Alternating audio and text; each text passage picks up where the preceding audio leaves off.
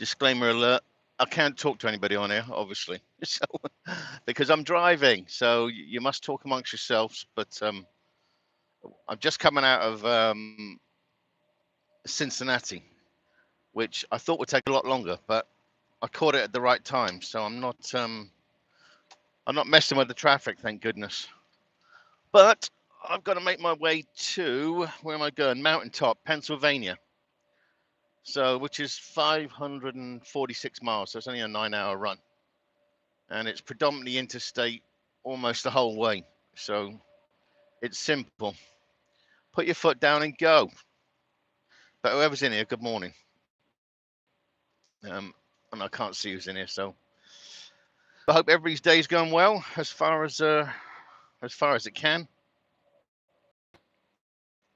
Looks like it's going to be right here, but Shannon Thomas put out a link last night for Asia Mai saying about the snow and everything up in Pennsylvania. So a little bit concerned about that. I thought that was all over now. I thought Punxsutawney Phil had sorted himself out and given us the truth, but it would appear not. So as long as they don't shut down 80 going along the top end of PA, I'll be happy.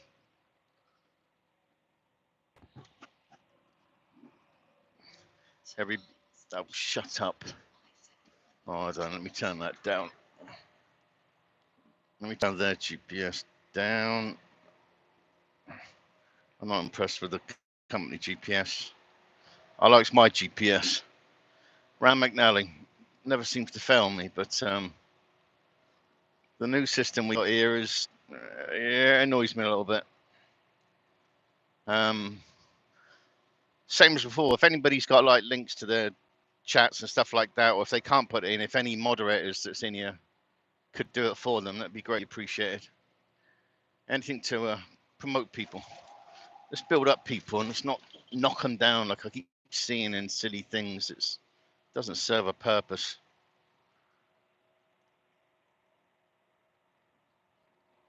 I thought we were all out here to help people, help one another and stuff like that, you know? Doesn't take much to help somebody.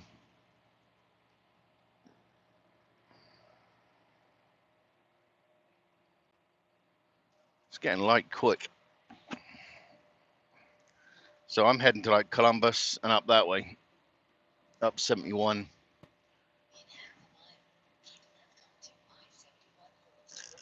Okay, let me turn my one off as well because you're getting annoying.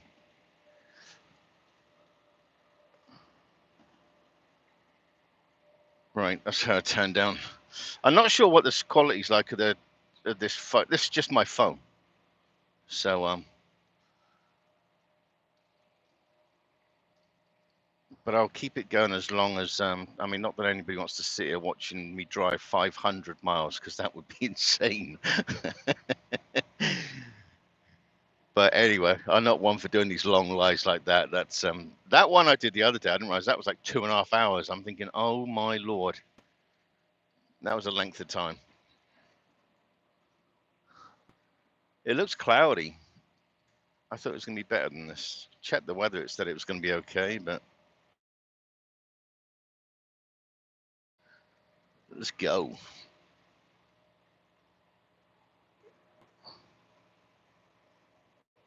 Yes, I'm in time in the morning. There's so many people coming down off ramps to get on here. And then you get the local guys, the guy on my right who's trying to go past me on the inside, which is a little bit silly. And that bleeping is my radar going off because it says I'm getting a bit close at 150 feet to the car in front.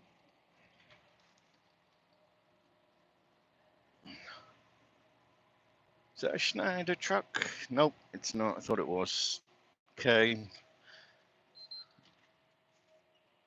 Okay, you jump in, mate. Don't worry about me. That's annoying because when somebody jumps in like that, they'll aggravate my on guard systems, which starts the truck thinks it knows best and starts braking. And I'm not into that sort of technology. I like to drive my truck myself. That's why I've got like a gear stick and a steering wheel and stuff like that. I don't need a computer to tell me how to drive my truck.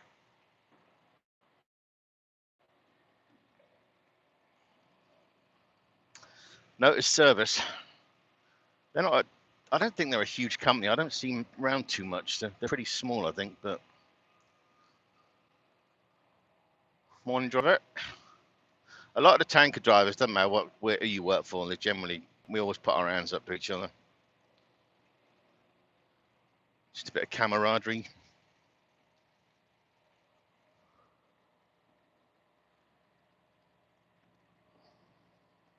I was watching, I got it put in my like suggested videos from YouTube. Was it yesterday? Might have been yesterday or day before, something like that.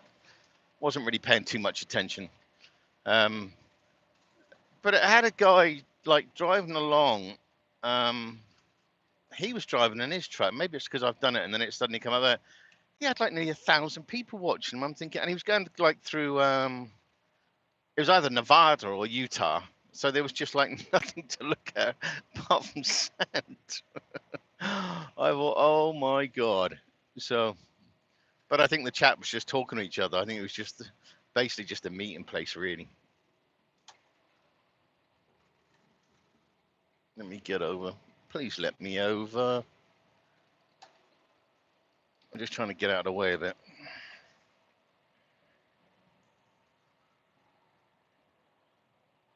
I've got to do some shopping today, so got to try and find a Walmart that'll let me park there.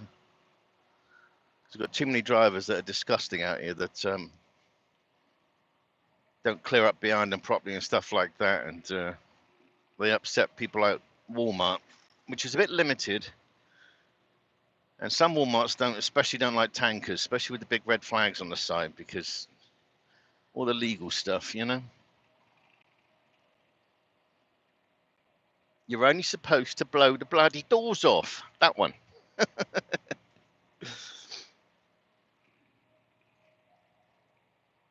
But I've not got a hazmat today. This is just what is this stuff? It's not polymer. I've been running like a lot of polymer loads because I've just been wanting to do that for a little while. And then it gets repetitive. Then I sort of just change my area again. So I'm obviously going to PA now with this one, dropping back down into Coriopolis, well, Pittsburgh, that area. Swap trailers, pick up another one, do a little local one, which is only 180 miles from the shipper. Then where do I go? Oh yeah, drop back down to Atlanta. Swap trailers there, pick up another one, go down to Savannah, swap trailers, and then bring up another one back up to, oh my God, where am I going? Back up to Indianapolis, that's it. And then I'm doing I think I'm heading towards Alabama. I just sort of changing up. And then the Alabama one takes me right back up into Flint, Michigan. Shannon Thomas area.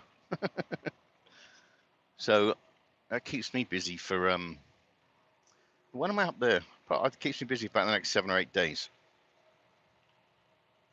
which is what I always try to do. Just keep pushing it right out. That way it's a lot easier because I can control my clock because I know what mileage I got to do and stuff like that. So that way then I can just permanently recap, as they call it. Just put, whoops, hold on. Did I just throw you all down the front of my truck? Yeah, trying to grab me coffee. Sorry about that. No chat were hurt in the making of that crash. So,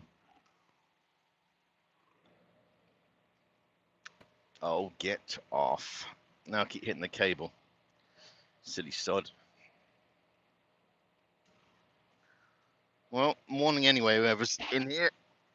Excuse me.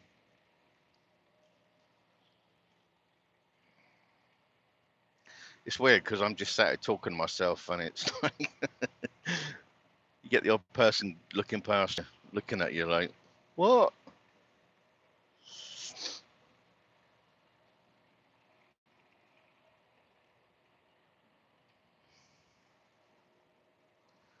I'm hoping it's going to get better though over the next couple. I mean, crikey, we're into the middle of Feb, and I don't know. It's a short month as well, isn't it? 24 days. Is it 24 days? No, not 20. Yeah, well, whatever it is, it's a leap year, so it's not an awful lot of time in this one. So then we're going to be into March already. I think once you get past January, it always does seem to speed up. You know, it really does.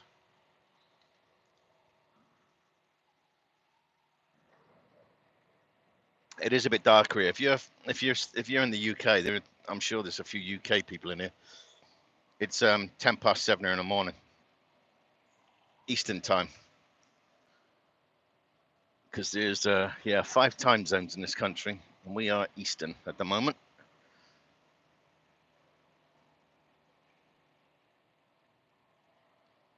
So once you get into like Chicago and stuff like that, then yes, you're into Central Time, and then the other ones.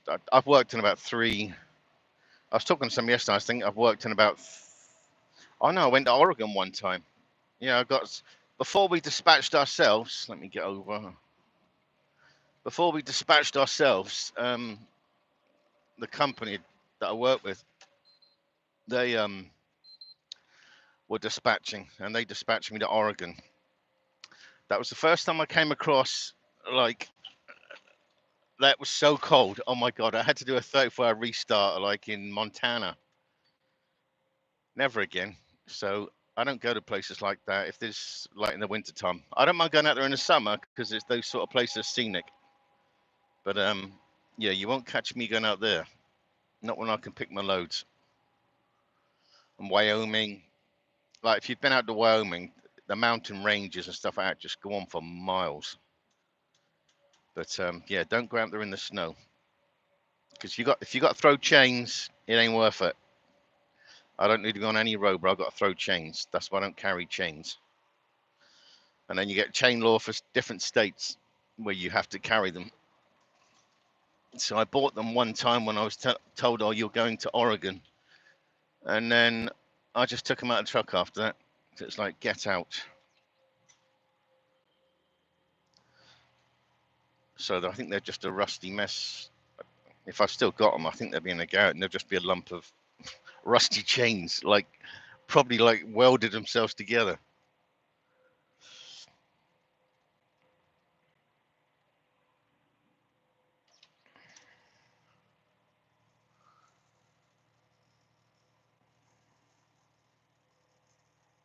You'll have to leave in the comments though if anybody's interested in this sort of stuff. I don't mind doing it because obviously I'm going this way because I have to.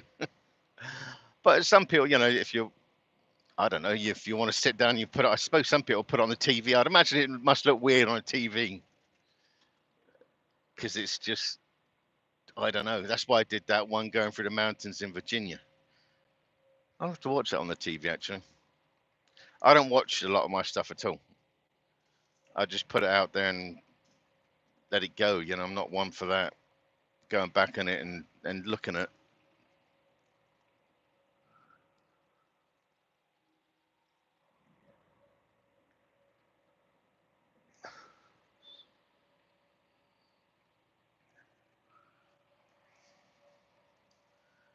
But it always just sort of seems, it's just good. You can just see like what goes on in my day vicariously, like through my eyes as such. Nearly what I see.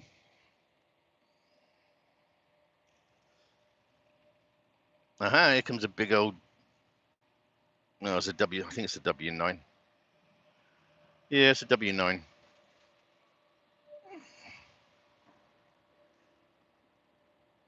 Get in there with your 5 miles to the gallon. Oh, our fuel discount went down today, so I'm a bit gutted. Oil prices is such a. I don't know. We're all when I bought this truck, it was like they tried telling you about all your different the ways best to run it and stuff, and I didn't. which I didn't much care for because I always had my business in England. But they would always say your biggest your outgoing is your truck payment. No, it's not. It's your fuel, and your fuel is uncontrollable. And that's what I tell these people. It's nice having a fixed cost of a truck payment because you know exactly what that's going to be. But fuel, no, you've got to work on that. I mean, I still try to fill up as wherever I can, cheap fuel or fuel up in somewhere just enough to get me to a cheap fuel area, even though I don't have any overhead or anything like that. It just makes it I'm out here to make a profit, you know, not out here to just burn up a road.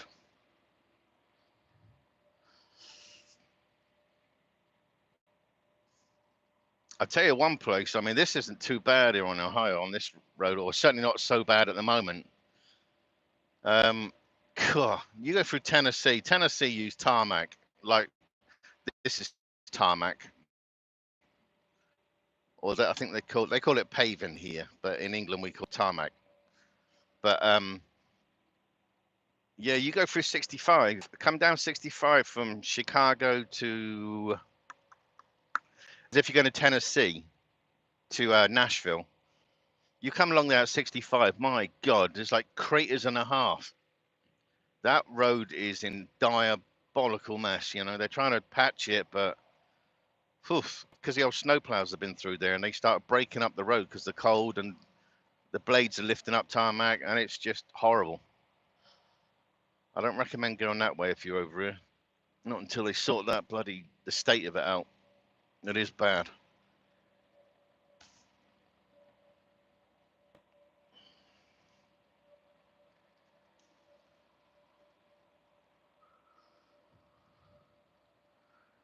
Yeah, they got big pickup trucks over here. They haven't got like normal sized pickup trucks like us. They have pickup trucks out here on steroids. Uh-oh, poor old drivers are parked on the bloody side. There's a Flying J here and it just gets jam packed. Like you'll see, there's no room. There's not enough parking, proper parking. So that's why you have all these trucks parked on this off ramp. And you'll find if you went in that Flying J, there'd be bonus parking as they call it and everything in there. Just, you know, not enough parking. And a lot of them are bringing in reserve parking, which I ain't paying for reserve parking. You can go and whistle on that one. They make enough money out of us out here. I think this Pilot Flying J is owned by old Warren Buffett or Berkshire Hathaway, if you want to call it, because they know how much money you can be making out here in these truck stops. I can't remember how much. It was some crazy figure I've heard before. I can't remember what the figure is, but it's crazy. You have to look it up. It's just a money racketeering thing. And we use Pilot Flying J as a main contract for fuel pricing. We can go, obviously I can go wherever I want, but they give us the best price at the moment.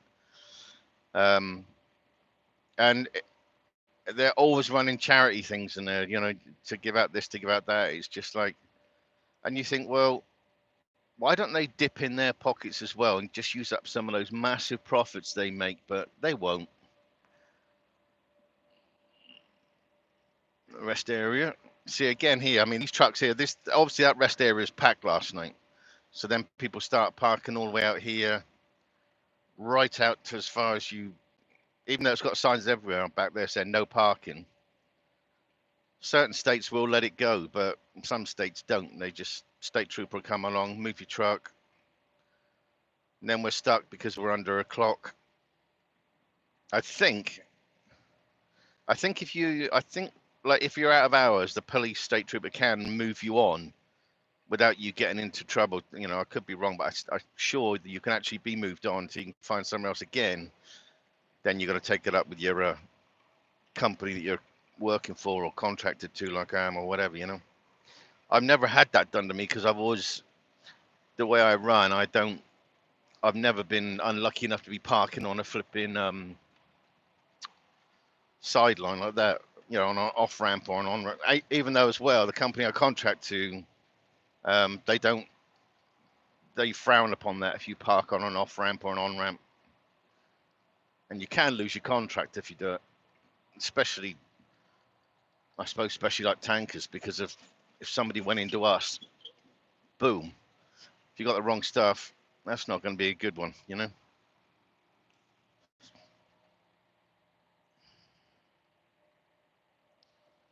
I like this customer I'm going to because it's an easy in and out. Pull onto their offloading area, connect up to the pipeline, and you're pumping into a tank that is across, it's about 30, 40 feet from you. I put it in one of my ads. I actually did a short on it, and I put on there, it was the mountaintop one. That's where I'm going. The only thing my truck doesn't like about it is when I come up, everybody knows Pennsylvania is about mountains. And the drive, you got to go up this bloody area, this mountain bit, getting to the customer, and it's like, you can hear my truck almost saying, for Christ's sakes, are we there yet? Are we there yet? Oh, because as I'm going up the hill, you pull away from traffic lights and stuff, so you can't really gain any momentum. And as you're going up, because there's no baffles in this tank, everything's transferring to the rear end of the, when I say all to the rear end of the trailer, most of the weight is filling, you know, falling back to the rear of the trailer, and then it almost pulls you. You can feel the trailer being pulled away from you.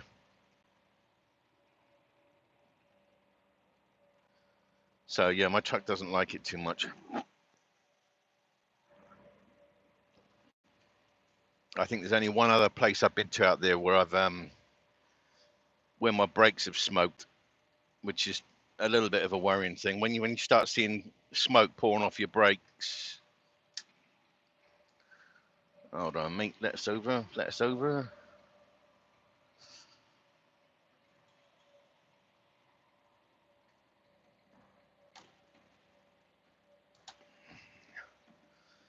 Every driver's nightmare, being broken down by the side of the road. And remember to get your triangles out, because yeah, unfortunately I didn't quick enough one time, and State Trooper got me for it. Corporal Averett, yeah, not my most popular person. I thought he was here trying to help me. My truck went into a regen, and I pulled off the off ramp to get away from the road and everything, and then put it into a forced regen. And then up pops the State Trooper. Hello, sir. How long you been here? I said, oh, only about 5 minutes or so. I'm just doing a regen.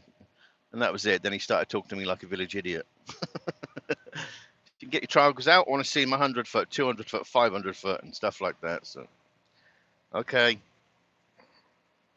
And then he gave me a court thing for it as well. So I ended up going to court over it. Oh, it was ridiculous. And even the judge said to the State Troopers there, saying, what is this? Looks like he didn't have his triangles out. And I think I ended up with a $50 fine, something stupid like that, and $250 court costs, hotel room because I had to leave the truck at the truck stop and get a hotel, and then it was just a pain in the bum. Absolute pain in the bum. I didn't care for it, so. But you live and you learn.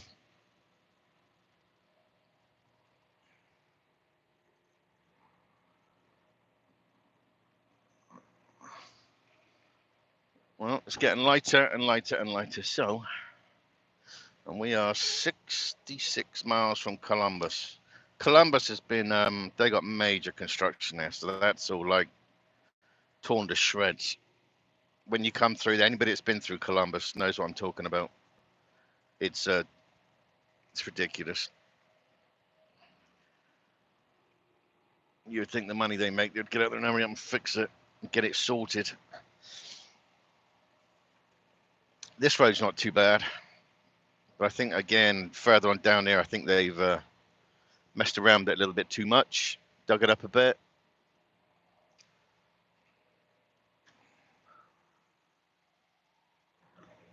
Happy Valentine as well to anybody that's that wants to hear it.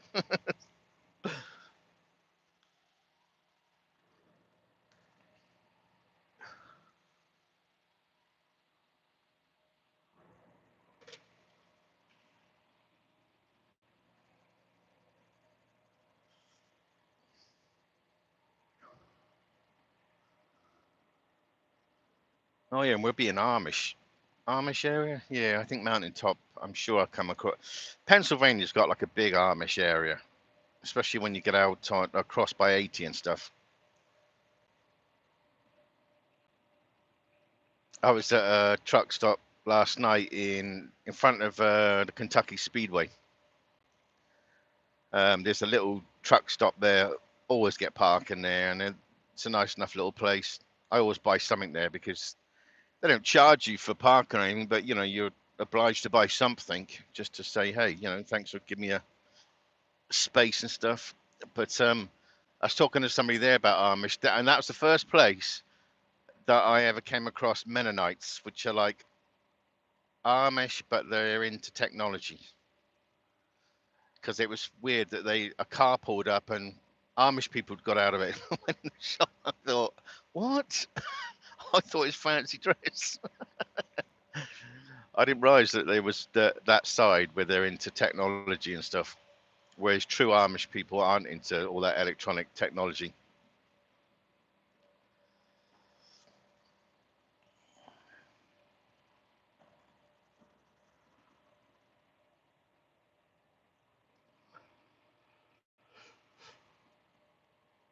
Ugh, I'm knackered.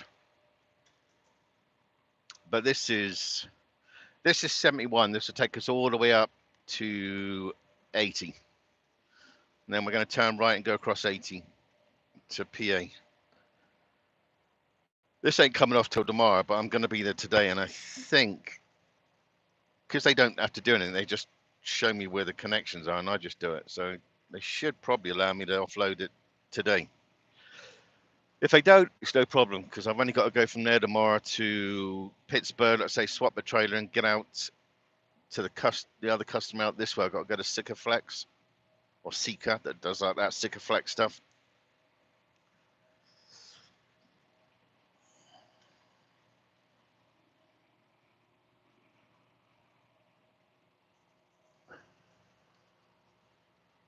Which is a nice easy run. They got a lot of these short hops that pay like good money and stuff like that. So I do a mixture of, this was a 900-mile run. Then I'll do a 180 run. I'll just sort of change it the way that it suits my clock and everything.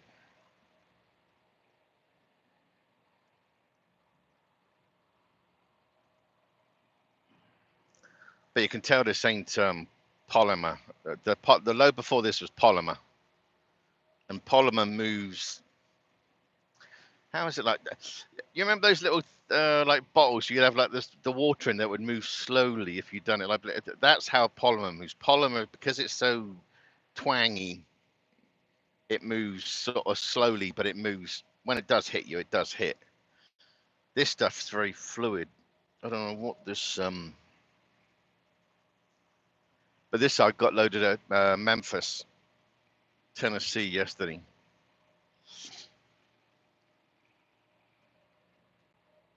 And it was a toss up of either come this way or go through 81 and stuff.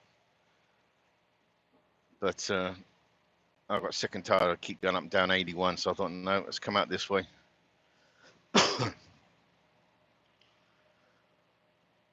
This one's a bit more flatter.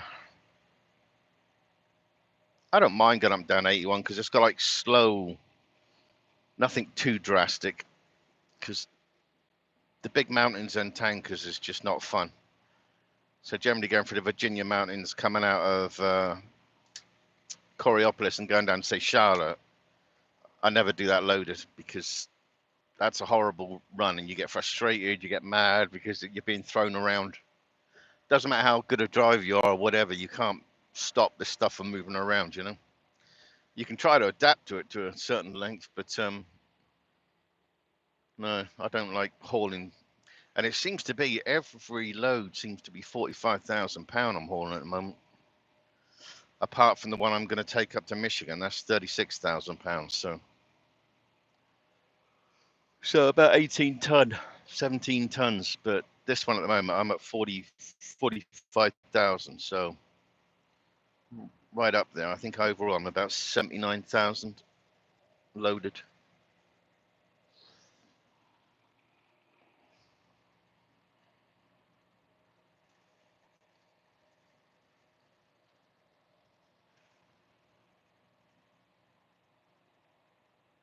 I need to try and get a better. It's a magnetized like thing behind my phone, and obviously it's stuck in the window, but you get the vibration. Plus, this is one of the big iPhones. You know, I think this is the 13, like the because I use it for picking my load, so I obviously made sure I've got the biggest phone. But it does vibrate.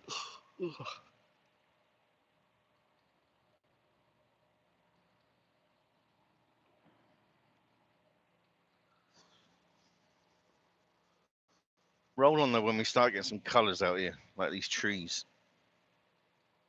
Looks very bare at the moment, as it would.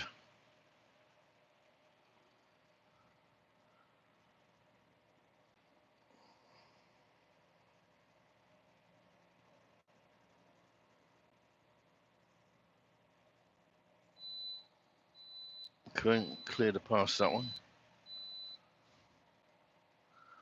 That bleeping is the pre-pass. They obviously got weights in the road. It's just finding out if you're over a certain weight. But this in Ohio, if it was a hazmat, you'd still have to stop anyway, because you've got to stop in Ohio. Even though I've stopped here once before and seen a tanker blast past. I'm not going to name the name. I thought they might chase them, but I don't think I've seen a chase car here, because this is only a small one. But some of them, they got the proper chase cars, and they will. If they're coming after you, you're going to get you're going to get some grief, because you just ran the way station. I'm sure they're going to do an inspection. They're going to do a whole 9 yards on you.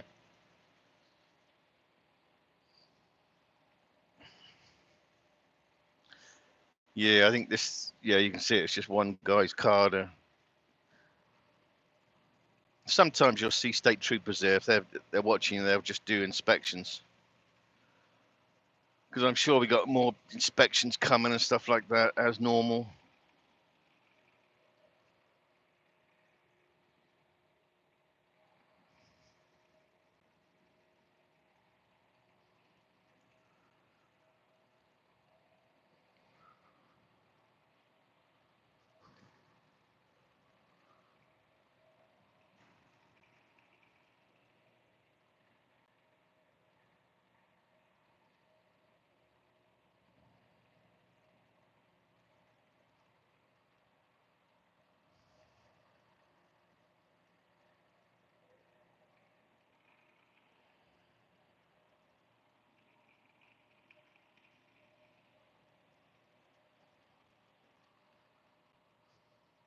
Has anybody noticed as well? A lot of these RV places are just absolutely jam-packed of RVs, caravans, and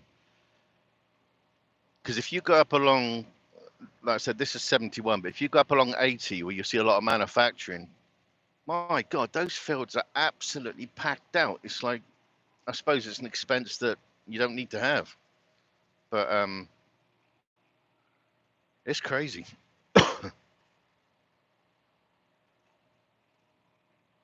You'd think they would be sort of like slowing it down. See, there's more trucks just piled up on the side because of parking.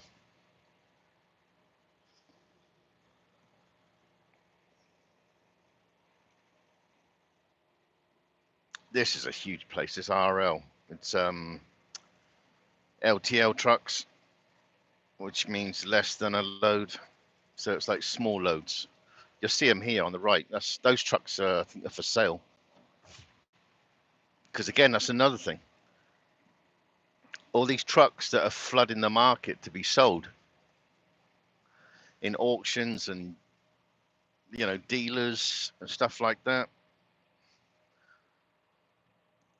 It's there's a lot of them. Morning, sir. That's a state trooper. It's going to make somebody's day, I'm sure. I've met a lot of state troopers. I mean, there's a lot of good guys out here, but yeah, sometimes you meet a bad egg, unfortunately. It's just the nature of it.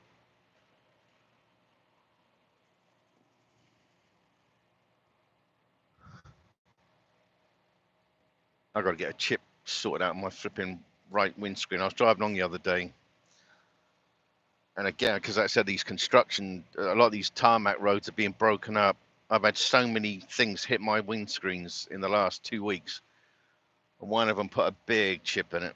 So it's either get that filled by, I might even do it myself actually, because you can get those kits. Don't take long. It's not in my line of sight, but it just is annoying. Very annoying. And then you get a dump truck in front, which will probably say, stay away up to 200 feet, not responsible for damaged glass. Yeah, makes you swear.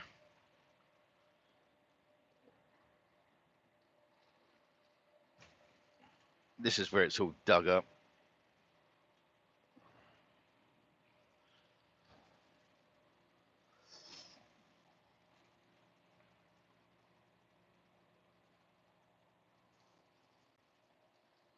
Is it going to get bumpy? I'm sure this is where they like push you over the other side of the road and stuff. Yeah, they do.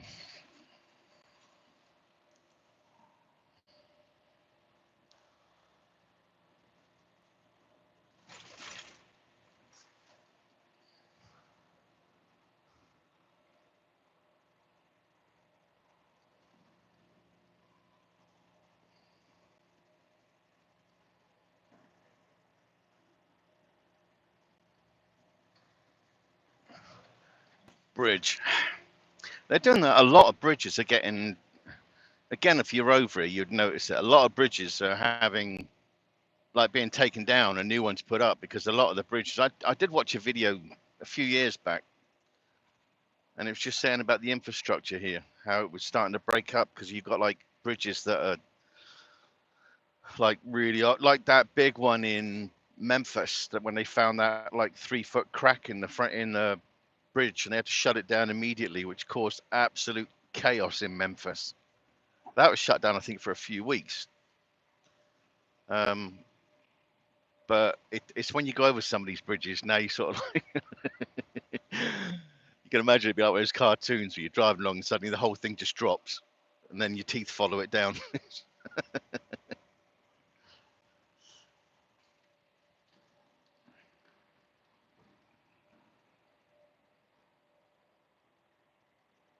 Oh, I got to do it again.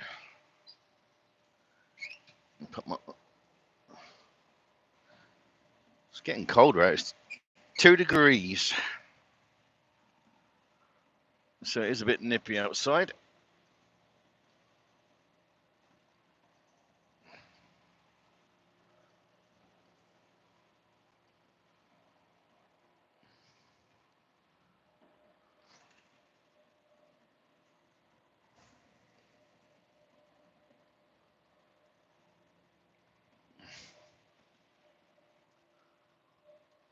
But if anybody's just joining, oops, sorry. If anybody's just joining, this is I-71 in Ohio, eastbound.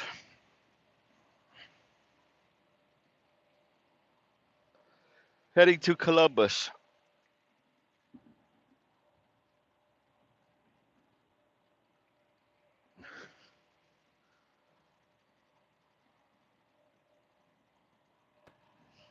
Another good thing, though, like with this, well, everybody knows I'm with Schneider, but they got like drop lots, and there's one in Columbus, there's one in, they got them everywhere as well as OC, so it's very simple to get parking and stuff like that, you know.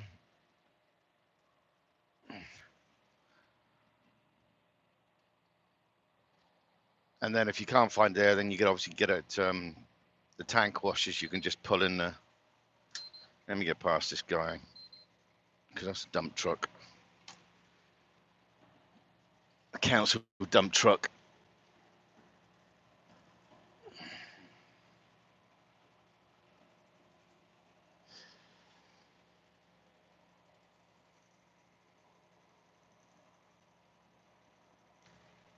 and we're going uphill. That's why I'm not like racing past this guy because he's not as heavy as me. And then he's going to turn off anyway. You sod. And he's on the phone. Fair play, that man. That's getting a big problem out here. People driving along, and truck drivers the same. Just driving along, looking at their phones while they're driving. It's crazy. God, I did have a. Where was I going the other day? I was coming into Indianapolis the other day. Coming up. Which way did I come in there? Was it 65? I think it was 65. And when I'm coming into a built-up area like at rush hour, I always generally keep a gap because you get a lot of crazy car drivers that try to. They don't care. If they want to go left, they're going to go left. They don't care about stopping anybody. But I was coming up to the turning to get onto, I think it was the circular that goes around Indianapolis. And wow, there was these two cars like road rage come flying up. They obviously come up behind me. I could see them just as they come past the mirror. One cut straight across in front of me because there's obviously a gap, like almost the same as what it is now with that vehicle in front. And the other car was behind them, and the car in the first one just slammed their brakes on to brake check the car one. Don't worry that Muggins here has got to throw an anchor out and everything to slow the bloody truck down at a rapid thing. And then there was a few other vehicles had to do it. And then my flipping on guard notified the office that I had a hard brake. So then you got to write a message in about what happened. But it was all good, you know. But it's things like that. It's just people get really, I don't know, they just get really out of their rocker when they come out and getting to work and stuff like that. Too much anger out here. And like I say, and truck drivers do it. So it's not just car drivers. I've seen truck drivers doing crazy stuff, and just take a deep breath and you'll be good, you know?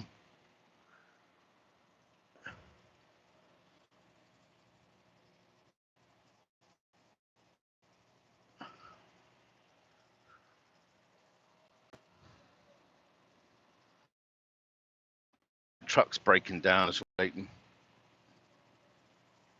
which, like I say, is every owner's nightmare.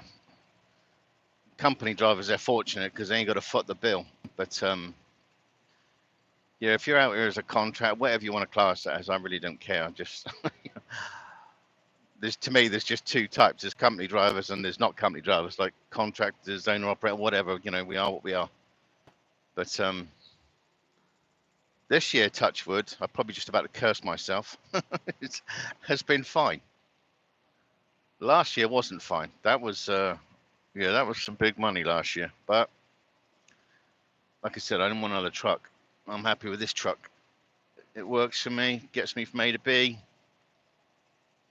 So it's going to stay that way.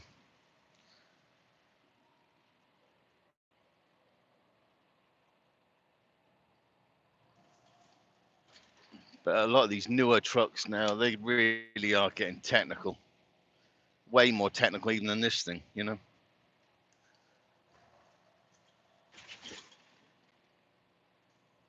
I think they should just bring back horse and cart. That would be the most cost-effective way.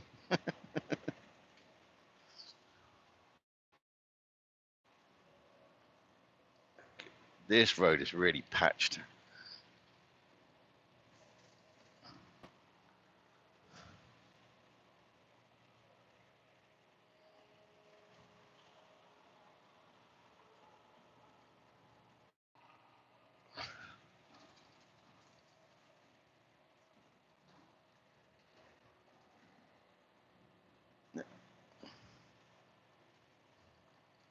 Let me get out of here.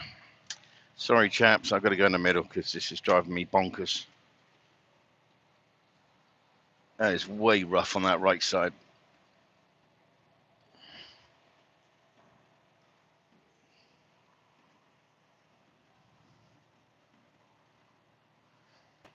This is the truck stop I like best, Loves.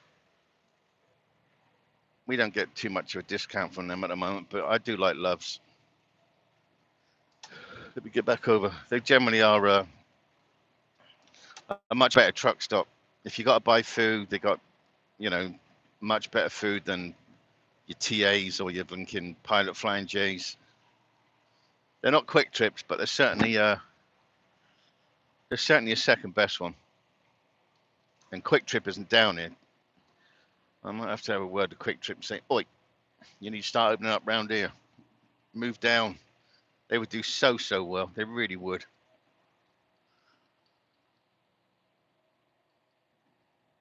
But it's good that Loves is opening up a lot more places all the time as well, because, like I said, I hate using the Pilot Flying J. I use them because obviously it's our discount off that fuel price, which obviously varies every week now. But like I said, it's just gone down today. It comes into effect every Wednesday. So Wednesday morning we get our new. Well, they notify us on a Tuesday, but on the Wednesday is when it comes into effect of our price for that week, or for the next 7 days rather, of what discount is off the cash price.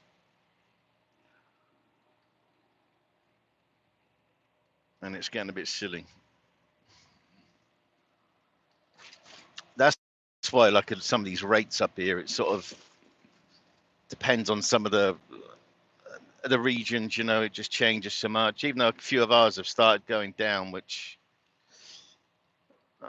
some of them aren't just dropping down slightly. Some of them have gone down ridiculously. So I won't pull those loads again, because I just ain't, until they get their pricing structure back up again. Then I run them.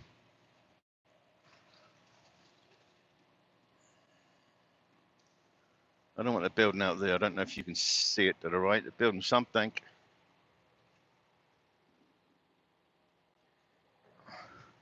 It's amazing how quick they put warehouses up over here. I'm sure it's not as quick as that in England, but these things come in like huge sections. So they just put them together literally on site with all the different sections. And it's 1 minute it's not there, next minute you got a whole flipping warehouse, you know?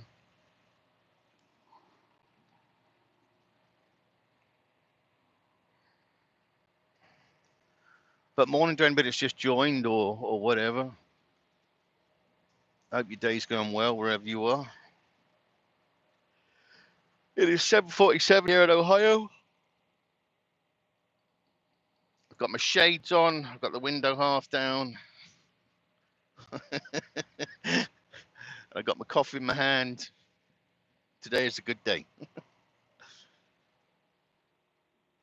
No, I haven't got my shades on. That would be daft this time in the morning.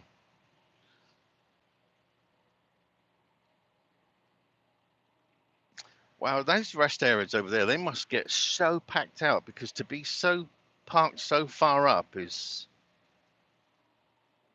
crazy.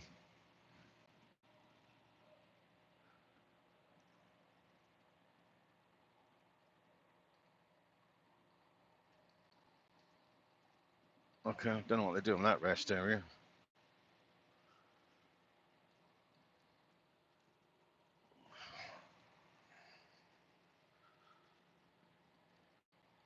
What are they doing?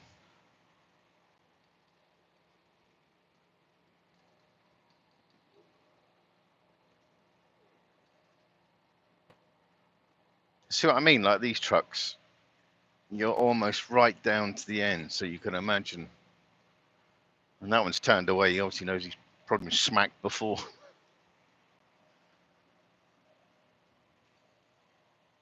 I've had my wing mirrors clipped a couple of times by trucks backing up and stuff like that, which you jump on the horn and you give them a bit of advice. There's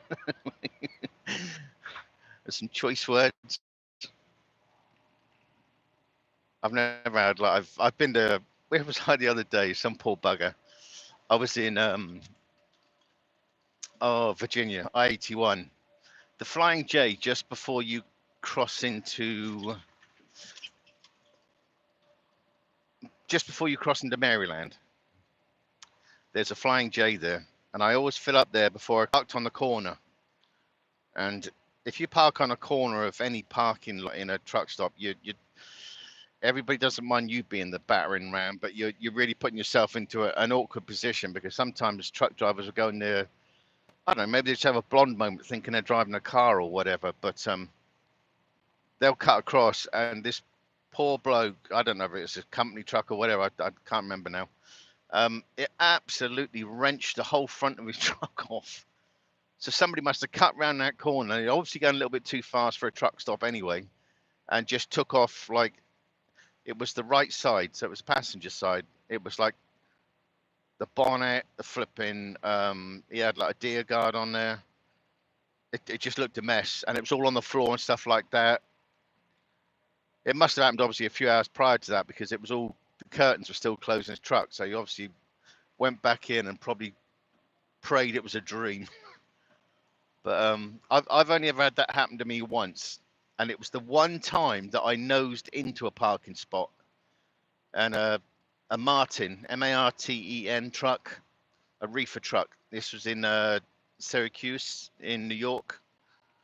Cut across there and took the back end off of it. The DOT bumper bar on the back of the trailer got bent double. It just like it bent it into the tarmac. He hit it so hard and took out the light box and stuff. And that was the one time I think I've parked that I've parked nose first into a, because I was on the corner. So I thought I'll nose it in just for whatever. Thank goodness. Otherwise, this poor truck would have had been a face change, which wouldn't have been a good idea. So,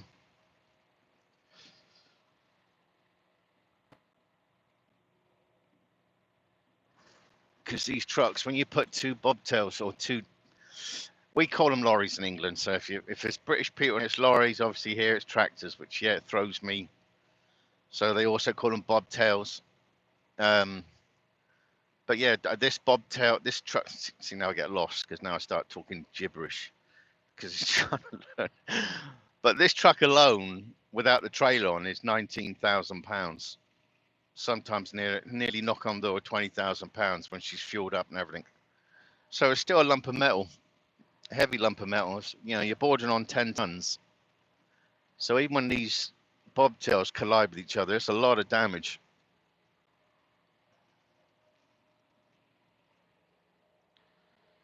Why do I keep turning my heater off? I don't know why I keep doing that.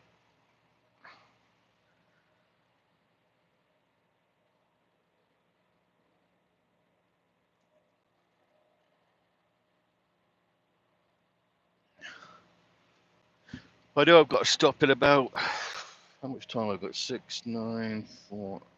I've got to stop in about 5 hours somewhere just to take my 30-minute break.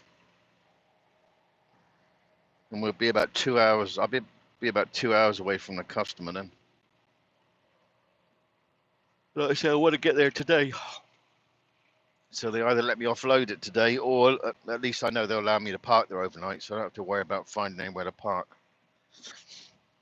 And then it's a nice, easy day tomorrow again.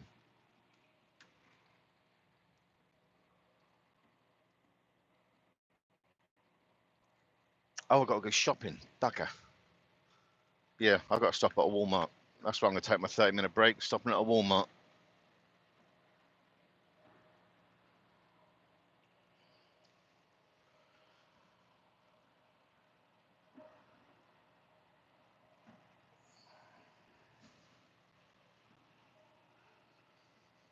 What is that? A Kia?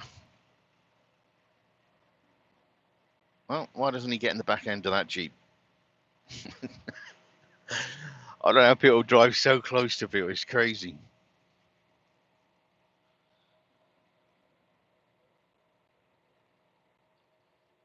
There's no truck.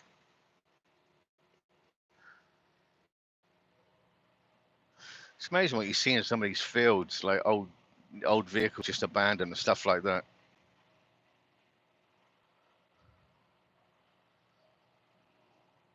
Is it Pete 389? Oops.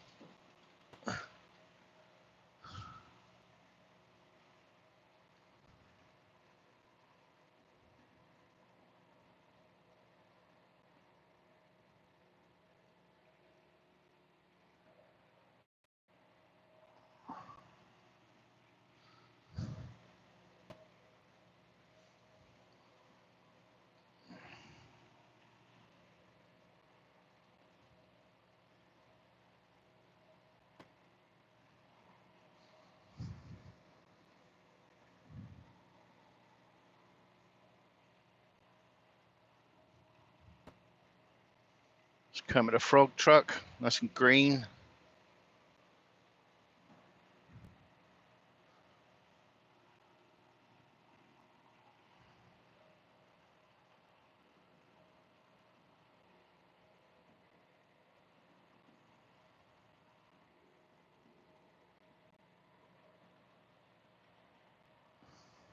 It's, it's funny, the other day I had somebody say to me in a chat that they didn't think this, I was driving a simulator, that was it.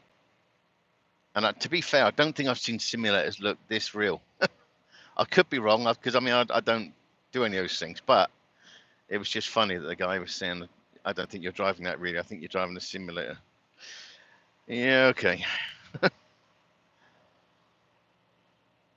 I got the bones to feel it that I've been doing this like this 1.3 million miles, so I know I've driven that amount of distance because my bones feel it.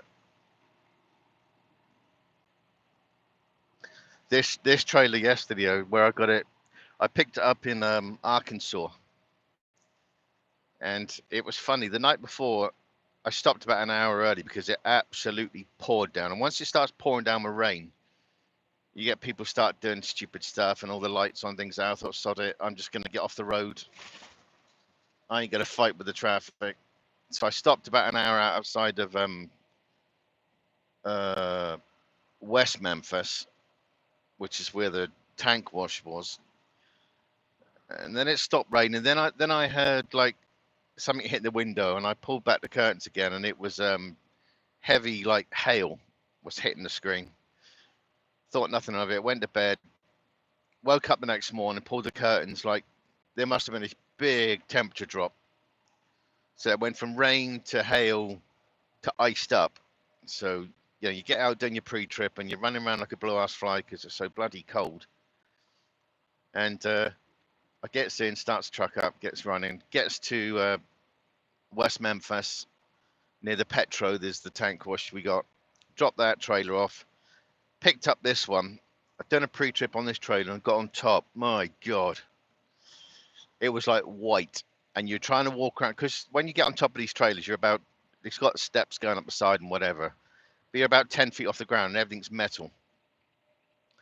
And you just got to be careful, like moving around because it was like an ice rink on top. And even when you it was just crazy. So when I did all my stuff, got to the ship, and I warned them, like, be careful up there because I've just driven here about an hour, and obviously the air outside is cold, so it's going to keep everything like froze. And yeah, they were up there. It was just sketchy. That's a bit of a. It's like when they do training with these trucks.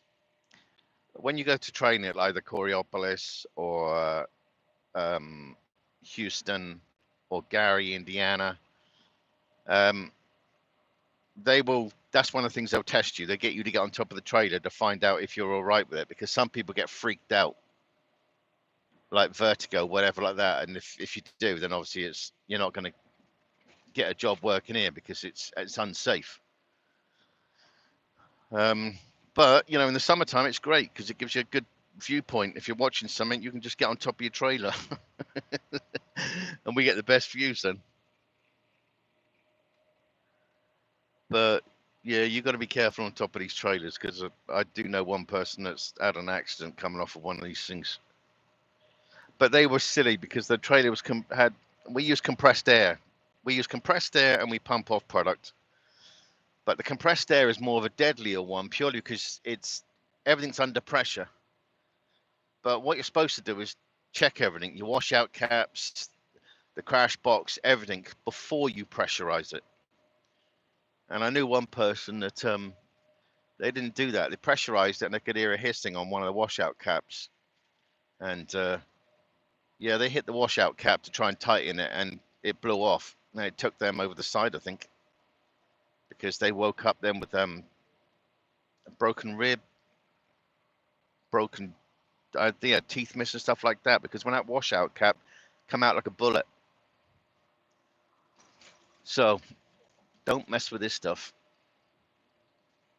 Do all your proper checks before you start loading these trailers up with compressed air.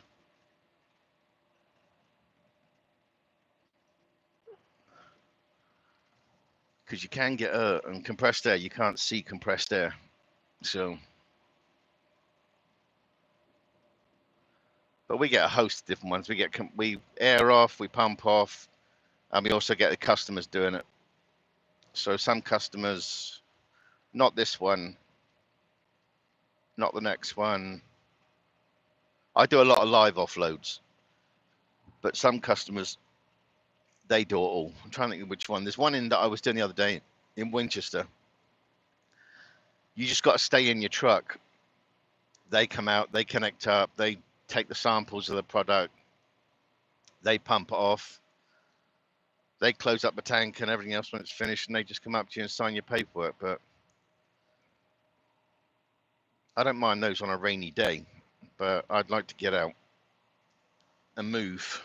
I don't want any of these health issues and stuff like that. So that's why I like to be jumping around and doing what I got to do to keep on top of my health as such. Now, fortunately, I don't take any type of medication, so I just tried to let my body sort it out.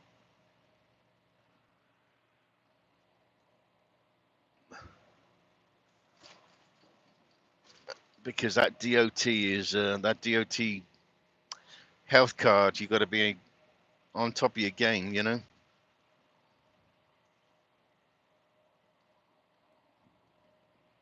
Had the sleep test. That seems to be a natural thing. Everybody gets sleep tested for the sleep apnea, which I passed that one. But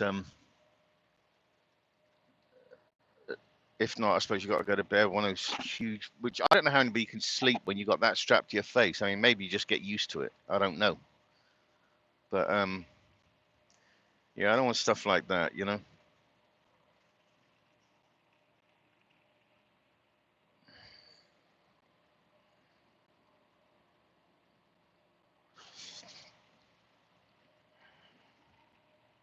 But again, I'm not being unsociable. I just can't talk to anybody in this live because I'm driving.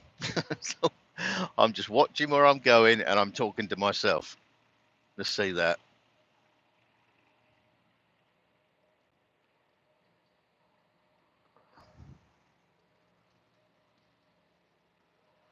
20 minutes to Columbus.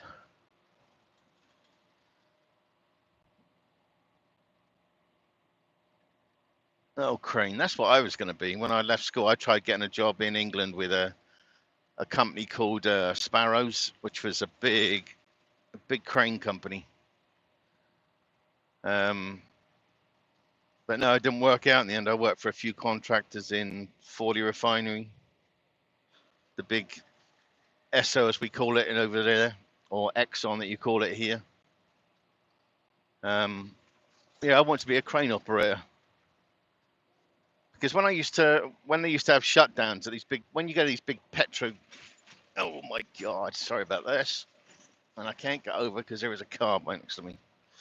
A lot of these big petrochemical places, when they have shutdowns, like Fawley would have a 4-year, every 4 years they would shut what they call the cat cracker down, which was a, good Lord. Sorry, I've got to get over here because this is stupid. God, who patched up that road? Look at the patches on that. Goodness.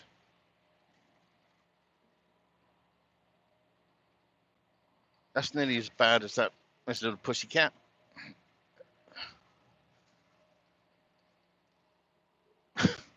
All the other the other trucks behind me are all driving in the left lane as well. It's like, no, we're not getting on that one.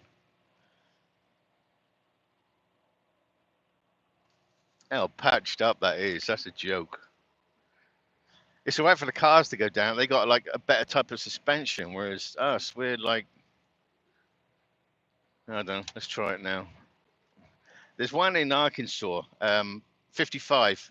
When you come down 55 from Missouri into Arkansas, oh, bugger me.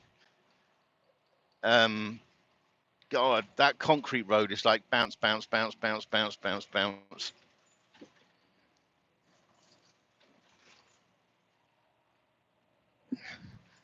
Okay, and we got these little cars dodging around in between us on these trucks because of the state of this road. Damn. Let me get in front of this one. And then I'm getting back out on the left because this is a joke. Sorry, mate. I got to get past you.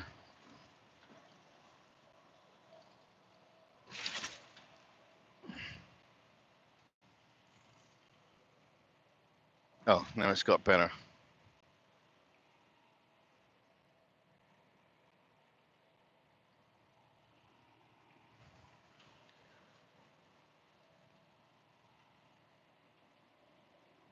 Oh, I thought it got better. I lied.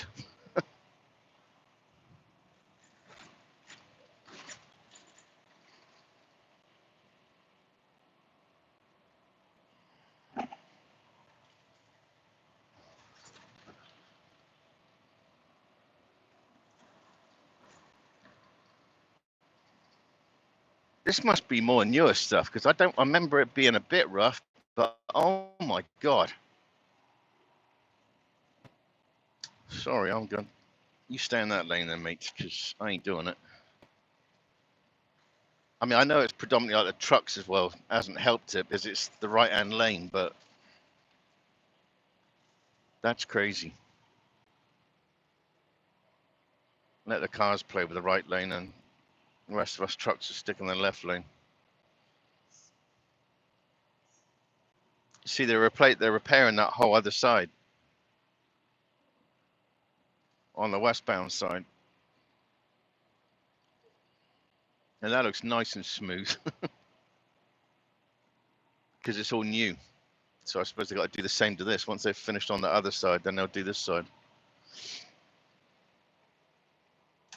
Okay, I got a truck driver trying to park on the rear end of my trailer. Kind of stupid.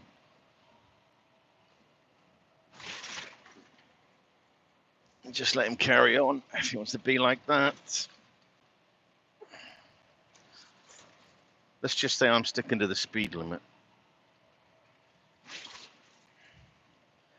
This guy ain't.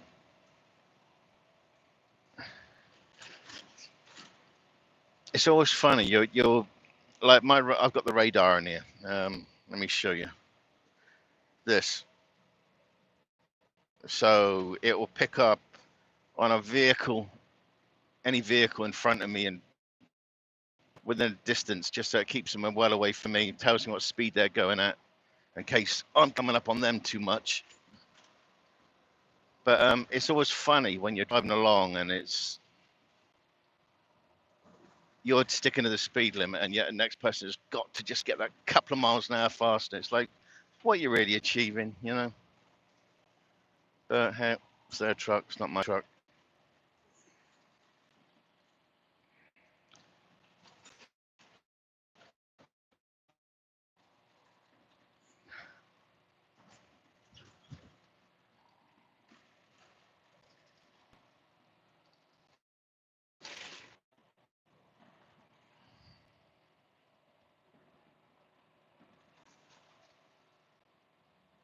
That's better.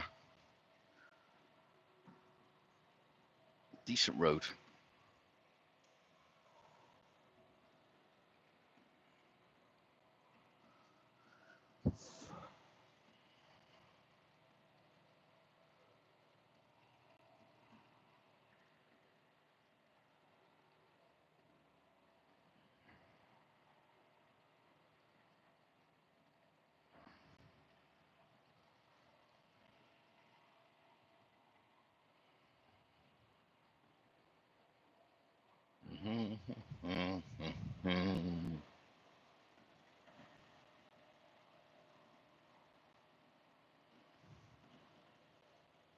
Goodness, there's 24 people in here. Oh my God.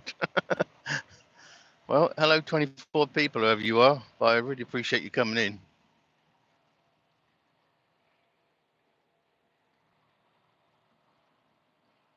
Now, I'll keep this running until something changes it, whether somebody calls my phone or anything like that. But But the most I'm going to go up to is like a few hours, purely because I've got to stop and get some shopping, and I'm not taking you in Walmart. That's I know I could take you. Take you to the front of my flipping trolley. Yeah, just go around Walmart. Not.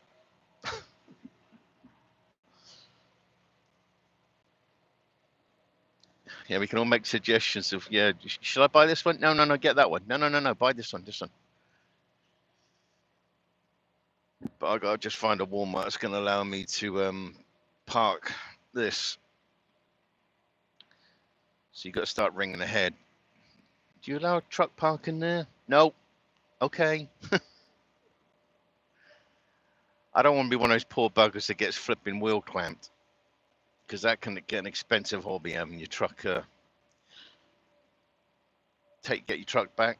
Because I'm hearing like $750,000 junk like that, because it's down to the towing company. They're just brought in to enforce whatever Walmart sets. Because I don't think Walmart actually owns any land. I think it's all rented, so it's the landlord that dictates whether you can park on at a Walmart initially. Not that you're going to ring the landlord up, but I'm just saying. But a landlord will tell them that yes, you can have parking, or no, you can't. City ordinance. That's the word I was looking for. Bit of a tongue twister this morning. So hurry up, mate. Put your foot down a bit. Well done, that man.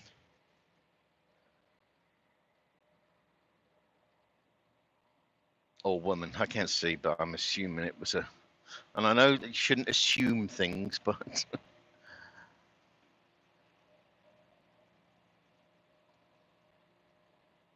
Army Specialist Riley.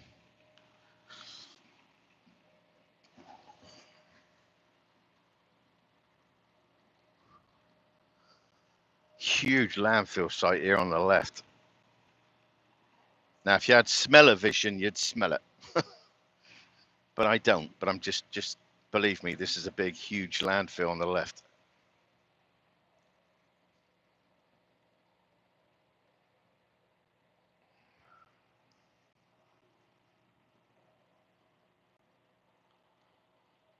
God, you think how much rubbish is under that mountain that they've built?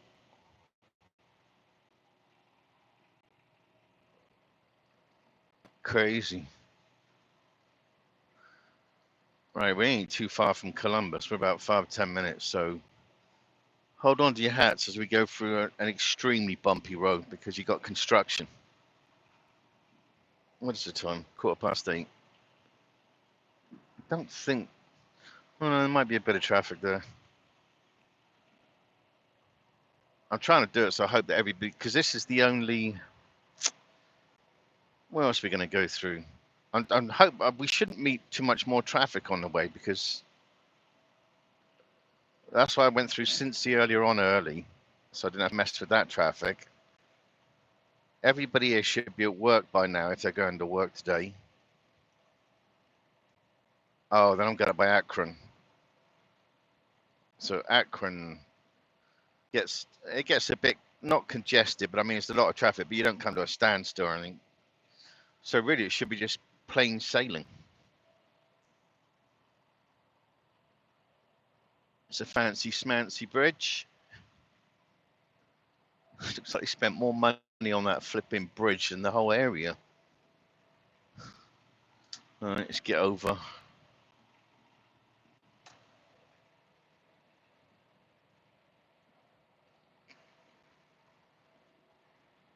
Where's new cars?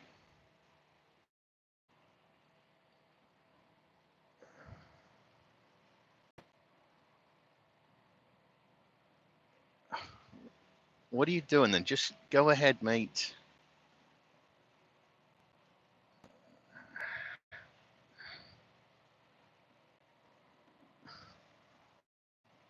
What is that on top? School transportation. Okay.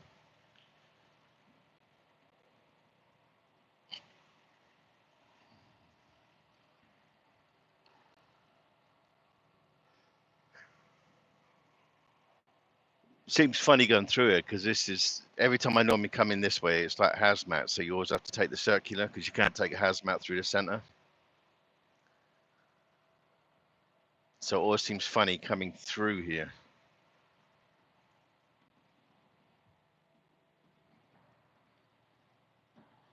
and straight out the other side. It doesn't take long to get through Columbus from this part. Okay, slow down, slow down.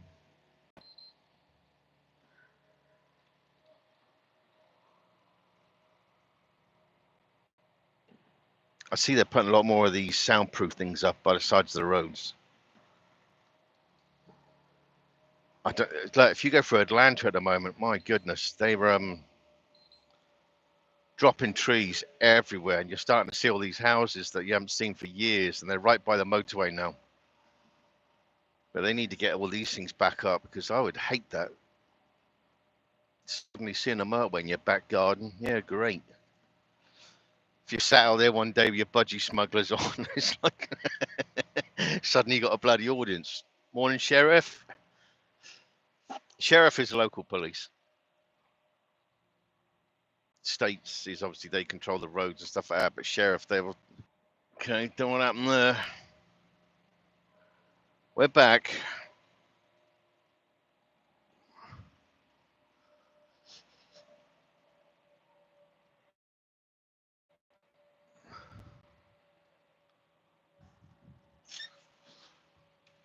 That noise is my armrest because I got armrests on this seat because I get lazy sometimes. I just, if I'm on just a run, I just put the armrest down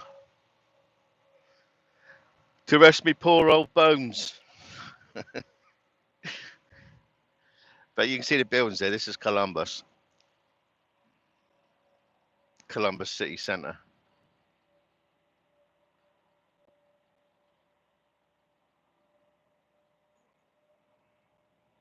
A lot of these places is you're better off coming through like in the dark because they just light up. Like when I came through Cincy earlier on, it was dark, and you can see it as you come down from Kentucky, the Kentucky side, as you come around the bend down the thing, and then it's all lit up. Virginia, oh, Virginia's got the best sunrises and sunsets. I like Virginia, and you get them out here as well in Ohio, but some of the absolute best sunrises and sunsets I've seen seems to have been Virginia. Oh, and Wisconsin. Just the colors and things. I know. I like looking at that. Okay, Freeway Patrol. That's a new one on me. Columbus Freeway Patrol. Why you gotta go off? It's like 128 feet in front.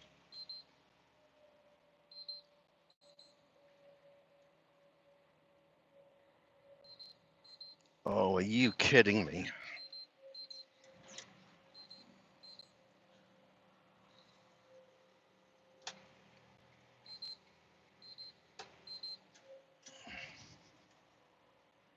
That's better, because that car is slowing down for whatever reason. Now they're speeding up.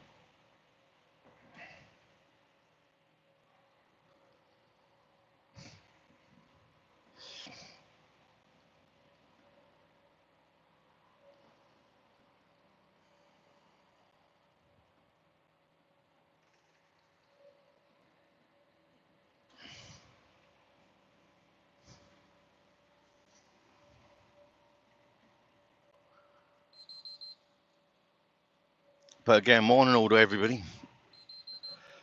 And anybody that's got, like I said, links or wants to put their thing in the address, or if there's mods in here, just put the links out to anybody that's got sites, just to do our bit to help them.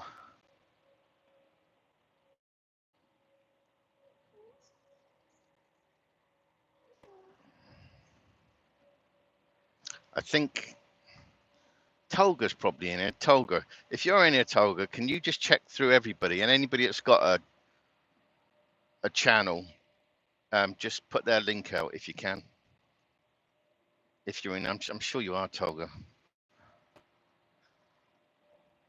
But just check their links, and if they've got a channel, then just, you know, put it in there in case anybody else wants to follow them. You might find difference in humor from the British side compared to the American side.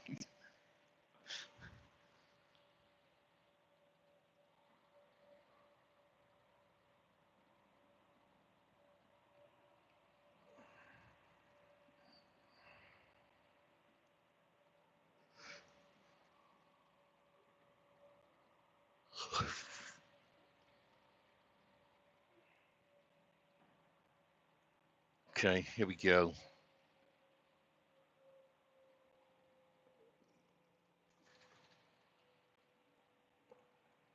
Oh, I thought we had missed this, but not. It shouldn't take too long to get through this because this is like 3/4 of a mile before the turning. And we want 70, so I want to be over there, buddy boys. Amazon, can you let me in? Thank you. See, there's a nice driver.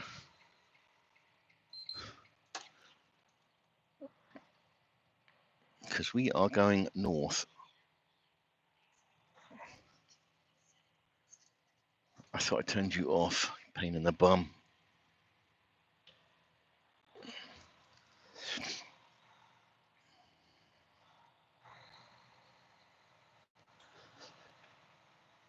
Yeah, I don't know if Amazon is big in England like it is here. Here it's crazy.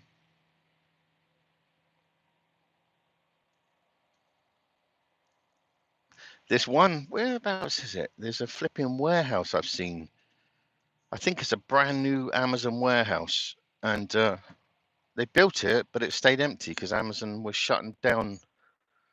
They were trying to get the floor space down, try and reduce it by like 5 million square feet or something daft like that. But brand new building and nobody's ever moved into it. But Amazon was a bit sneaky because Amazon, when they opened up like this side, like you can see the trailer in front of us, they were using contractors initially, but you knew it wasn't going to last because they were just trying to work out rates, try and work out everything. Because now then you start seeing their own trucks and their own everything because they keep trying to adapt to. It's all about the profit, you know.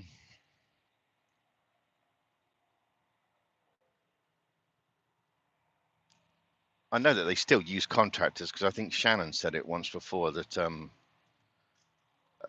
contractors, you know, she moves some of these Amazon loads and whatever, but we've never dealt with them because, well, I've never dealt with them because we're chemical, but I'm sure the van division here has dealt with them because their van side is their biggest division in this company. I think it's like 7,000, 8,000 or more on their van division. So they're bigger than what was that company years back where every truck had its own name? At Stobart, Eddie Stobart. Yeah, that's what I was trying to get at. There, I think this company's a little bit bigger than Eddie Stobart. I don't know if Eddie Stobart is still going, you know, because a lot of these things, these companies are massive. But years later, it's like, who?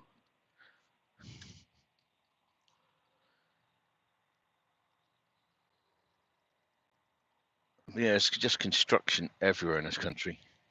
Some other places worse than others, you know.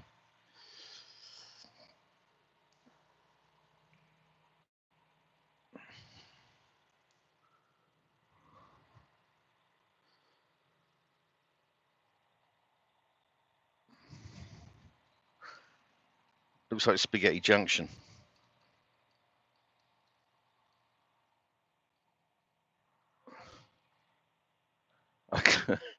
Well, I think it's Dallas. Dallas has like gone crazy with this, like all this section. And I think the first time I went through there, once it had been renewed, is I took the wrong one. I tell you, that is such a pain in the bum when you're like, going across here and you're looking at the road that you should be on, and yet you're going the complete opposite direction. It sucks trying to turn around one of these suckers, you know, trying to find somewhere you can get around and stuff like that. But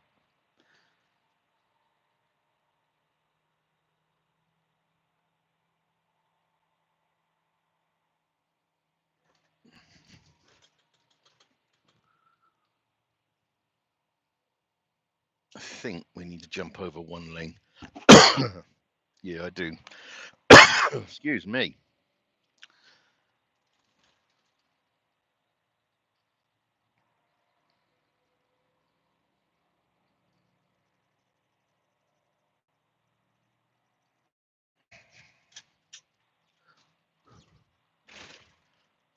Get into gear.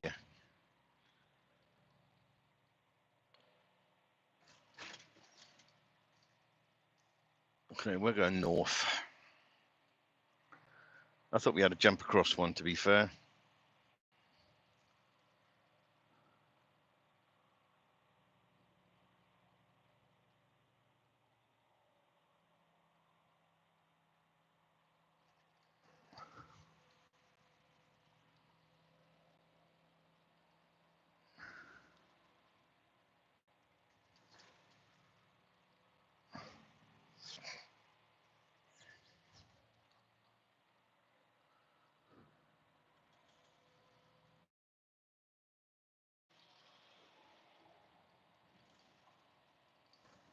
He's a low loader. He's in a rush to get somewhere. Sat in the back end of that car.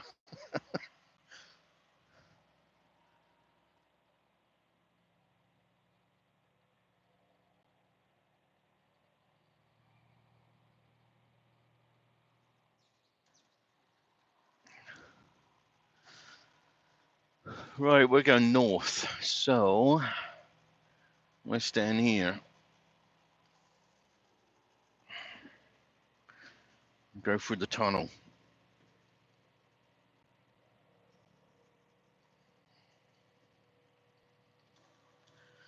No, we did miss rush hour then, because I could drive in this all day like this.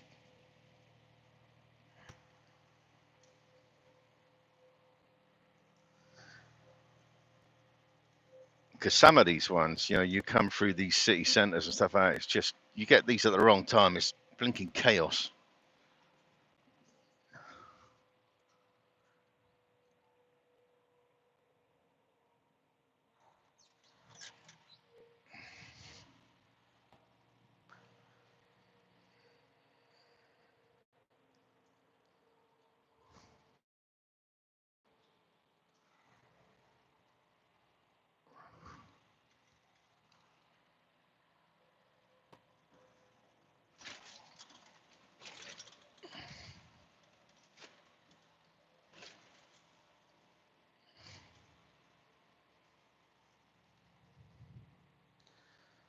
It's the old Dodge Charger. It's changed a little bit since Dukes of Hazzard. Yeah, he's got a noisy exhaust as well because he just went under the bridge and he's just got to prove he's got a noisy exhaust. That is so dumb.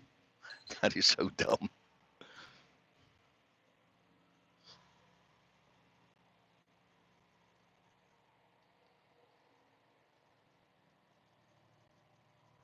Right, off to Cleveland. Cleveland, Ohio. We'll be in Ohio for about the next 2 hours, something like that. Then we'll cross over into Pennsylvania. Then we start seeing all the mountains, but we should be okay on 80 because it's not too bad on 80.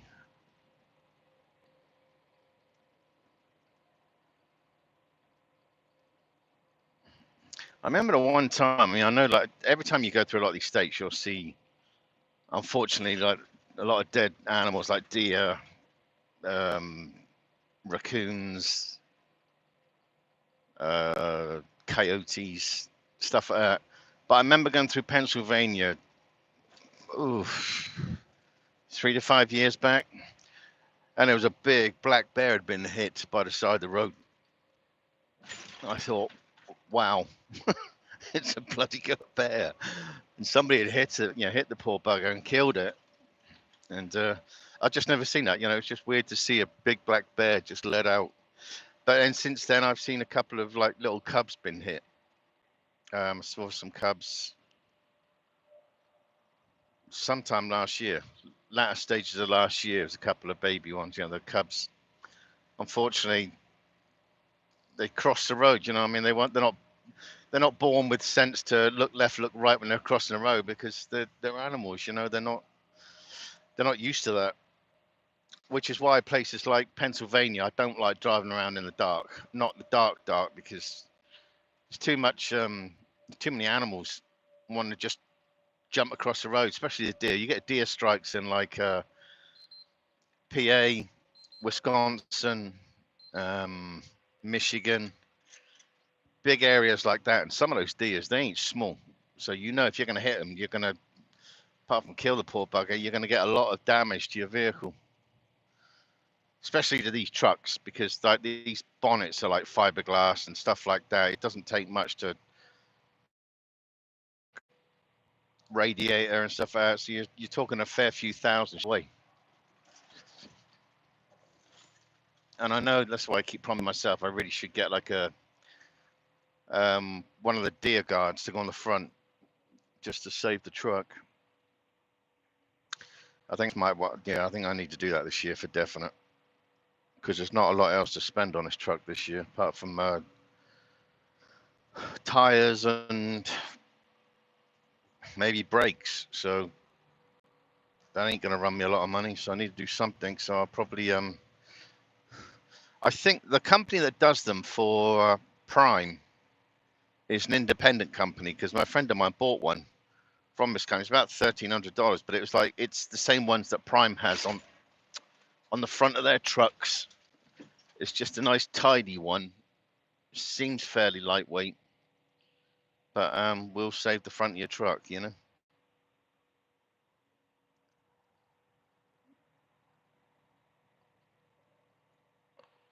Okay, driver.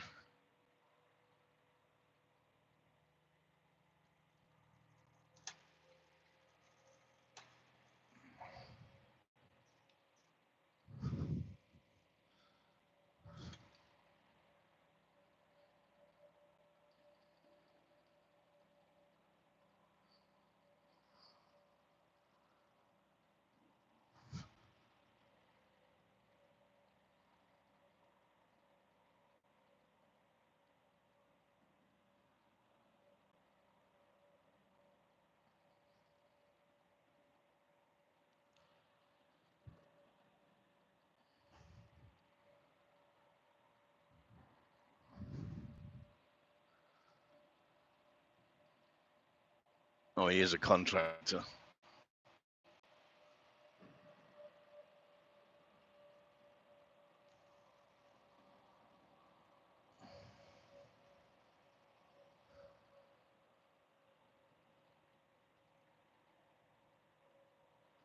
Oh dear.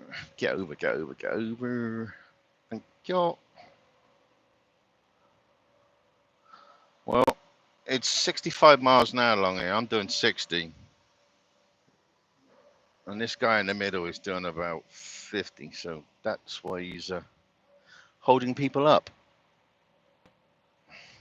I try to go with the flow of just the traffic, so I'm not holding people up, whatever that is, that speed is as such. I don't want to be a sitting target.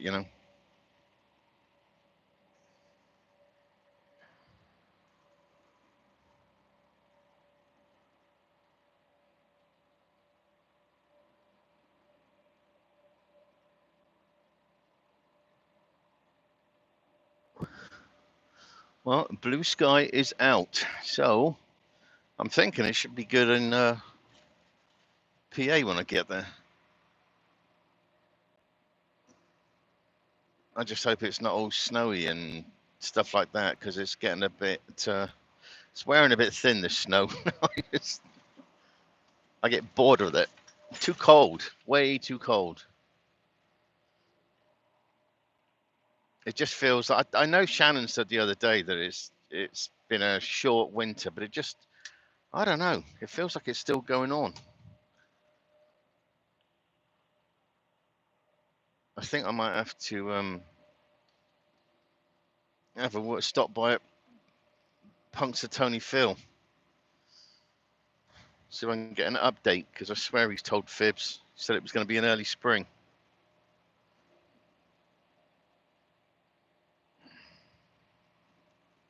It's funny because I'm trying to think. Is it on 80 that we go past that area? Where Punxsutawney Phil is. I know there's that flight on there that where that flight came down. No, is that on 80 or is that 76? No, that could be 76. I'll have to look. But there's that, obviously there was that flight that came down on 9/11. One of them came down in Pennsylvania, the one that just was annihilated, you know.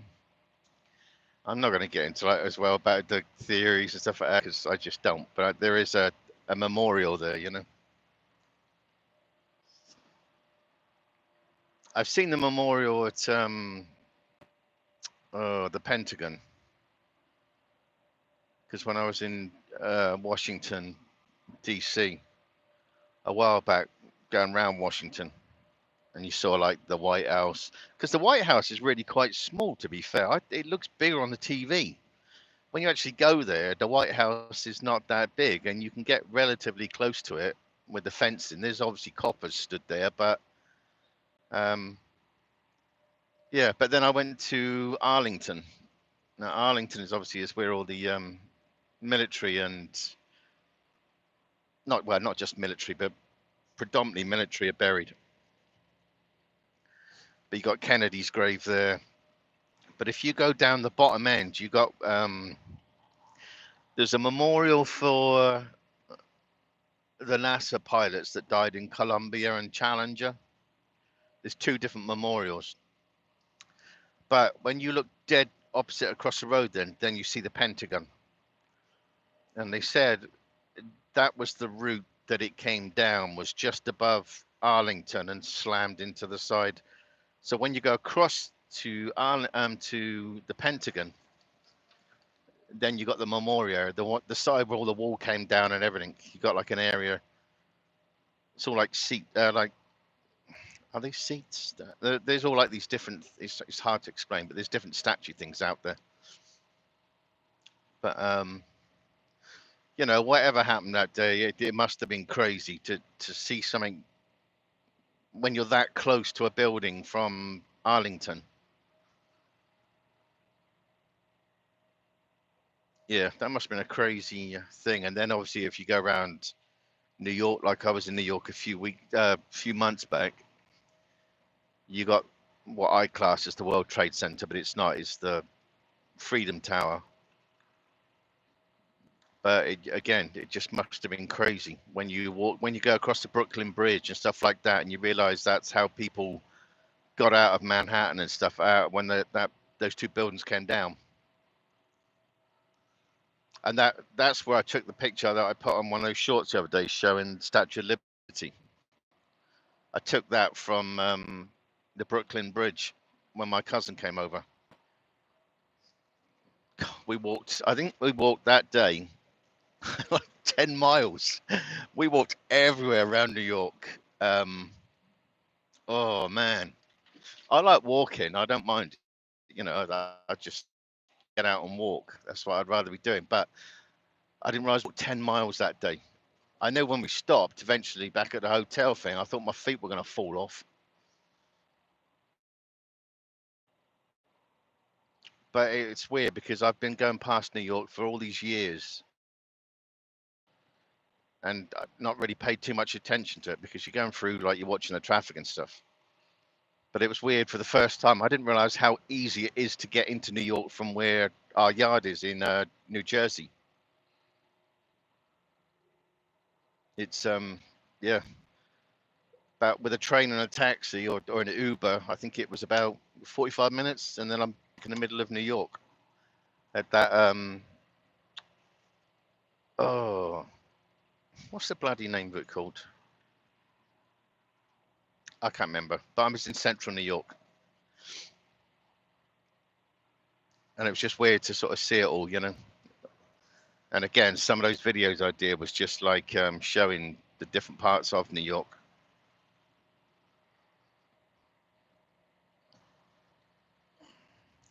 That is a green car on the right, a very green car.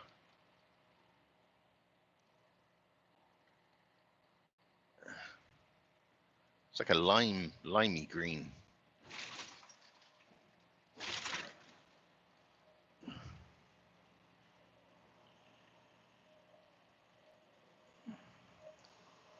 It's another W9. Oh, I don't know why I lost it there. I'm back. I'm back in the room. Big up AT&T. Yeah, we can send a man to the moon, but we can't make the phones work down here. Or we possibly sent them. I know somebody's going to say something, but no, I don't care. But I'm just a terminology, you know. We can send somebody into space, but we can't make a stupid phone system work down here.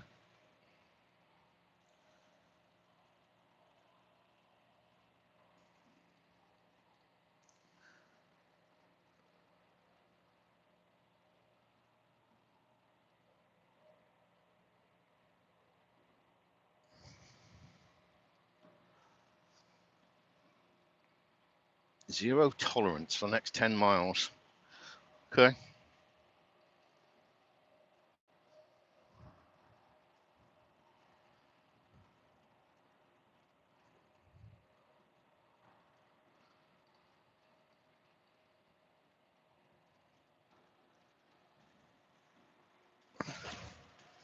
I think what I need to do, I've got a GoPro 7 or 8. I need to work out how to put that back on there.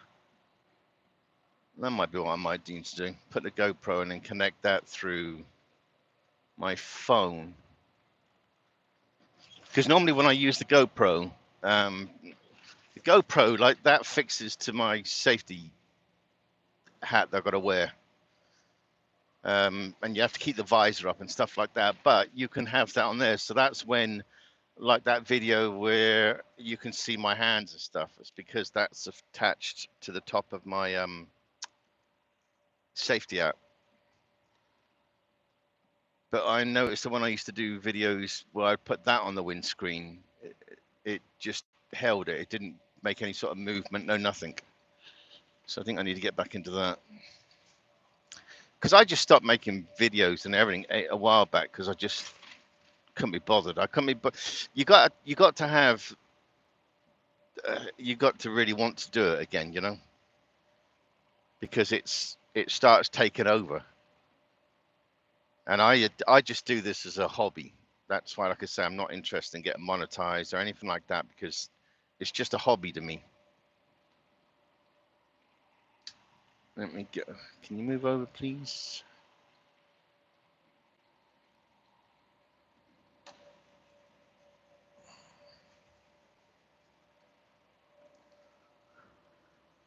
But yeah, I think I might do that at some stage. Try and work that back out again because it's on. I need to get one of those stalks so it's permanently on charge. Because I think when you fully charge it, I can't remember how long the charge went. It didn't seem to be overly fantastic.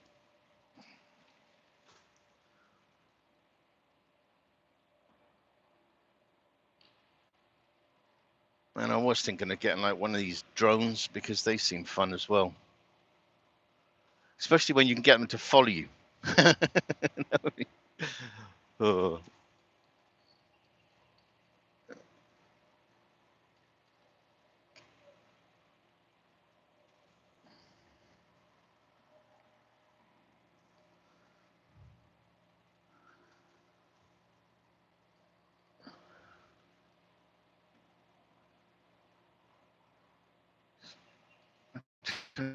Is there a Walmart down here?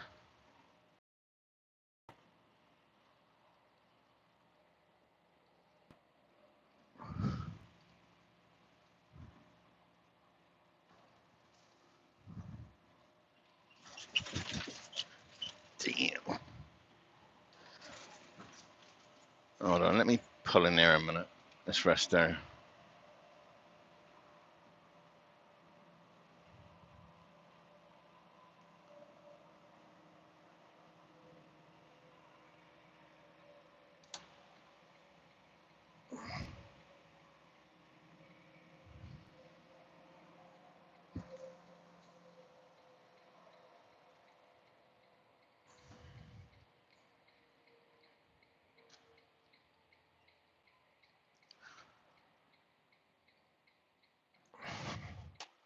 Now, TEN, that's the company that took the rear end of my trailer off. One of these guys. Let me just stop here a minute. I just want to check on something.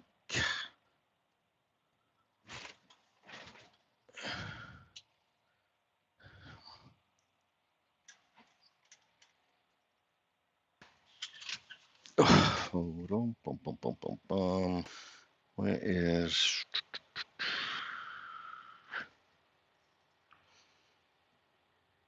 Come on. Go, go, go. Okay, let's... Oh,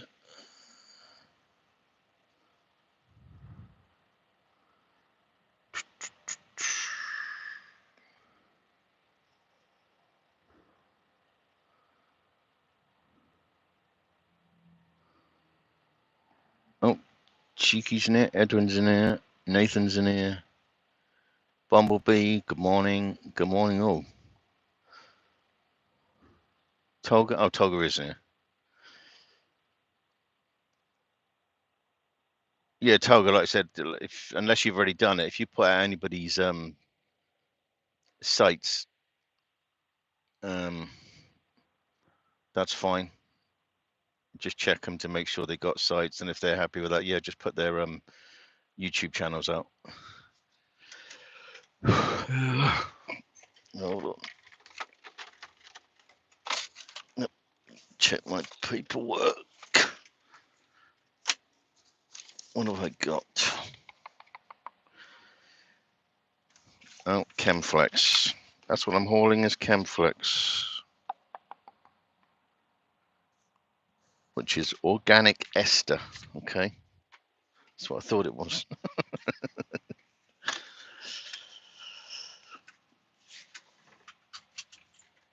Yeah, so morning or anyway. Got to move again, so can't talk to any of you because I'm driving. Disclaimer alert: I'm driving, so I can't communicate, and I'm talking to myself.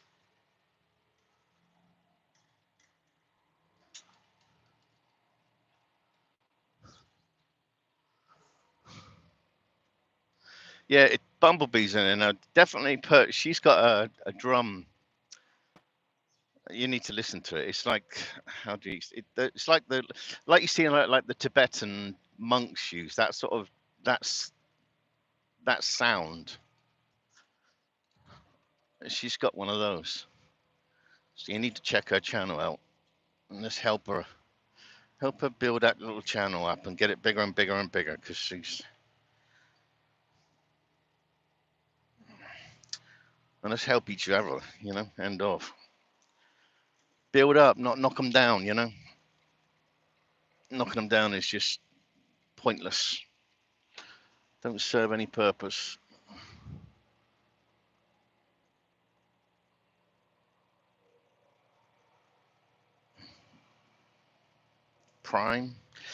Prime.com, they're predominantly a reefer, but I've seen that they do tankers, and now I've seen they've started getting into I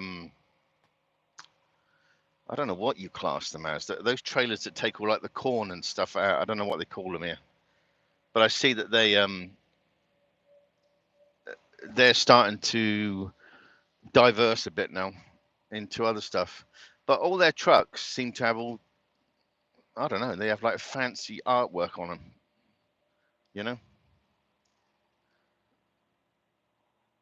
I don't know what that's all about. Maybe it's just their thing, you know. But that one did. That one had like a jigsaw effect to it.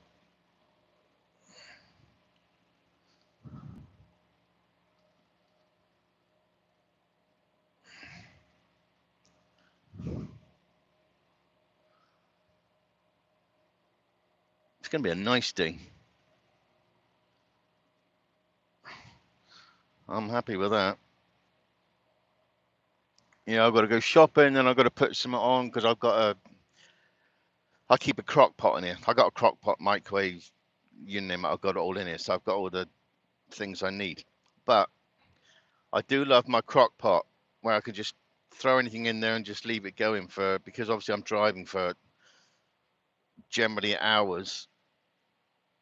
It's great. You just stop and there's a cooked meal and all this lot. See, it's got like all funny stickers on it, jigsaw.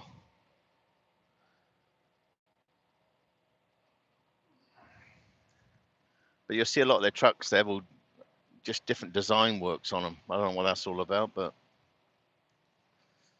because the only different ones we got over here is just the Schneider does a lot of military commemorative trucks or lorries, you know, just the front end. And Ride of, is it Ride of Pride? Something like that they call them. I think they maybe got about 7 of them, something like that. 6, 7, or with all the different design works on them. They bring out a different one every year. And then a veteran that's working for Schneider will be one that will be driving it. They get designated that truck and they'll drive it, and they'll also go to, I think, I mean, they work normal loads as well, but I think they go to like events as well, you know, like the wreaths across America and all this other stuff. So they do, but you really got to be like stood there looking at every part of it. If it's going past you, you really won't see the artwork that's gone into these things. I don't know if it's artwork or wrapped or what, but I suppose it's wrapped probably. They design these big affairs, you know, on a computer, and then they probably wrap it, I would imagine. And I think I've seen other companies doing it. I think I might have seen a Prime truck. I'm trying to think of the other ones I've seen. I've seen other companies with that same sort of idea, you know. But you know, big up any veteran for any part of the world, you know.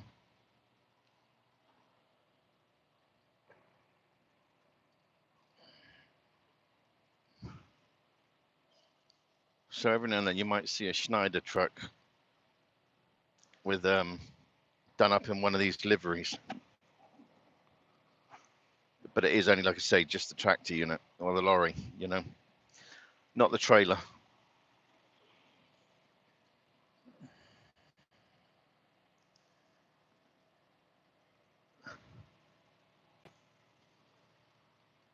Swift. Oh, Swift takes some hassle. I think because of like bonehead truckers has sort of like done his thing on Swift. Swift is like just the brunt of most jokes, and there's probably a bunch of good Swift drivers, to be fair, you know, because all companies have got some dodgy drivers. I can assure you, I've seen it, you know. So, but Swift unfortunately have been perceived to be just a total nightmare. But like I said, it's a little bit wrong, you know.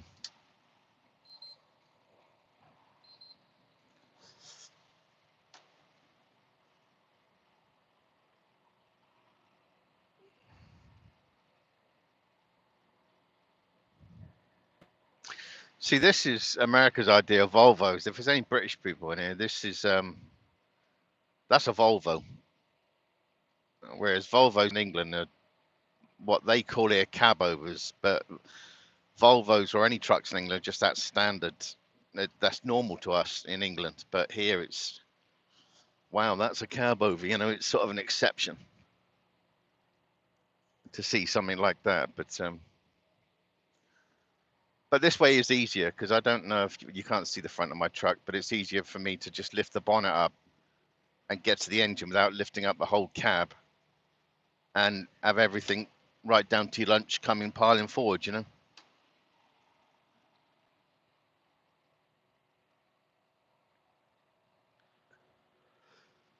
But in working on an engine, if you had the cab up, you got a chance of like cracking your head one or whatever. But here, because you just lift the hood, it's a lot easier to work on. I certainly found, you know.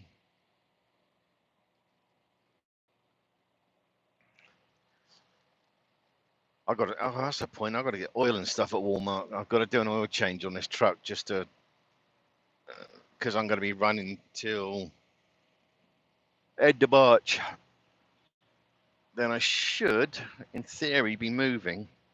I'm staying in Georgia, but I just want to move into a different place, you know,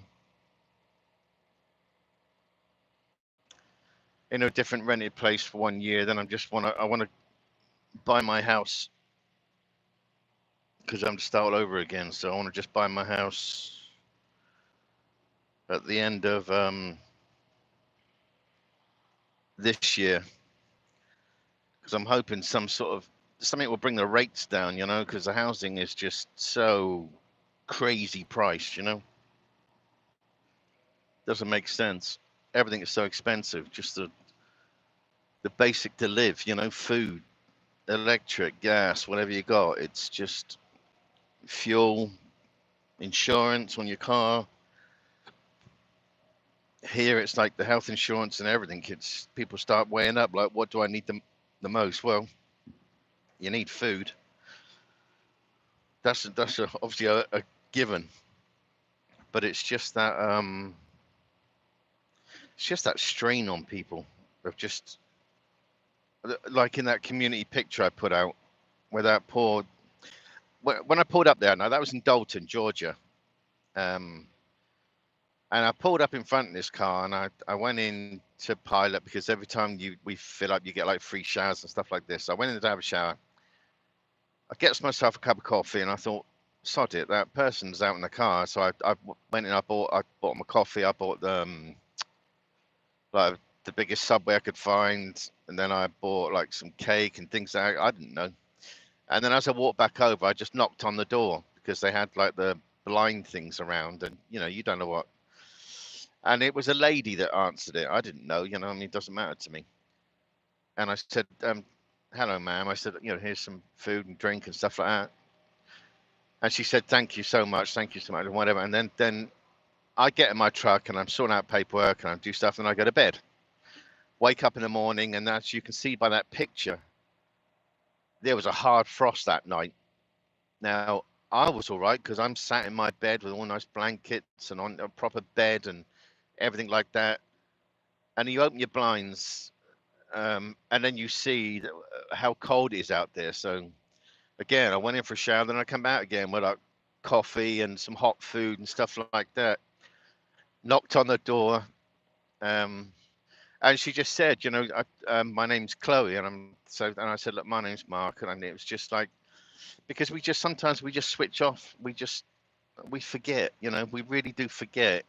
When we think we're having a hard time, it's nothing compared to others, you know. I mean, this poor lady, uh, you know, I'm assuming that was her worldly possessions was in that car. Now, what happens if your car breaks down? You know, how do you? I don't know. You know, it just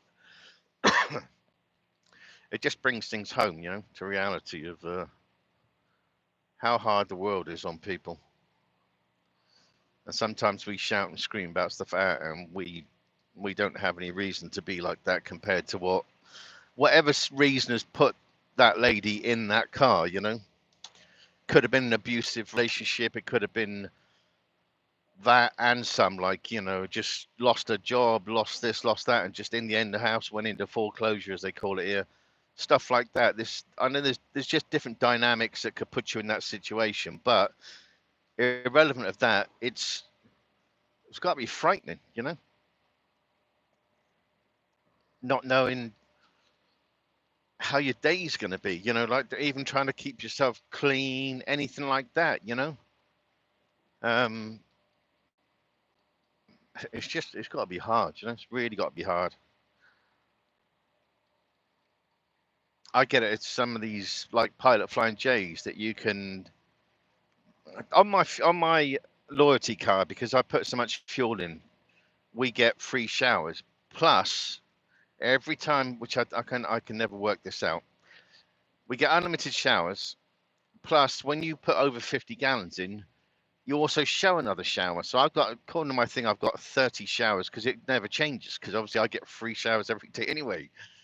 So what I do is some Pilot Flying J's will allow you to donate, and that's what I do. Because if you go to a Pilot Flying J, I think they charge anything from $14 to $18 just to use a shower. And like I said, these corporate companies, these truck stops make so much flipping money. Heck, they can pay for everybody else as well. So I'll donate, I'll give them my card number and they'll write it all down and stuff like that, the Pilot Flying J. And then every now and then I'll see it and I'll give it to other drivers to use because why not? If you can just help somebody in any way you possibly can, that's got to be a good thing. Certainly is in my book.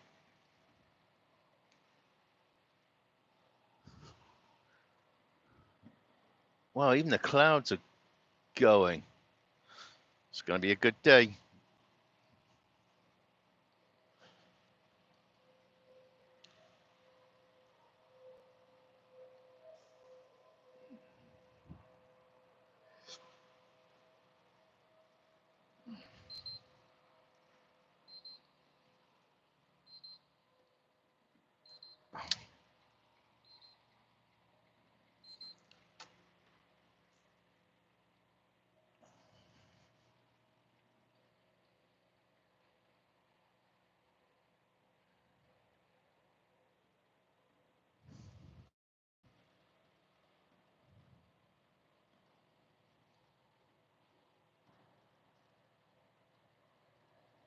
I don't know, there's some clouds over the back. No, but it should stay. It should stay nice today. So I'm bloody good with that one. I'll take that all day.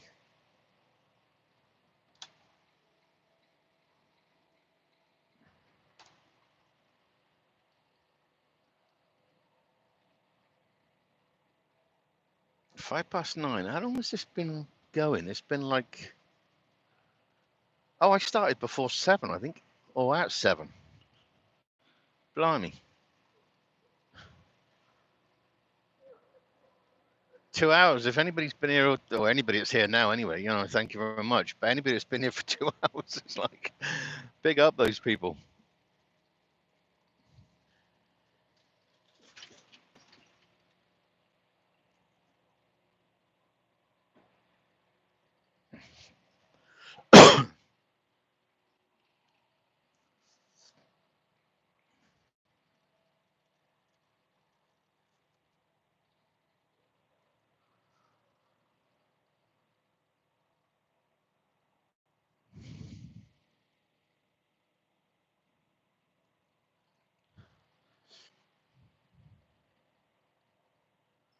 It's weird because when you get on to like doing stuff like this, the way that time, yeah, I've been driving like 3 hours because before I started this live this morning, I was done, like I said, parked in front of the Kentucky Speedway, and I thought I'll go up there, I'll go up to the Flying J, get fueled up, get my coffee, thinking it was going to be a debacle at that Flying J, which it was. That was like crazy bonus parking. Everybody was parked every bloody way. But I thought, no, I'll just get all that out of the way, and then I'll get through Cincy, um, which I thought was going to be busy, but it wasn't, which was great. So, message to self: if you need to go through Cincinnati, go through there between 6 and 6:30. You absolutely sail through there, which was brilliant.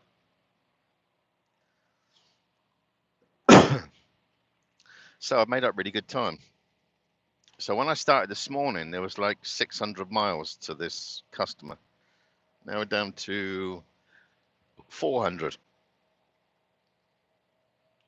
So time flies when you're having fun.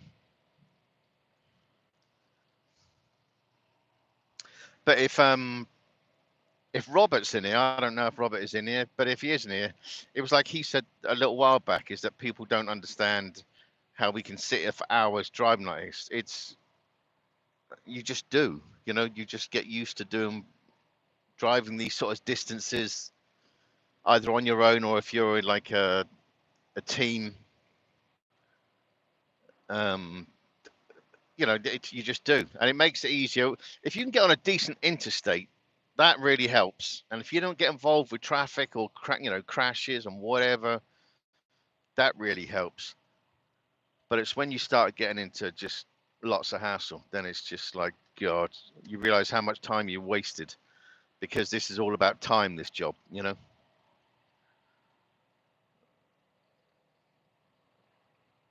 But this is great because you can see how quiet this road is, and this is a main interstate, a main motorway, you know.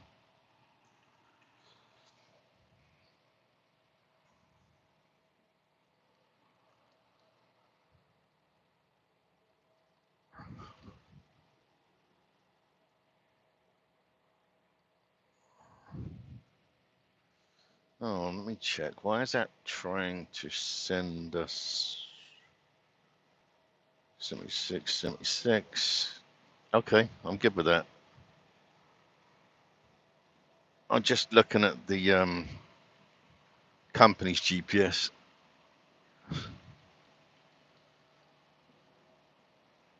And it seems to have worked out which way it's got, you know, that we need to go now. There's a state trooper. Morning, sir.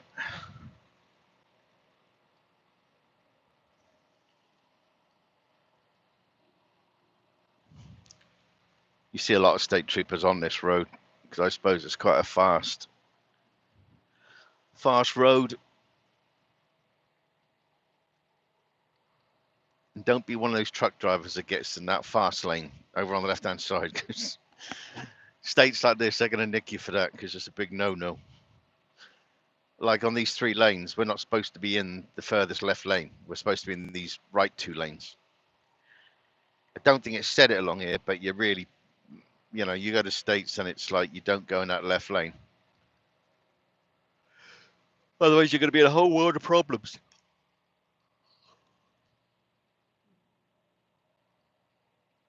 Well, it's 0 degrees outside, 31 Fahrenheit, but 0 Celsius. So it's cold outside.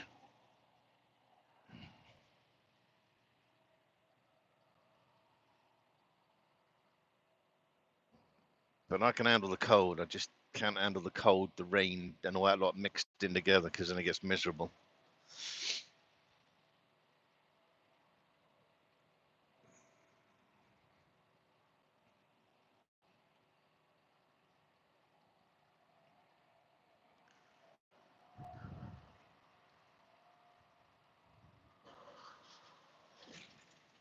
Actually, let me delete that.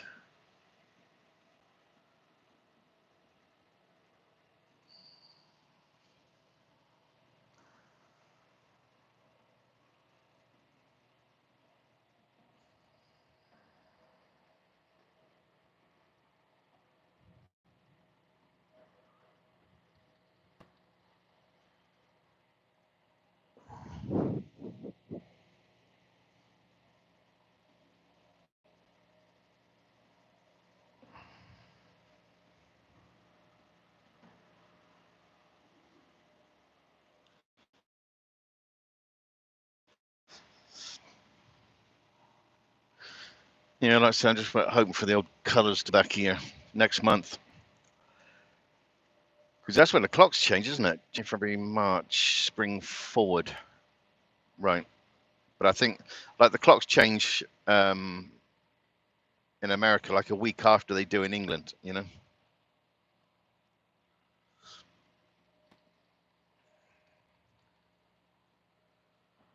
So it's always a bit different then. We're a week behind here in the US.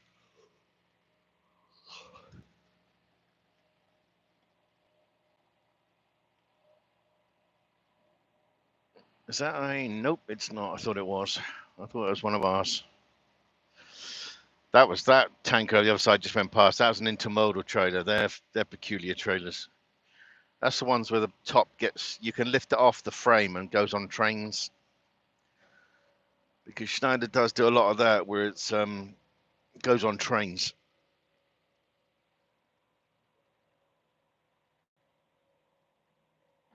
So we'll like deliver stuff out to Cali and things like that, and then they'll get picked up at the train yard or out in Texas and stuff like that. But there's a much heavier trailer. You get that trailer on the back of you, and you're like, it's about 1,500 to 2,000 pounds heavier than the standard tanks. So once they start loading those things up, that's that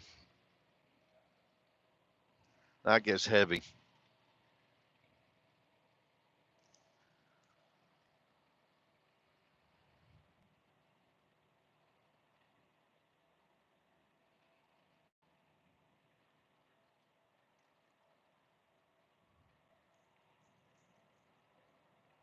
But I did see when I was stopped, Edwin's in here. He's a vet, and I saw TJ in here. That he's a vet. So big up the veterans. But TJ and Edwin are both here in the US. Edwin's in Georgia, and TJ, I think he lives in a cave in. No, he's right over in the God, I like Idaho, that area. I think I'm sure of it. So yeah, he's in potato land.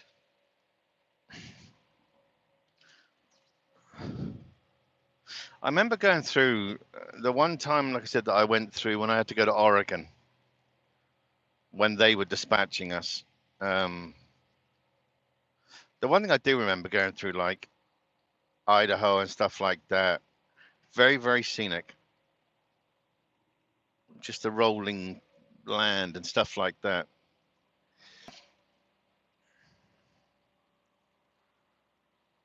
Awful lot better on the way back because I was empty, so that was good. But going there was a bit heavy, going around those up and down those mountains and stuff. But I don't think there's many states I haven't been to. I've not been to Utah, not been to Nevada. Don't want to go to Cali. Not been to Washington. I wouldn't mind. We have some odd loads going up to Washington State. I do want to do that in the. I wouldn't mind going up there and taking a few days off and going looking out for the orcas. There's an Amish carriage, oh, just down there. I don't know if you caught it. Going under this bridge, there's an Amish carriage and stuff. No, I would like to go up that way and see like the killer whales and stuff out in the where you get those huge pods. That's one thing I'd like to do, and it would be good because I could just get a load up there,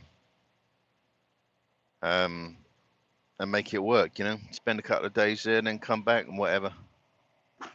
That would be great. Yeah, so I've been in Canada. When I started this company, I was a company driver, and I remember them three. There was three Canadian loads I did. One into Quebec. That was a nightmare. Talk about militant French. um, the other ones was, oh bloody hell, where'd I go? Might have been Ontario. Came up through New York, across that bridge. Um, Quebec was to my right. Ontario was to my left. What was the third one I went? Might have been trying to think. Ontario, Quebec. It might have been Ontario twice, to be fair. But I remember the Quebec one. That was the guy only spoke or would only speak, and they want to be hee-haw, hee-haw. But I had to have a translator there because it was just crazy. Trying to get offloaded and talk to this guy first of all, not realizing he only spoke or would only speak French. And it was, he had to go and get somebody, and then that guy had to translate it. But as contractors, we can't go in there not under this contract. But I've been in there, so I'm good. I don't need to naturally go back into Canada.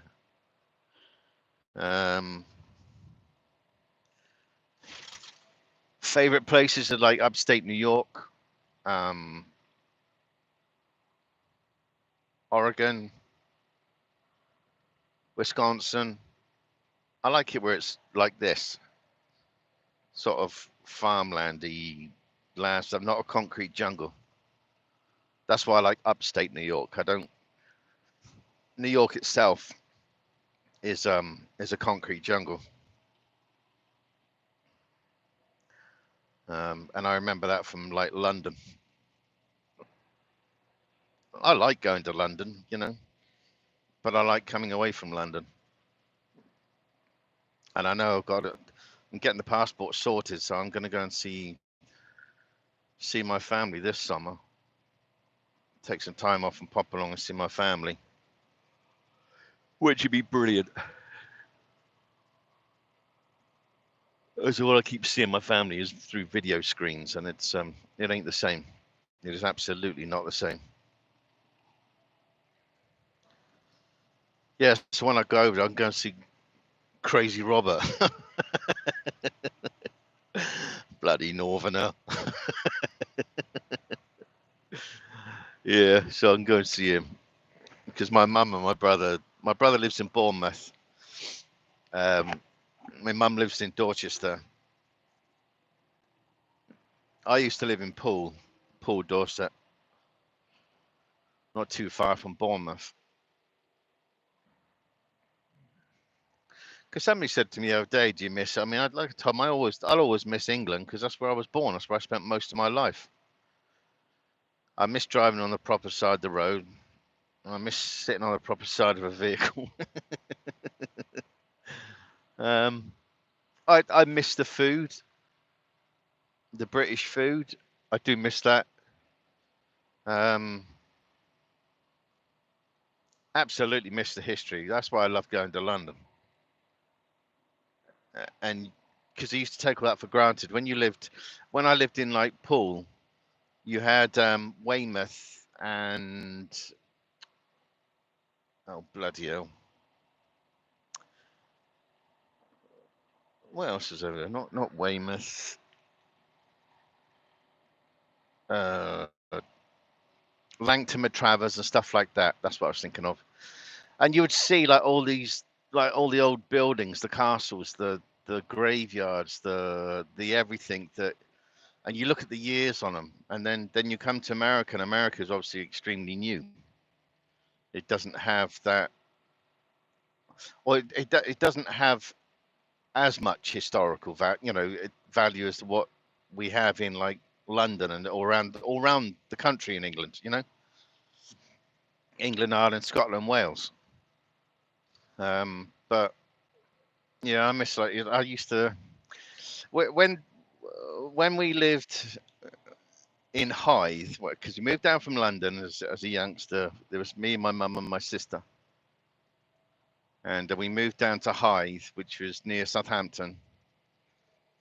And I always remember then when we went back to see family in London, we would get on the bus at Hythe, take the bus across to Southampton, get on the train at Southampton, and take the train to flipping Waterloo.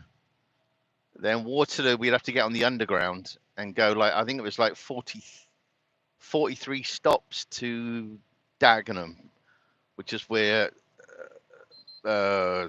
my gran was and stuff like that. And the most of them were sort of dotted all around the area. But I also remember it was like an all-day event, because trains and stuff like that, and it was, I don't know. I used to love it because you would see so much, especially on a train, because trains don't have traffic. Uh-oh, what's going on here? Oh, his truck's... See, and that's a new shaped truck. He's going to try and...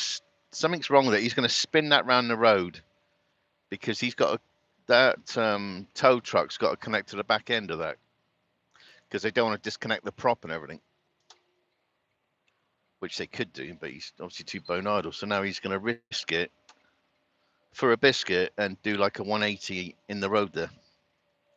But anyway, back at the ranch, yeah, I would get to like Dagenham. It was just like good seeing, because there's a gentleman I follow sometimes on here on YouTube called JJ.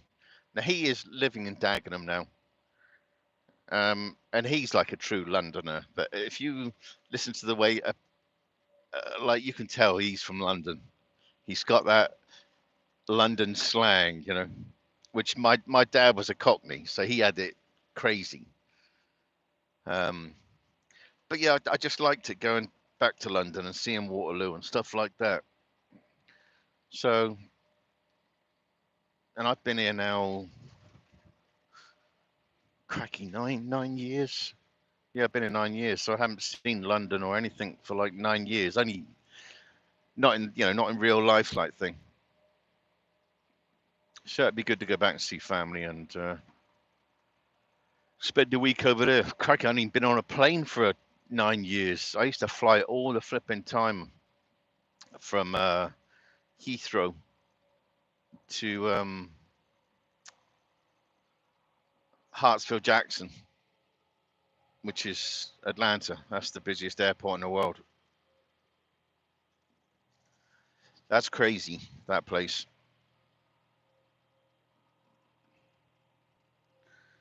It used to be crazy when you would land there. Sometimes you could be in and out. I don't know, it depends how busy they were. If you hit it right, sometimes you'd land in the plane, you'd get to the check-in, you're going through that TSA, if it's still whatever it's working it is now, TSA, and then it would be getting on their underground system and getting back out. You could be out sometimes within like, from the plane open the door, you could be out the other end like 20 minutes, but sometimes it could be like 2 hours where all these international flights would come in. It'd be crazy. Corvette. I think that's the... Okay, the registration is, or the tag is PK Vet. I think that's like that's the one before they brought out the one that's got the engine in the back, which they seem to be, I mean, they're bloody expensive, those new Corvettes. Because somebody told me they were going back to that design with the engine in the front, but somebody might want to tell the Corvette factory, because I go past that's in Kentucky on 65, and all I ever see them out is bringing out the new ones. They don't seem to be in a rush to change that. They're obviously a big seller, but I don't see the new ones as a Corvette because it's not. It's changed it around completely. It's like calling a flipping... I don't know. It ain't right. It just doesn't look. It just doesn't, to me. It's not a Corvette. Nice enough car, but it ain't a Corvette. I think that's sacrilege what they've done.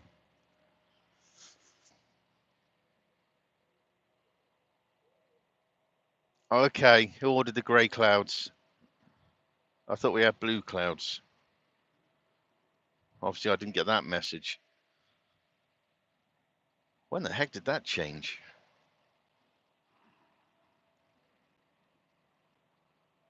I don't know if this is rainy or snow. I don't know. I checked the weather, the weather forecast. It just said it was going to be cold. That was all. It didn't say anything about any overcast and whatever. Okay, don't know why that bloke's living on his brakes. That's the thing with a tanker. Like his tanker is the same as mine. It's got no baffles. So you're trying to keep momentum moving, because keep putting your brakes on, that's going to keep pulling and pushing your truck. Whereas you're trying to keep momentum and use that to push you up the hill. See, this road's all bloody breaking up, but and you can just sail up some of these roads, even though I'm heavily loaded, you know. But if I've been slamming my brakes on stuff, I would be going way slower trying to get up here, you know.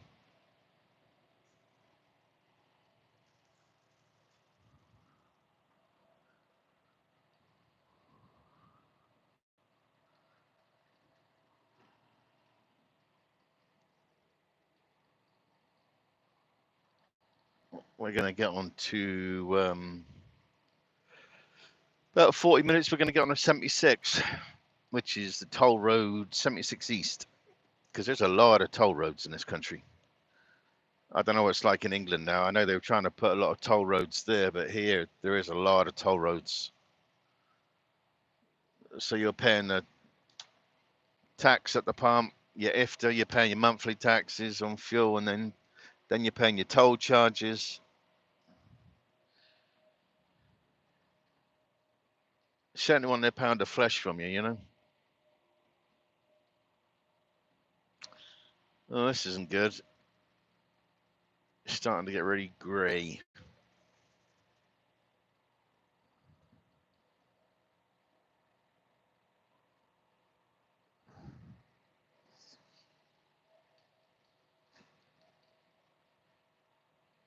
It's getting grey fast. Bugger.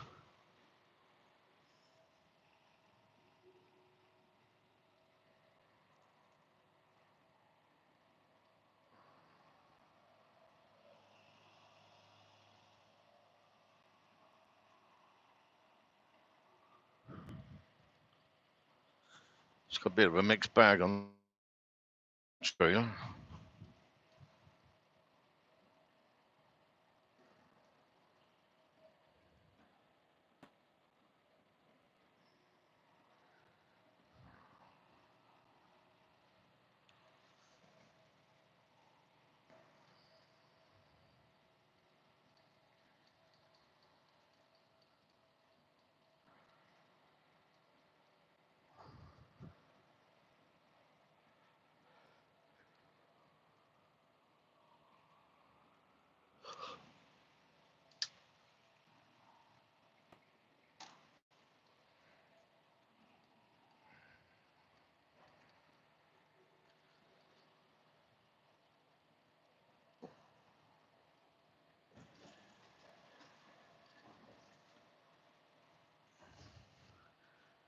Well, we should, because once I get up to the top here, we're going to go right and right across the top. Now, it looks to be good weather over to the right, to the east.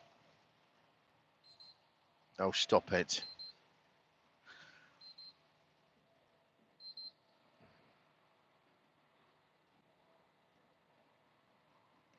I might have to get this thing recalibrated, because I was 148 feet away from that truck in front.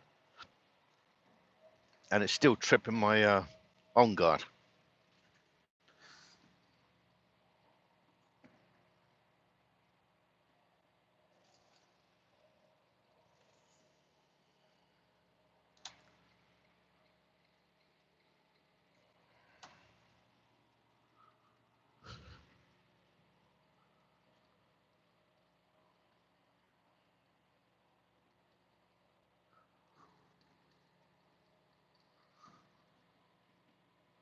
Well, anybody that's still in here, I appreciate you staying here.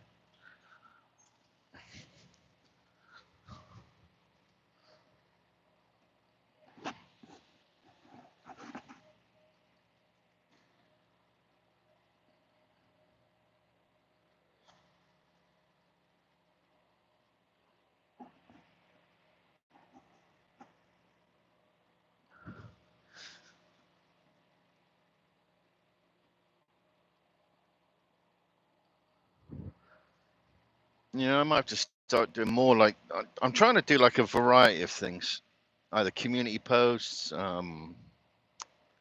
shorts, lives, um, and 15, 20-minute vids. But it's trying because it's like when you make a video, I've seen where people can make them like 45 minutes of that. People get, I don't know so much if it has to stay really interesting to hold somebody that for the time.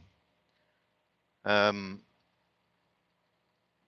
but it's trying to clip doing videos that have only got, I try to get a lot of scenery, things like that. Like nobody wants to see I don't know, just a tank wash at a horrible grubby area, stuff like that. So I try to put different things, and I try not to sort of like drag it, but I don't mind doing these lives because lives is very simple because it's me driving, and generally the chat obviously will keep itself, busy because everybody talks to himself because I can't have a conversation with any of you because that wouldn't be allowed. So that's why I talk to myself.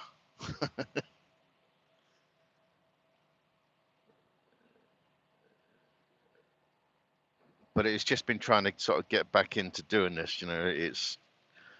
I switched off because of just circumstances. So, but in a way, it sort of helps me because it gets me back. It gets my. The problem is, like I've said before, that this is the worst job for pondering on things when you just sit there and think. Like on a run like this, if I wasn't talking to myself, it's like, you think about different things. Whereas I think making videos and stuff like that is starting to get me more back into the realms of things because certain things just completely shut me down. So life is a lot better considering now, you know. But it's been a tough one. Been a real tough one last year, and I don't want to do that again.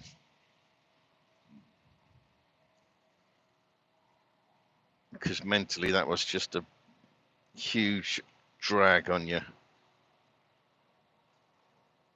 So, oh, I can see flurries in the road. That's snow.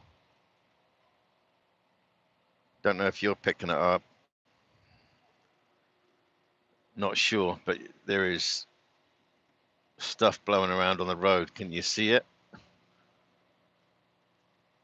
And it's getting more dense. Now I'm starting to. It's snow. Bloody hell.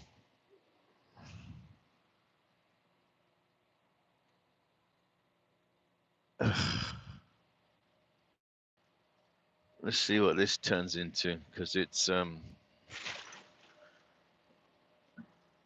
I've not had anything through this computer system. Schneider will inform you of like weather events and stuff like that, but I've certainly not had any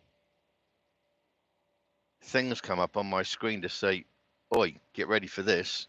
I know Shannon put that one out that Asia Mai did, but when I read that yesterday, he was talking about like yesterday morning. So I'm hoping that they got on top of this, you know.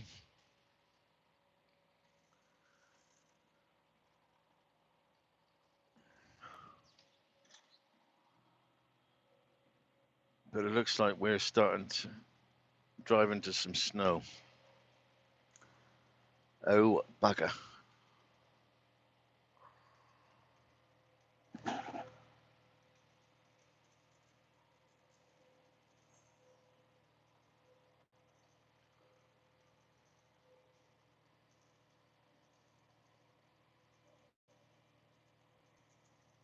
Yes, we're going uphill.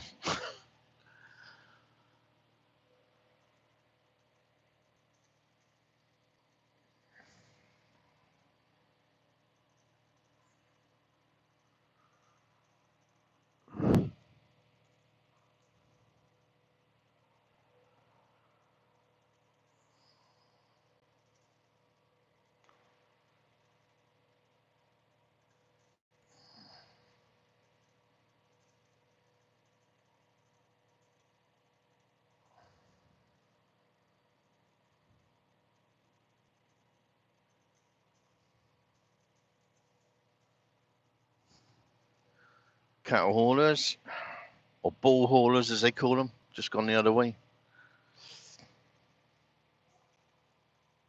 Okay, well those flurries stopped.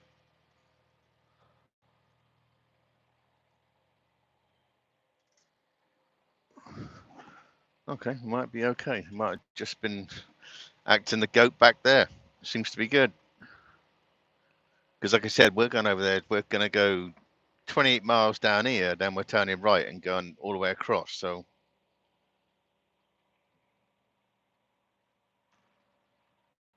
I know they've got more colder weather coming next week, but I'm not going to be. Oh, bugger me. Am I in the area next week? No, I shouldn't be. No, I won't be up here. I'm not in Flint till. When am I in Flint? 22nd. 22nd, that's when I'll be in Flint, Michigan. And Shannon won't mind me saying, but those roads are the worst. Michigan, sort your roads out. Those are concrete roads, but they're like, good Lord. You get smashed to death driving through there if you're heavy loaded or whatever. I've just put all new shocks on this truck. Not but 2 months ago. 3 months ago. 2 or 3 months, yeah. But you normally got to replace your shocks like every year because the roads.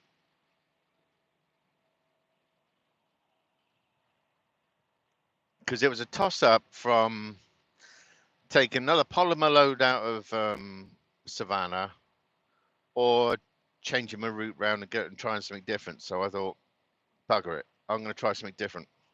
So that's why I'm getting loaded in Alabama and taking that one up to Michigan. And it's a lighter load. So I'm absolutely good with that one. 36,000 pounds, which means coming up from Alabama, I'll be heading towards like Nashville. So 65 up there, across, yeah, 36,000 pounds going for the mountains is a hell of a lot better than 45,000 pounds. Generally means you can just sail on up, you know?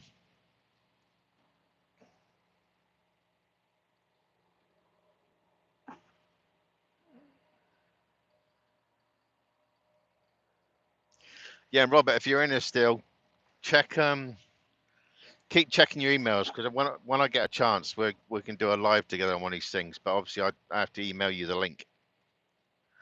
So pay attention. God, this road. I'll probably like email you the day before and say, hey, you gonna be able to do this because I don't know what you're doing at the moment.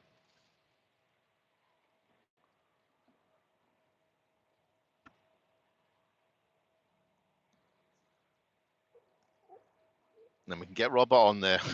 Why are you, man? Because he gets a bit loopy loo.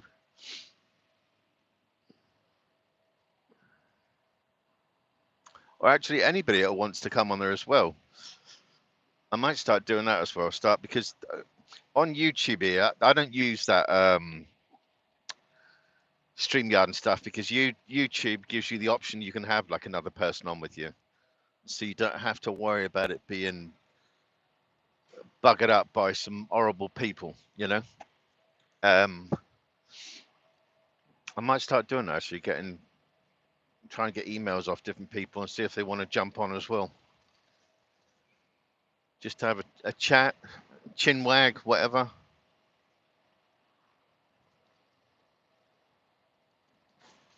God, this road.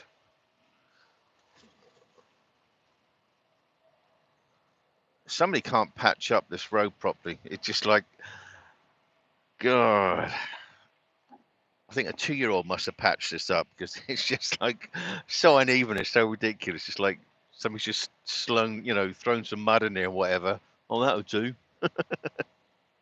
That'll work.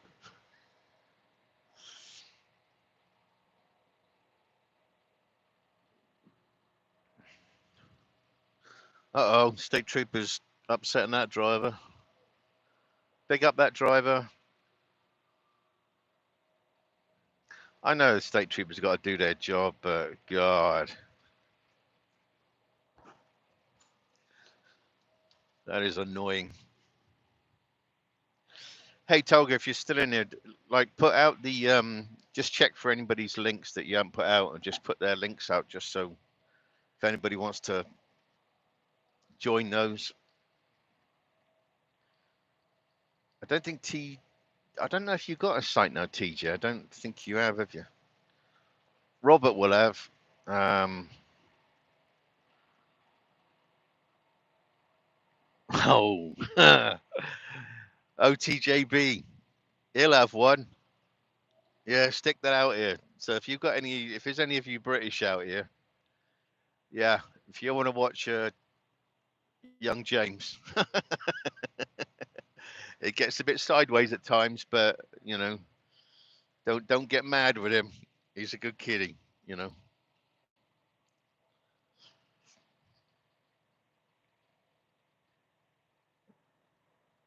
Ah, Society X definitely put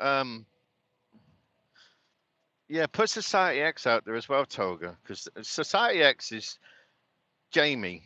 Jamie is he's another vet, so fair play the vets in here. TJ, Society, Jamie and Edwin. Um, Now Jamie's on a break at the moment, but he has a lot of panels. He's British, but he has a lot of panels because he's the first person that I came across on the like English side. His site came up as a suggested thing for me to follow, and I'm thinking, okay. And it gets, you know, they get into like some good conversations about things, about real world stuff, real things that's going on, stuff out that people want to talk about. You know, um, there's a time and place for having a bit of a laugh and stuff like that, but and on Jamie's site they do have a laugh. You know, now Mr. Best, that can go a little bit. How would I compare that? James's channel, it's not so much like Ministry of Madness. Um, you know, you get a lot of people in there, and it's. I'm trying to think. Yeah, it gets. Tolga knows what I mean. Tolga knows what James's channel does at times, but heck, you know, it's generally not meant to get too crazy. You know, but yeah, Tolga, just like I say, go through and check anybody that's in here. If they've got a channel, put it out there. You know, just anything to promote people. I'm all for that. Like I said, I'm all for building up, not knocking down. That don't work for me. Tolga is from Turkey, but I met Tolga through Mr. Best and stuff like that. Even though he's not in America, but and I think even Tolga follows British channels. So yeah, Tolga, you'll find out like Society X, um, Ministry of Madness, Matrix. There's a few that I follow over like there, you know.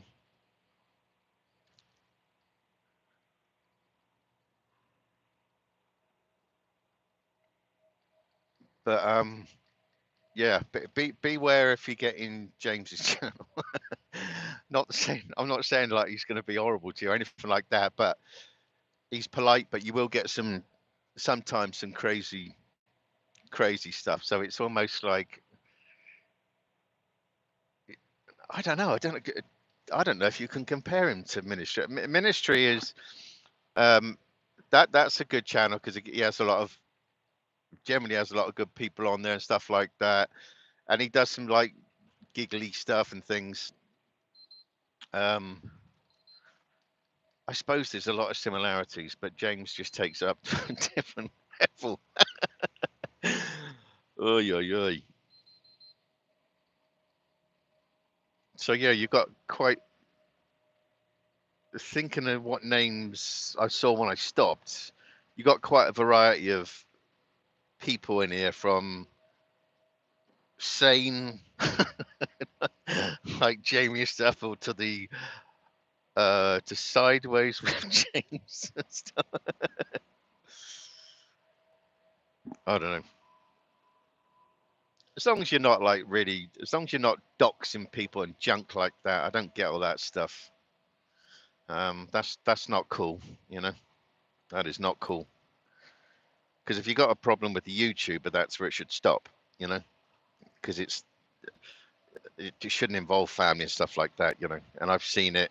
It doesn't just happen in America. It happens in England. I've seen it, and it's just like, yeah, it ain't good. Don't do that, you know.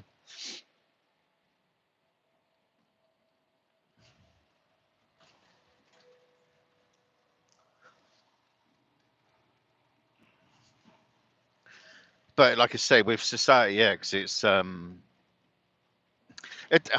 if I was you, James, honestly, I would listen at some of those British channels and listen to the difference of how, like, when you get the Scots on there and the Irish, some of those I can understand, especially some of those Scottish people. It's like I have no idea what they're saying. You just listen to all the different languages up and down England. I thought this place was extreme, but no, you get England. Bearing in mind, England fits in Texas twice, so we have a lot of different chats. But James doesn't go. Uh, no, go back to Jamie. Jamie is, like I said, has been on a break, but he was generally doing chats like 2, 3 times a week. You know, if you want to sit there and have a gander about what's going on, it's predominantly about UK, to be fair, but you will hear different things. James generally goes live sometimes once a week, sometimes twice a week, sometimes once a fortnight. It just depends, you know.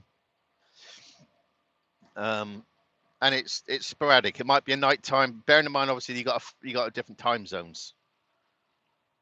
So obviously, America. James is oh, James is Central Time. So James is 6 hours behind you lot. So you might suddenly see like a. What time do you normally go live? Sometimes it'll be like in the afternoon. So yeah, you might catch him on a good day, but it's like brace yourself. You never know how long it's going to go on for. It might only be like a 1 hour, 2 hour. It might be a 10 hour or something crazy like that. And you'll see so many different people coming and going through StreamYard on from different parts of America. You'll see there's some of the people in like TJ, Robert, Igona sometimes. You'll see people like Tolga in the chat. But yeah, you can get quite a you can get some crazy people on there. So, and James is fairly tolerant, but once you go past that mark, he will throw his dollies out of the pram and get mad. uh, so, but anyway, Tolga, if you see anybody else come in and they got a channel, just automatically just put it out there, because I don't mind, you know. If you're still in it, Tolga, to be fair.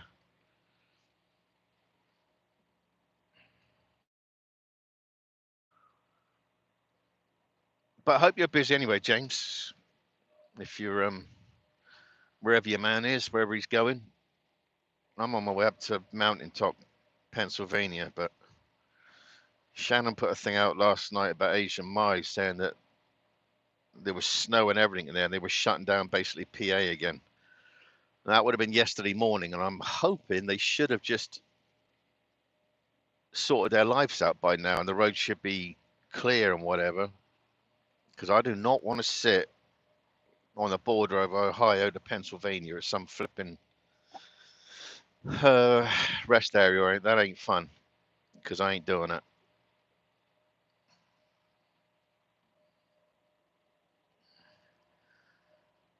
But I mean, the last lot of the snow that I was in Pennsylvania a few weeks back, I mean, it absolutely belted it down. Same with Virginia, but they're used to it, so they got a knack of how to get it cleared. But Asian Mai was saying that it was like going to be close to this, that, and everything else. And I think, no, don't.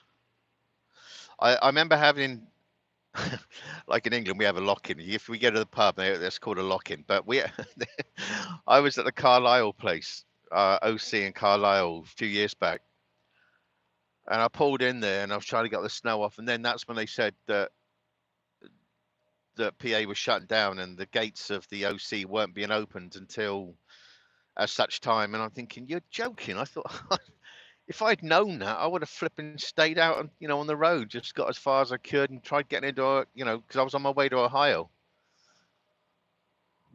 But I can see flurries every now and then starting here. But hopefully I'm not going to get involved with it because I'm getting on 76 and cutting into 80, going across the top. So 80 and 76, those roads should be cleared. Yeah, they're going to be bloody clear. How can it couldn't be shut down now, not still. That would make no sense to me.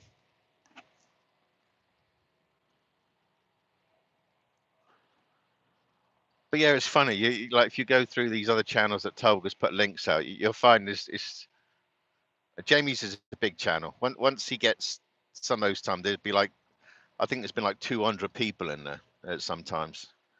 And you get some good characters in there. I mean, because YouTube, we're all characters, aren't they? But you'll get generally a lot of good people in there. I saw Cheeky in here earlier on. Cheeky, like he'll be in like societies or something else, channels like that, or like ministries. But check out some of these channels that Tolga's put out, and I mean, they might not be up to your, they might not be your fancy as such, but it's worth having a look because I think they're good channels. Depends if you want like a talk thing like Society or like James, or if you want to, or even with ministry. If he's been in here, Tolga would have put out his link. So ministry was, well, that's like generally a talk. He does some crazy shorts things. But James, whenever Society X does the live, yes, he does have a bit of music for like the first 2 minutes, just while he's getting everything sorted. So don't throw your dollies out because he's got music going. Because I know you Wally. You got to wait because you're just getting people in and things like that, and it'll be a. See, that's weird as well because that's the first time I heard somebody say "oi oi" because that's what he does, and I remember Tolga saying to me, like, he used to say "oi oi" to me, and I said, like, what the heck does that mean, "oi oi"? And he's like, that's what most of them say in England. Well, over the years they must have changed that because now everybody in England says "oi oi." So it makes me laugh when Society X, when Jamie says it, it's like "oi oi." So it always makes me laugh. It's dumb, I know, but it just makes me laugh. Who gives the monkeys? Because I don't.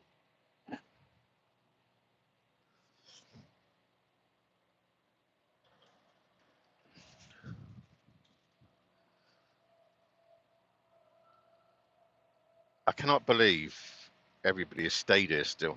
And this has been going. Hold on, I've been driving for 4 hours. So this has been running like 3 hours all the way from Cincinnati to here. Crazy.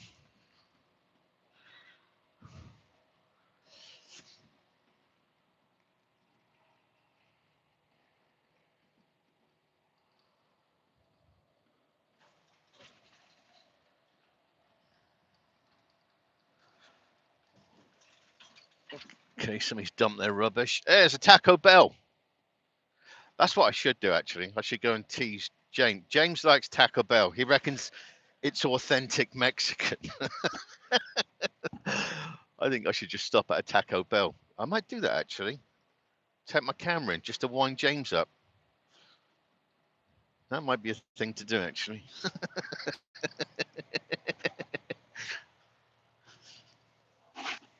Yeah, Taco Bell, you're on YouTube. Oh no, I can't park the bloody truck there. No, I'll have to have a rethink on that one. Why don't they have Taco Bells? I mean, they've got Subways inside some of these Walmarts. Why don't they have a Taco Bell in there? Where is...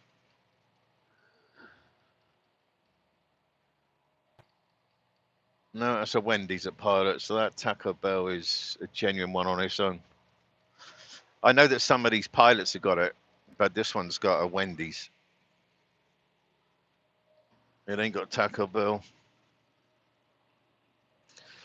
Yeah, I'm gonna have to do that, a live one sometime from Taco Bell. Where is that Taco Bell? Because that's Hardee's here at Love's.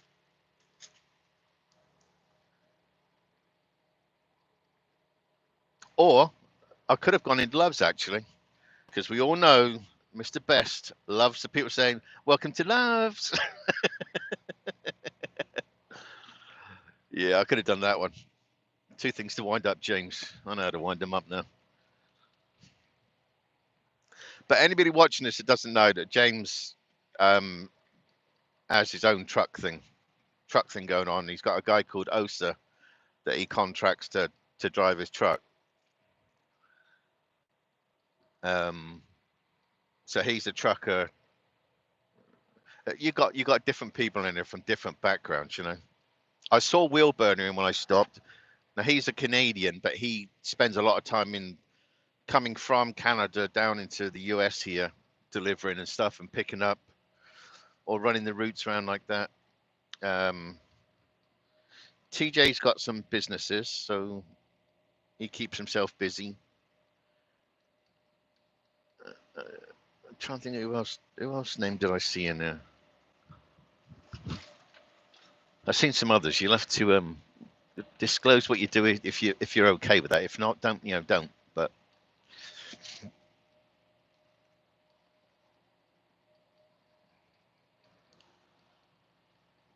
it's safe to say that James has got pretty thick skin. But it is good to wind him up.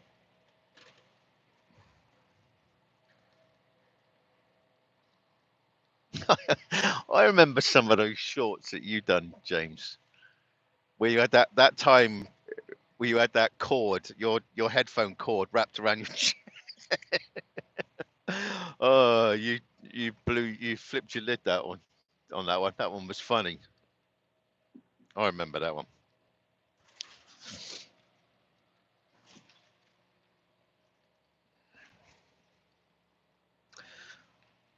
But hopefully you're back soon as well, Society. Um, I did you? I don't know, Robert. You wouldn't have followed Society. You need to follow Society X because it doesn't get into a slanging match and stuff like that, like on other channels. But it gets you. I think you'd enjoy Society X's channel because it gets into serious things and stuff out, and I think you could bring a lot to the table because once you get into somebody's stuff, you sort of bring a that might be something you want to watch for whenever Society X comes live again. Because, like I say, it's been taking a break, so you'll see some of the people like in there that. Who would you see? Cheeky. I'm trying to think of like who's in those channel that's not. Well, you'll know them. Like I say, you'll know a few people in there.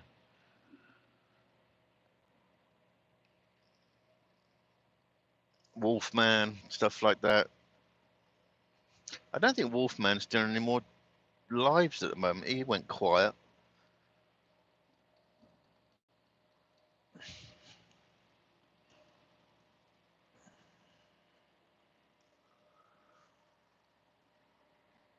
Akron. Yep.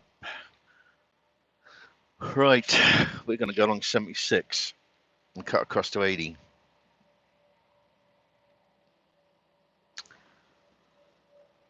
Right. We're going on 76 East.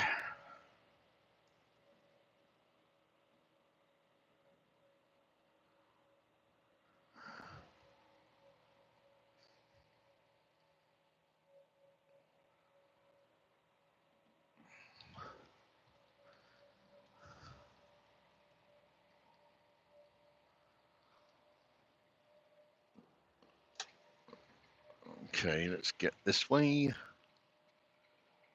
So it should get brighter because I'm going right.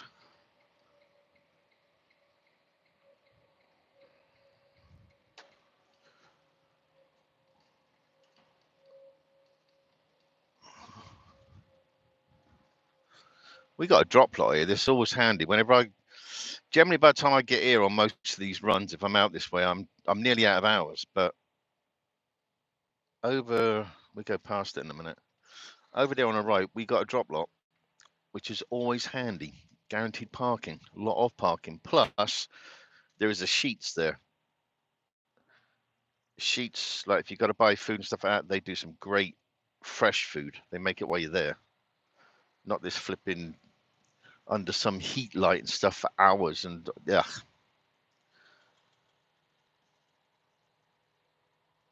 But we're going to jump on 76.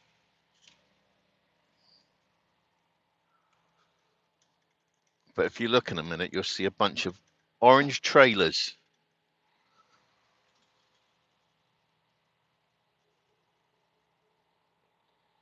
I'm trying to think what this bloody place is called. Seville. Not Saville, but Seville. Seville. Seville in Ohio.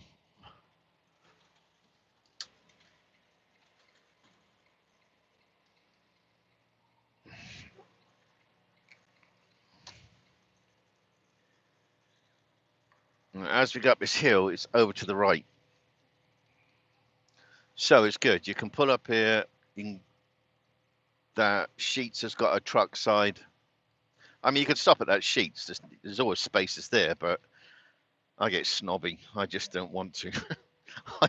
So I go up here, turn right into Sheets. So if you look to the right, you can see a lot of orange trailers.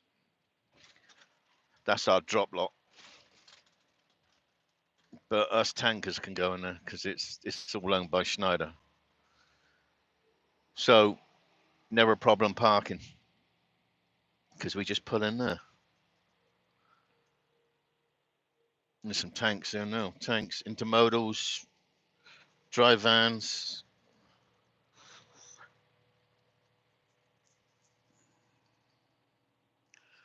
There's a lot of Cascadias there for sale, James. Big up Cascadias.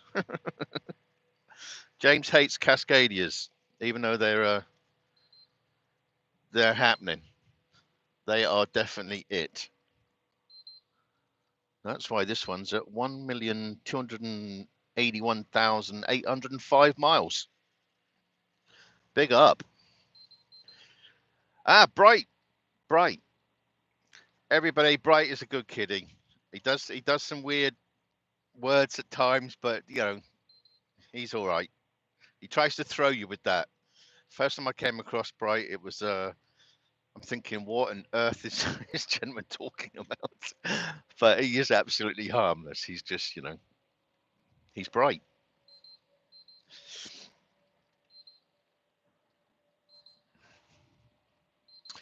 Nutter he's on early in England, like 6 o'clock in the morning, which would be like 1 o'clock in the morning here. That's why last night when it suddenly came out, I just said hello, said, look, I've got to go to bed because I didn't realize it was that late because I had to start at like 5 o'clock. So I was knackered.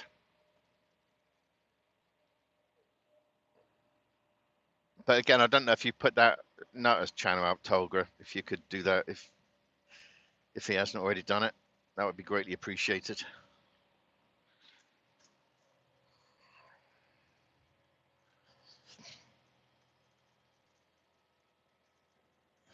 It's weird driving along, talking to yourself. It's just weird. Normally I've got like the radio on or something, listening to some music or stuff, So it's just weird to be perpetually talking to yourself,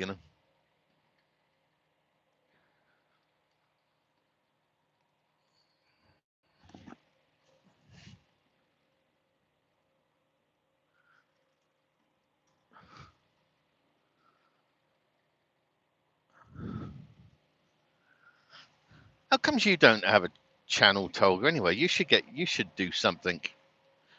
Because I know you sort of commented what you're involved with.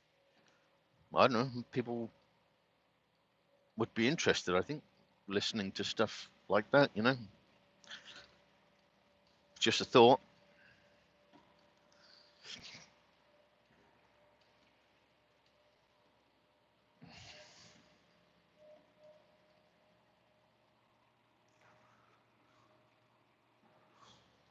But did you put you probably did.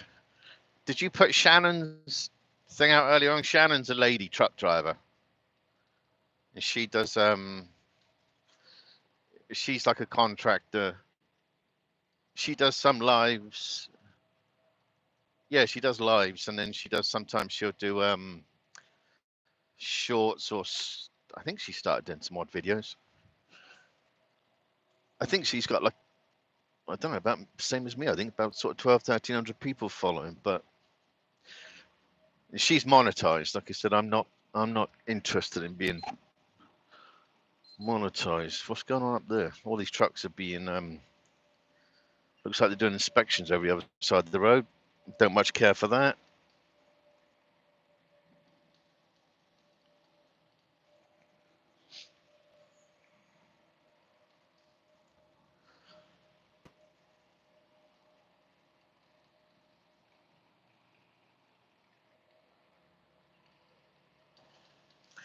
Well, it's definitely brightening up, so that's good.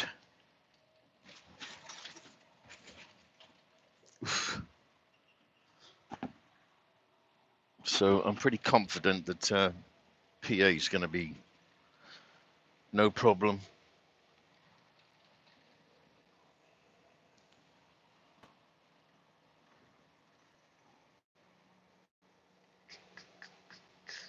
So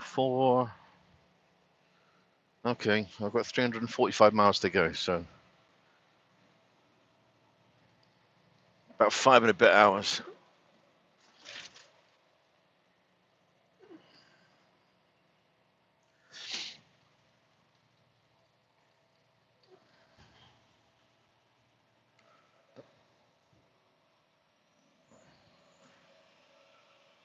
That's oh, that's a Freightliner actually. That's a Freightliner Classic. That's a mid-roof, they would call it here. Okay, my computer just had a meltdown. What the heck? My onboard computer system just went daft. God love technology. Bring back the paper cup and string. Absolutely foolproof. My computer don't know what it's doing. It's having a whirly. It's doing one of those whirly gig things.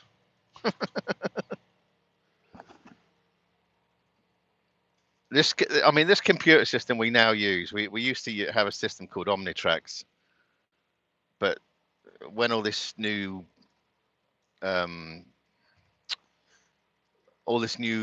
system coming at us, that we went over to these tablets, which is like about the size of well, it's a Samsung tablet, so it's about the size of a Samsung tablet. But every now and then they keep adding things to it because it does so much stuff. There used to be a thing where we'd have to go into a truck stop to get all your paperwork sent through oh, whatever that bloody system is. It's like a fax machine. You put it through and it sends it off to your company. Well, they've done away with that because we use this tablet. We can take a picture of it, and so that was a good one. That was a good part. Then it's your weather forecasting system on here. We've just updated to this new GPS, which drives me absolutely bonkers because the Omnitrax was way better. This one is, they're still sort of adjusting it and stuff like that. But I did have the other day where I was coming down a road and I've been driving down this road for about 20 miles, get near the end and it says 10-ton weight restriction. Oh, some choice words come out then, because then I had to turn around because I was fully loaded and go all the way back. I just flipping well can. Oh man, was I mad. Hold on, where is it?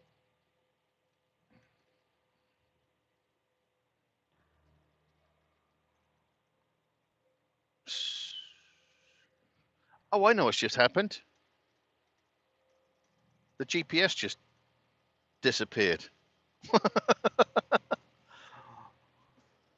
Oh wow. Okay, they've removed the company GPS. Sorry, chaps. Let me just put mine back in. We are going to. Hold on, I'm gonna have to pull over. I want to make sure I'm going in that. I want to get on to 80. Well, I'm gonna have to pull over somewhere safe in a minute.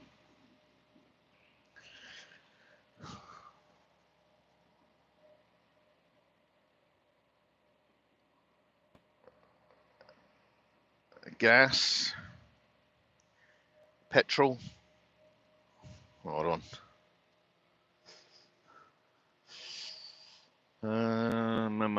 Where can we stop? Where can we stop?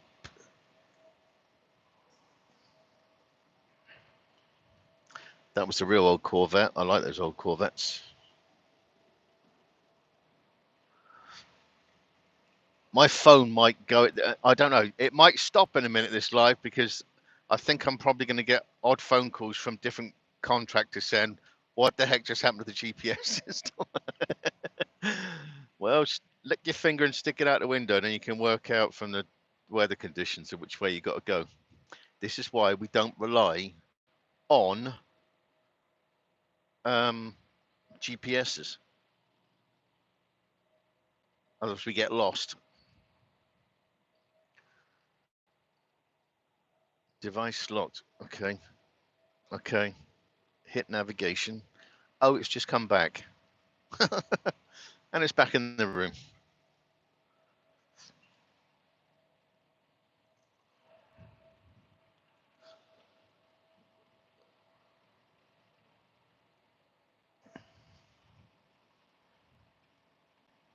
If Matrix is in here, actually, now Matrix does musically things and stuff. If you look on his channel, I don't know, maybe resume. Oh, stupid thing. Maybe drop a line to Matrix. He may be able to help you with tunes or stuff like that with your. That's why I say just share it out and just try some of these people and just see if you can't help each other out. But no crazy stuff, no being silly on their things, on their channels. That's what I say with James's channel. You got to put your crash armor on at times. That's like that's how the Americans roll.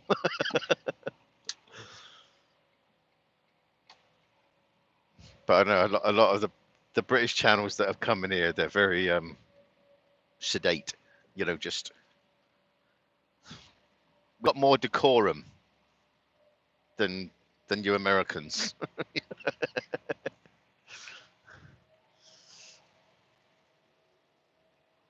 I wonder what happened to this stupid thing. Why it just had a complete blonde moment. That was weird.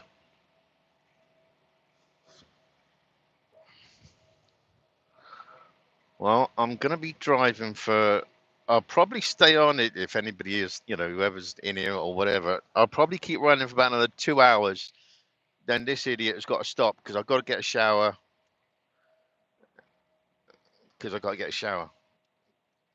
Then while I'm having a shower, the truck can reset its 30-minute break. Then I can get straight to the customer because, yeah, I'm going to be there today. I'm excited. That is really sad, but I'm excited because, hold on, what time will I get there?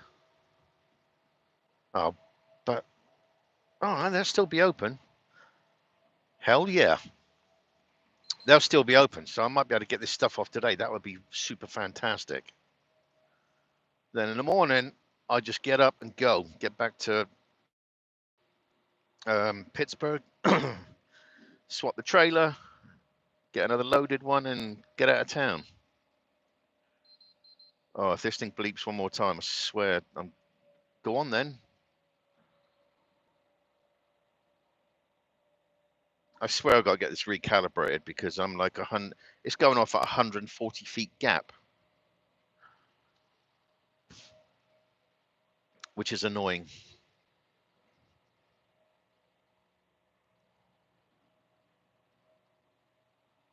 The newer ones, they got it even worse. They got like side departure things and junk like that.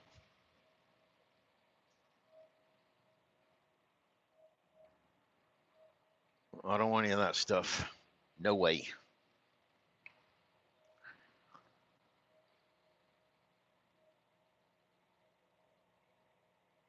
Now this should be, um, oh bugger me, what's this bloody thing called? This area? Oh, I'm trying to think what this area is called.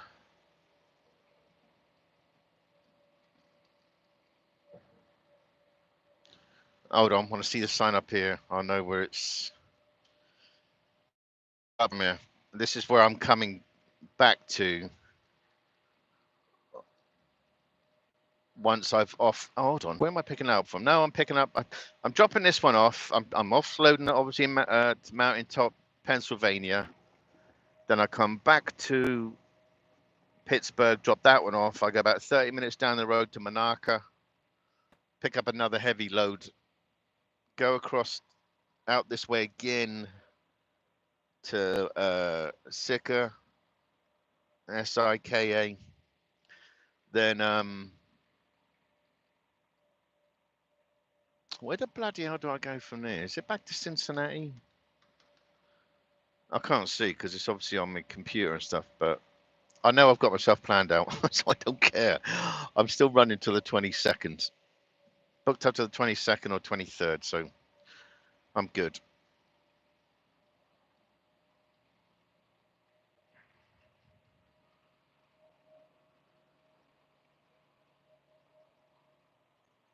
Akron, that's what I was thinking. This is Akron. Akron, however you pronounce it. Now I've got to get this 76 East alternative, which is this one. I've got to get this right because I've done this a couple of times and took the wrong turn in. I would never make it as a taxi driver, and it takes you about 5 miles to get to anywhere sensible where you can take an off ramp and spin across the top and come back down the down ramp, you know? So we got to go this way. It's been closed for like donkey's years. I don't know why it's taken so bloody long.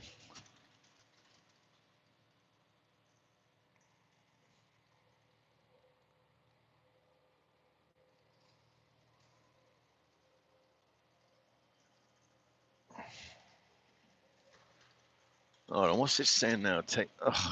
See the state of this road.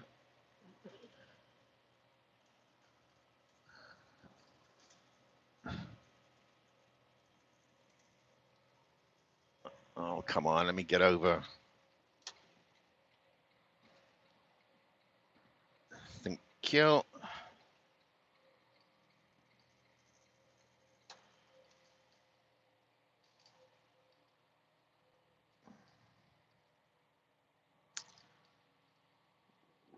Right, 77. So 4.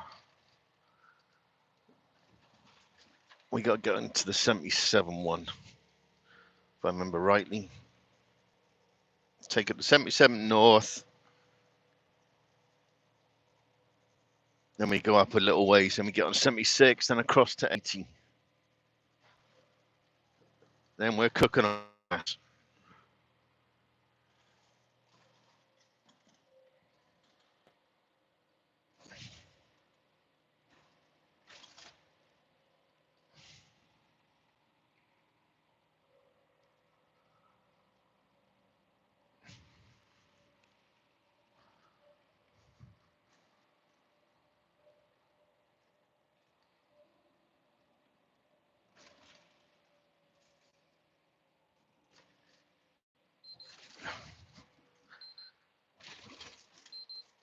Big old auction yard.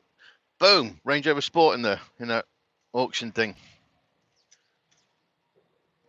Wow, there's a lot of cars in that auction place. Mini, a lot of Mercs.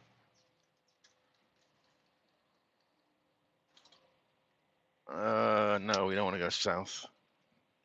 You gonna let me across, dump truck?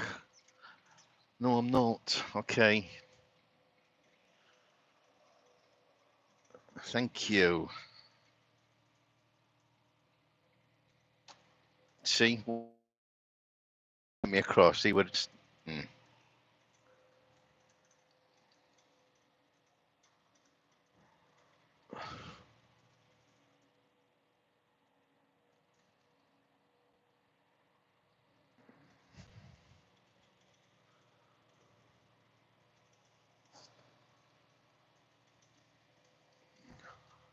No, I don't want south, right 2 lanes. I want a left lane.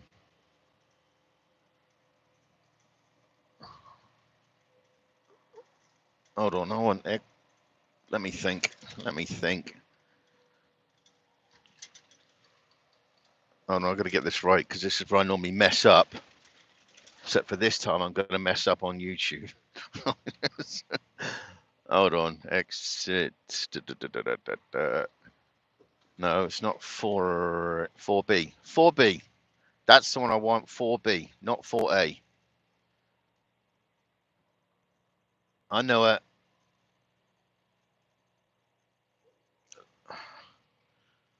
Live on YouTube. I'm going to get this right. Yeah, because then you spin around. That's it. I got it worked out. Last time I wasn't paying attention and I took 4A. That's when I had to start saying tense words and everything because I thought Captain Fiddlesticks, I'm going the wrong way. Or words to that effect anyway. It's a Swift driver. Yep, they can't be hating on Swift because they, like I said, they seem to be getting better. They've had a lot of bad press.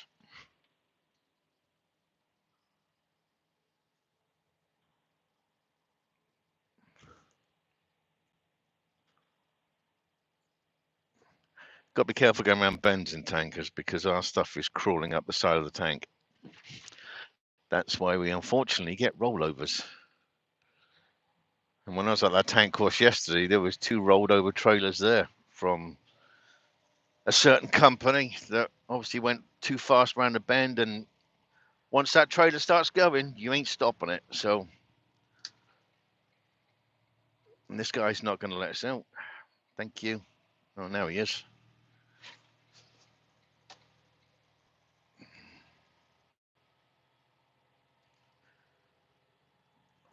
Now I'm sure a 76 is up here somewhere.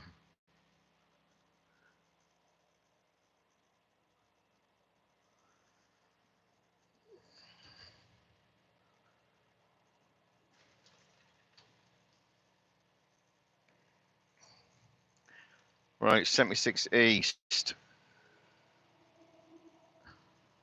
Am I right? Yes. You beauty. We're going to Cleveland. No, Youngstown, sorry. Youngstown.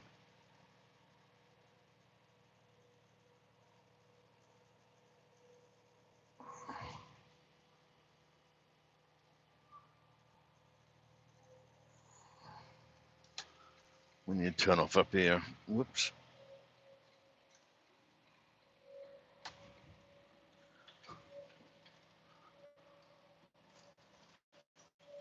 Oh, no, 125B, I think. Is it 125, 126? Right, 2 lanes. Yeehaw. Cantonar.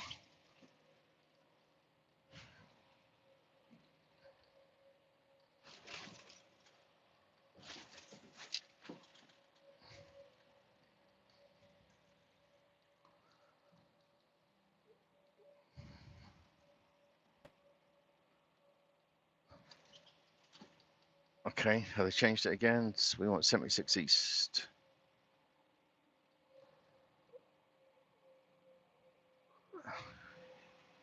Yes, 76 east. Yeah, come over here, mate. Why don't you bring that truck over here? Trying to put me in the bloody fence. Muppet. Right, 76 east. Oh my lord, what are they doing here? See, they're putting in like it's like spaghetti junction everywhere.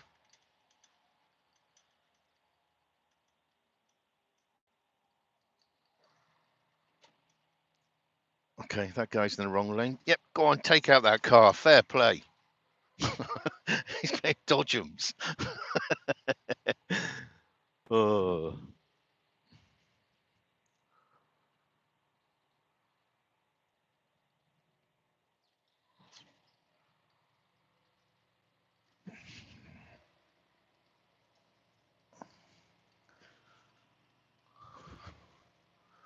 Oh, I know where I am now.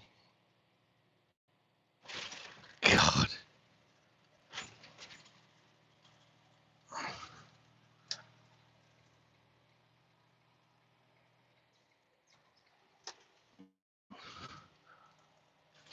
Oh.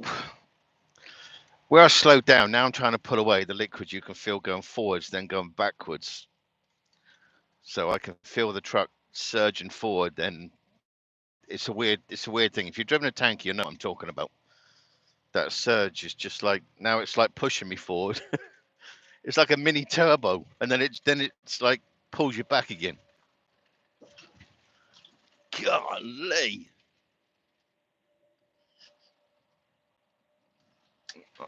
Sorry, I need to get in that middle lane. I don't like doing that, but I'm going to do it because I'm not going to get beaten around on that flipping truck lane.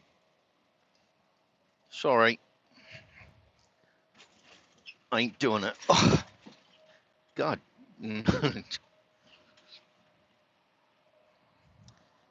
Right, we're on our way to Youngstown. We go about, it's like, I think it's about 30 or 40 miles down this way. Then we get on to 80. Then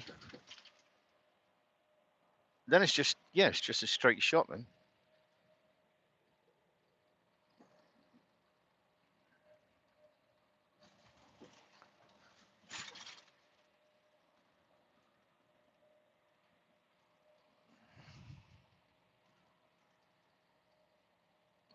That'll take me on to 80 East. Somebody's got some Jake brakes.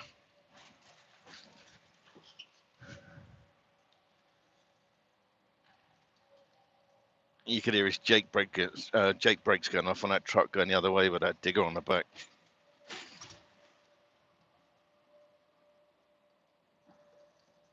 It's like, hey, look, it's me. I've got Jake brakes. Okay, well done. God, this.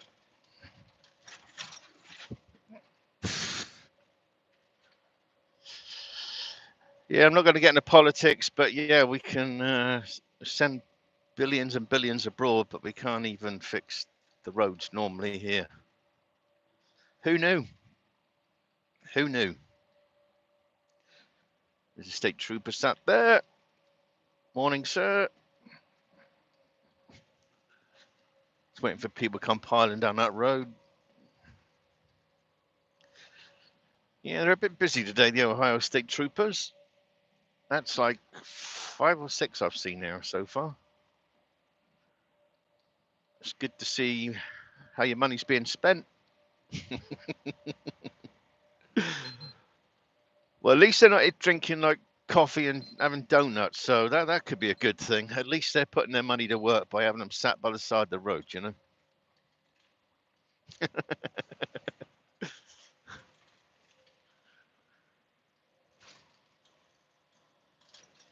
I think that's just I don't know, is that a stigma for these coppers that they all drink coffee and have donuts? I see them in like waffle houses or oh, what's that other place you sometimes see them all piled into? Oh, bugger me. What's that place that's like oldie worlds?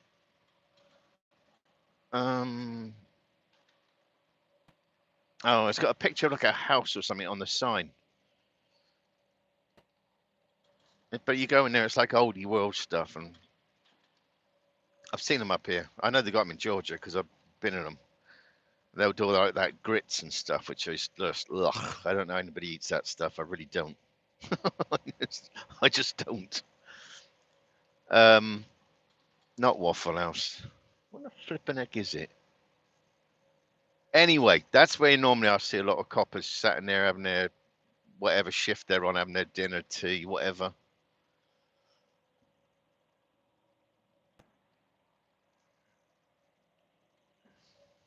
I tell you what, they should bring over here though. They should get like what do you call it? Like I can't remember the last time I had a kebab. I presume they still do those in England. I used to love that. Me and my mates would be going like out to the clubs and stuff. You come out of there, you come out of 2 shades to the wind, and then you go and eat some greasy flipping kebab. Like absolutely heart-stopping stuff, but it's absolutely fantastic. Used to do that when we were in Bournemouth and stuff. You had like the academy, and Bournemouth had like probably still has. It's got like bars galore, clubs galore, and I always remember. Yeah, I used to love going to kebab. Like here, I think you call them.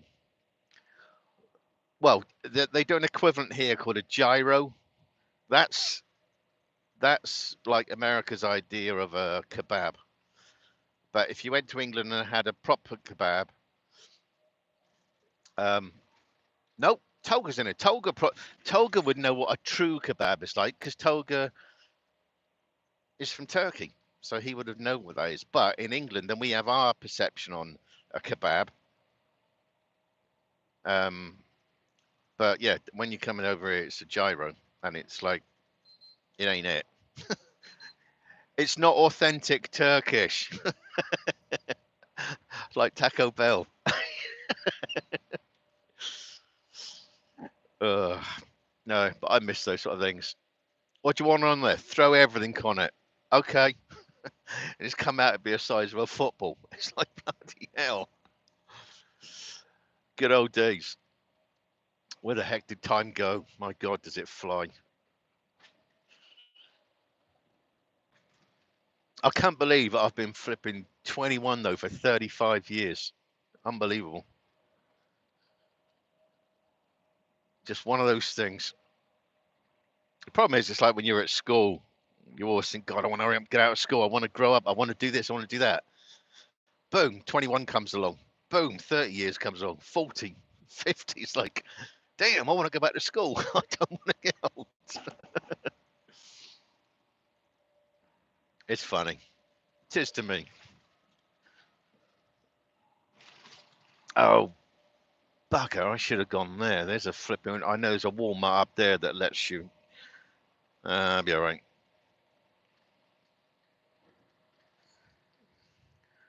I'll have to have a look-see when I stop.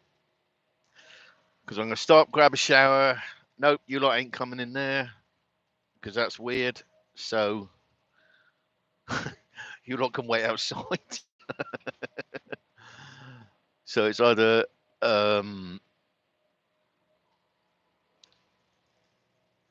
yeah, it's either leave the camera running while I leave you lot in the truck and you can talk amongst yourselves, or I can end the live, whatever. You'll have to let me know.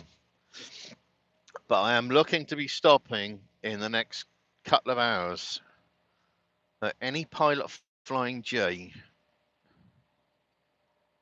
What's a long 80?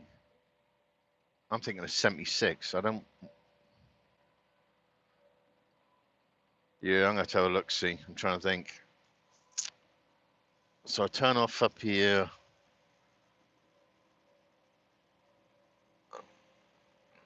Oh, come on. My truck will suddenly accelerate a minute because this liquid's going down. Now it's pushing me forward.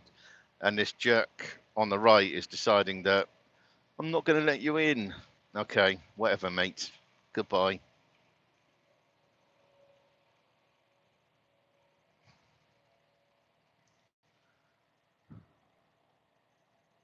That's the power of the Cascadia, James. And it's called using the liquid to push me forward.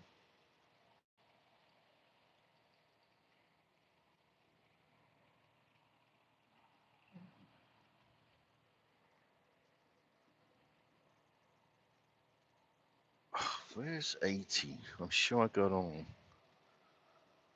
322. No, I'm going the right way. I'll stop.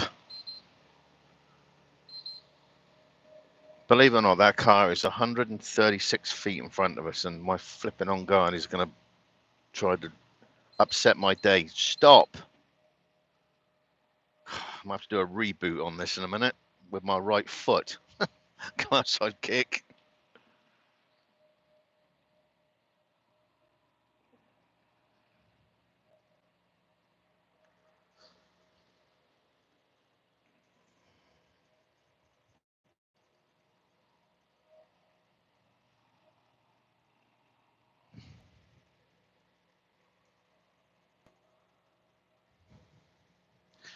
Yeah, I think that's if I can find a pilot flying J in about the next hour, I'll probably stop the live because I'm sure everybody else. What time is it? Yeah, because you're going to get there. People will be going live in either the UK or probably even James Best will probably go live. To be fair, you can get a taste of how Mr. Best rolls.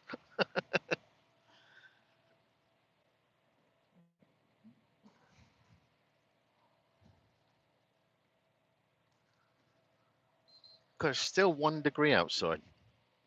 It's bloody cold.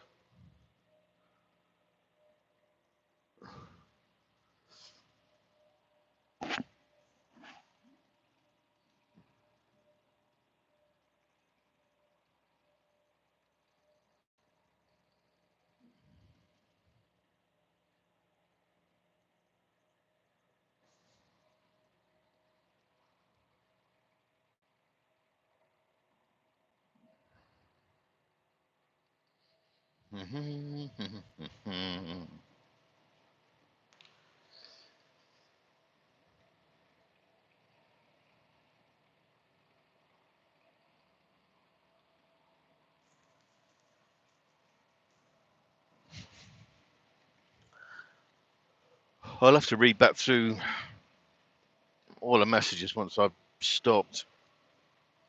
I will upload the video, just so it's there if anybody wants to read. I don't know if you can read the messages once I don't know if you can read the messages again. Sometimes you can on certain channels. I've been there. You can press like the recording, and you can press the comments, and it shows you all that's what everybody's talking about. I don't know if that's if I can do that because like I say I can't see anybody because I'm driving. So, which like I say, it feels awkward because it just feels like I'm perpetually talking to myself.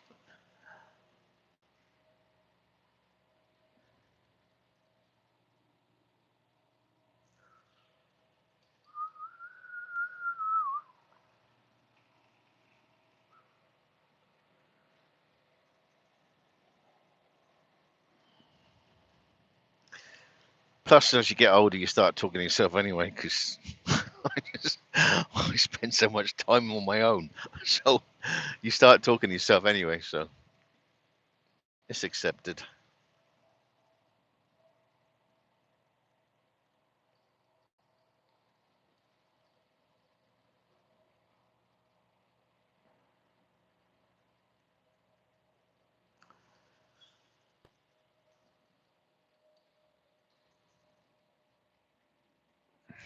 What are you doing?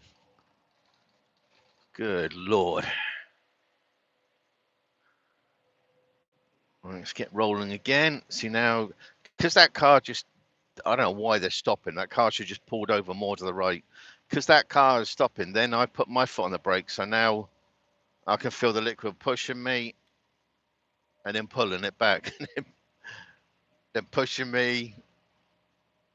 Now it's pulling it back. So it starts this reaction that takes a while for it to calm down. You got to try and like drive through it. Once you realize like it's moving forward, then you try to put your foot down a little bit to calm it down. As it's going back, you're letting off your foot slightly, just so you can follow the momentum to slow it down quicker.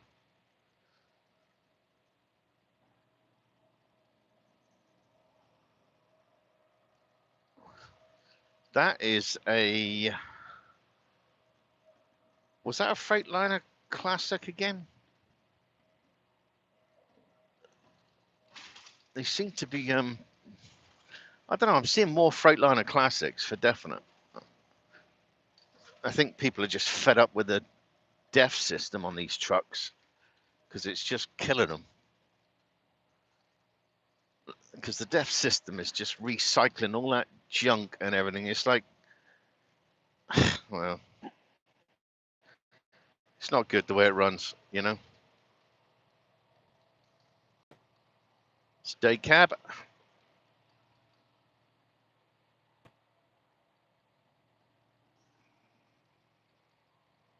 Yeah, because I had to replace the one box on this. How long ago was that? That was about 3 years ago, maybe. I think I got about 800,000 miles out of the first one. And then it just ate itself. But these trucks are built for maintenance. They're not built to last, you know. All this technology and stuff like that. I get why people wanted things like this, classics and stuff, because not that they don't break down. Of course they break down, but nothing on the scale of what these technical trucks do, you know, and what's involved. Where they got to just plug into the, you know, plug into the port. It's not really like, I'm not knocking on mechanics and stuff like that, but it's more computer crap that plugs it in there and the computer says this or the computer says that. And, you know what I mean? You know what I mean, Harry?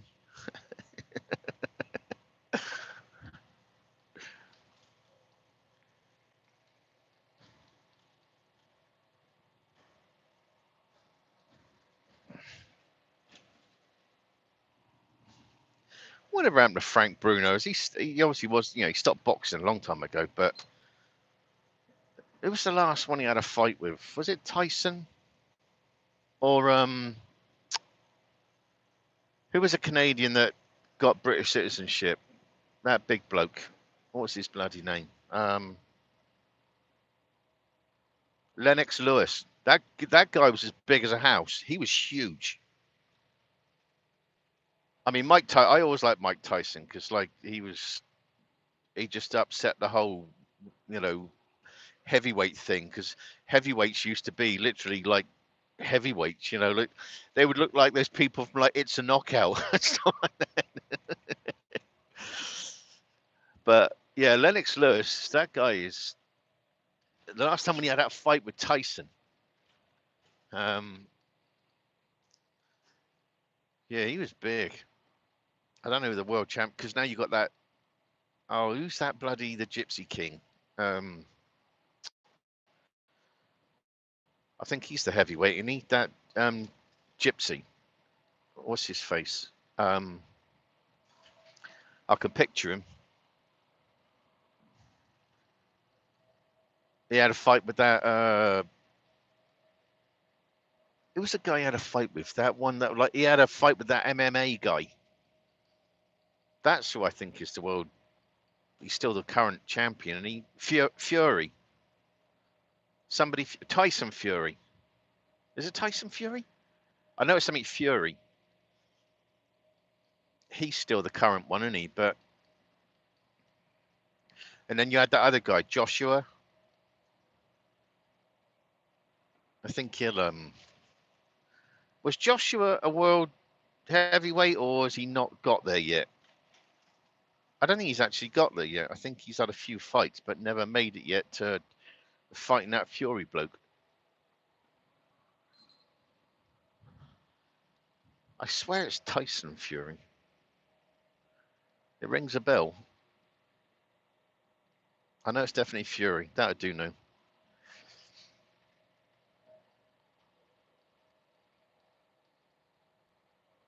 But a lot of these boxers as well. I mean, they're big, built, and fit. I think a lot of them are like base their lifestyle on me, so that's why these guys are tough.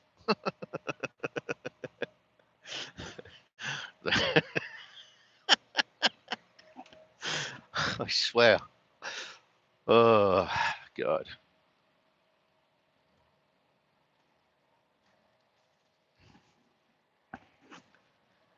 It's hard being me, but yeah, I'll carry it.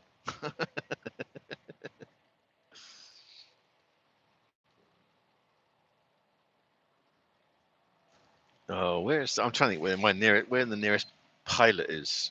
Mum.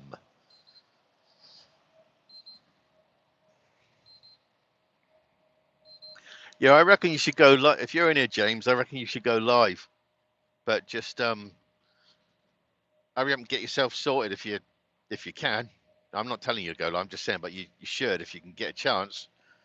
But say like an hour or so, because I'm going to be stopping that way. I can grab a shower and then I can listen to you for a few hours. And any new people in there, have a listen to James and see if if he goes live. I'm not saying he's definitely going to go live. He could be live at. No, he wouldn't. He wouldn't have done that. No, he ain't that much of a git.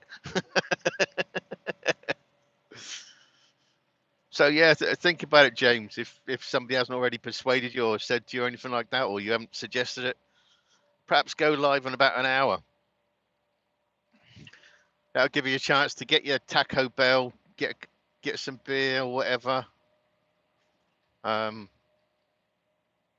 and let these new guys see you.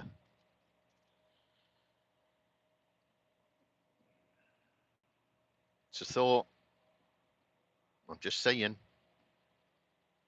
But if you don't want to, not a problem. If you got stuff going with you and your missus or whatever.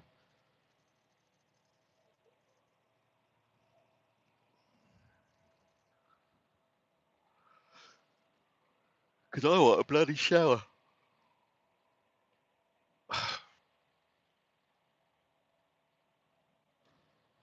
And I can take my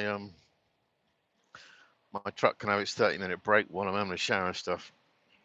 And grabbing a cup of coffee and yeah, and when I stop tonight, I think I'll work out I'm gonna have to work out my Walmart list tonight. What the heck is that on that truck? Oh, this is Halliburton. All these trucks will be Halliburton. I swear it because they're red. Am I right? No, but ex-Halliburton trucks because that's all drilling. And that's Halliburton has that. It's not like a headache rack on the back of these trucks, but they got this very, not this truck because this is just like a small bugger. But this next one, if you look at like that metal railings behind the cab, that's how I know those are Halliburtons. Plus, that's the red, and that's all drilling stuff. But why aren't they called? I don't know. They're going drilling somewhere, big time, because that's 4 truckloads of stuff. There's a small digger. There's a tranny, and we're not talking about a weird-looking person or whatever. There is a transit van. It's always funny to see transit vans here. It's like, hold on a minute, why you got transit vans here? It's the only vans. Yeah, that's actually because I mean, obviously, transit is big in England, but we call them trannies in England because it's a transit. That's why you got to be so careful what you say when you first come. You can talk like King's English because you might get yourself in a bit of trouble, or you might go who put the hole in the flipping road, or you might get blamed for something like. And it's like I don't know. I've been in arguments with people because they've misunderstood what on earth I'm saying. So yeah, I've got myself in a couple of bits of aggro until you explain to them what you're talking about.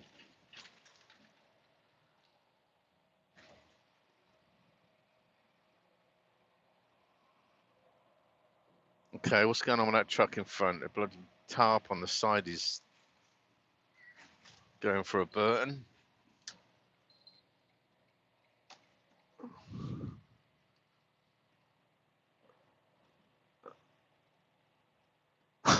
Oh, that's bad. It's got.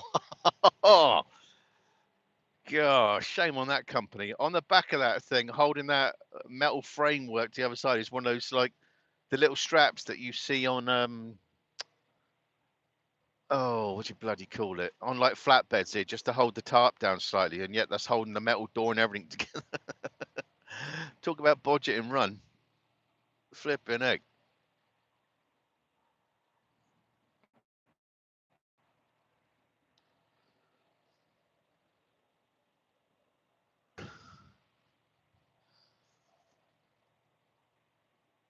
Pneumatic tanker? I did think about that at one stage, but that ain't it.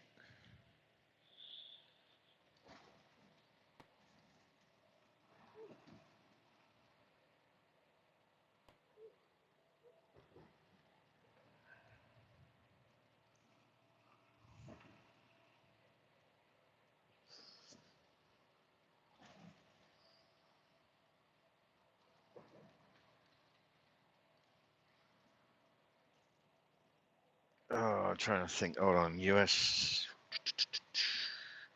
Does this? Hold on, I'm trying to think where the pilot is for on 88. Hold on, I'm gonna have to take a look. Boom. Quick stops, pilot. Ohio. Bum bum bum bum. 33.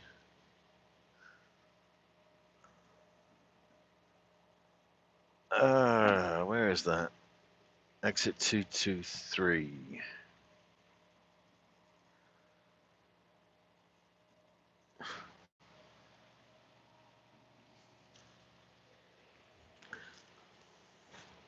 Okay, I'm gonna take my chances on this one because I swear I'm going past this one. Let me see. I bet I'm not. Yes, I am. 80 East. That's what I want. 80 East. Okay. Right. It looks like I'm going to be stopping in about 1 hour. So, James, you've got an hour to work out whether you're going to go live or not. If you can, if you can't, you can't. Because I'm going to stop in 1 hour because I want a shower and I want a cup of coffee and I might want something to eat, depend on what sort of stuff they got there. If it's pants, I ain't buying any of it. Why has that bloke got shorts on? My God. It's like 1 degree outside. That's going to freeze his Jacobs off.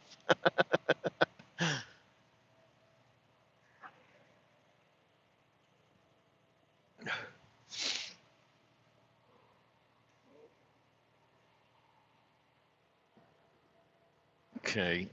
Yeah. So that's what I'm going to do, chaps. I'm stopping in an hour. I'll cut the live, but hopefully Mr. Best is going to go live, which was the other trucker James Best link. And you might see some shenanigans. Bearing in mind, though, it is only like 11 o'clock here. Oh, bloody hell.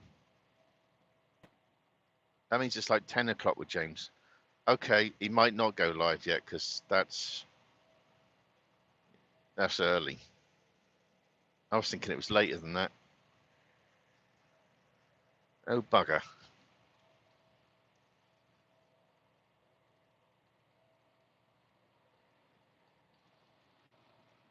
Well, if Robert's in there, if Tolga's in there, you need to tell James to go live or something.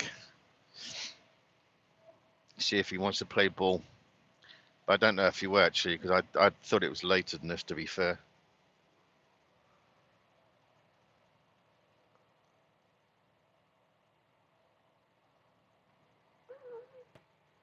Anybody want a horse box? My God. Horse boxes aren't selling very well. Flipping heck.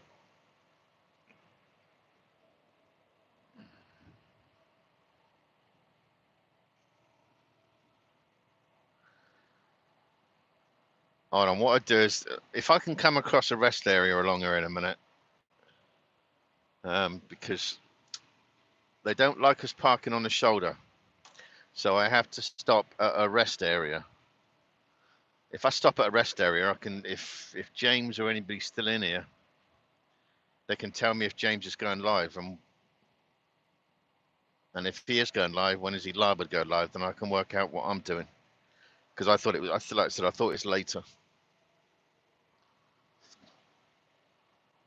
James doesn't normally go this early. Sometimes he does odd ones, but not normally.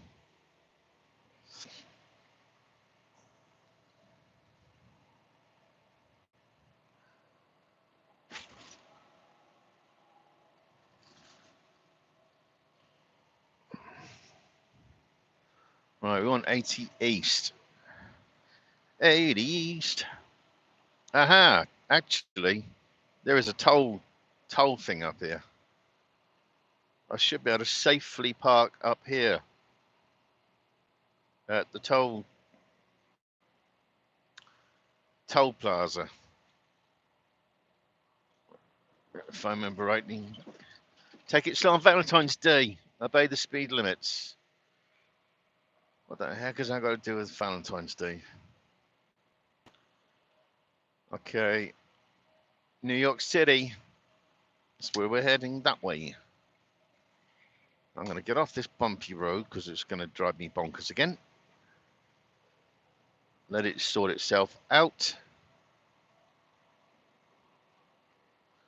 Wow, that car is doing 85. Big up that car driver.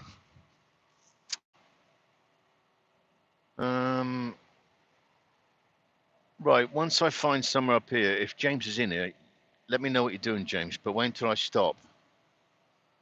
And then I know what I'm doing.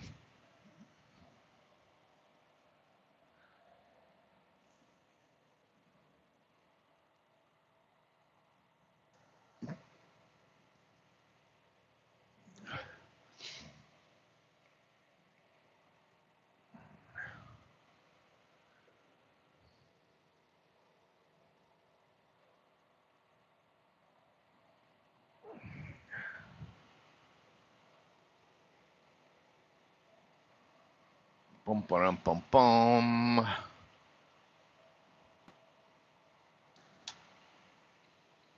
Right, come on out, big truck. Wow, I still can't believe, actually, I've done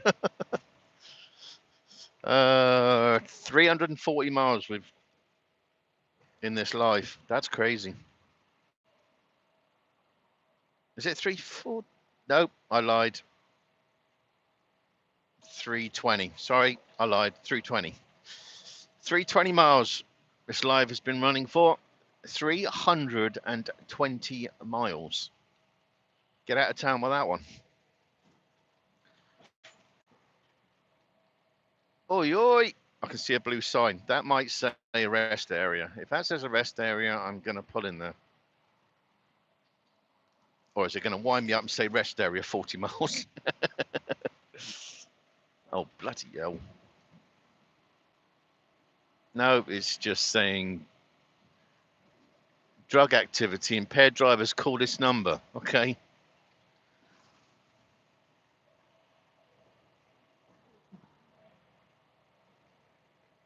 Okay, come on. Oh, for Pete's sake.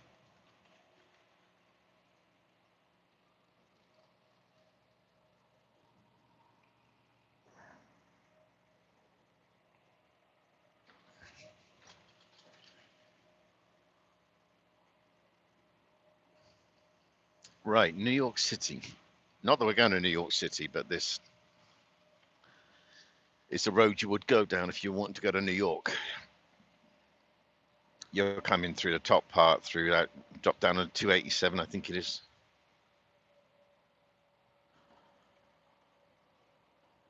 This was actually, I remember doing a live coming through this one day, and Muggins here, I flipping locked myself out of the truck.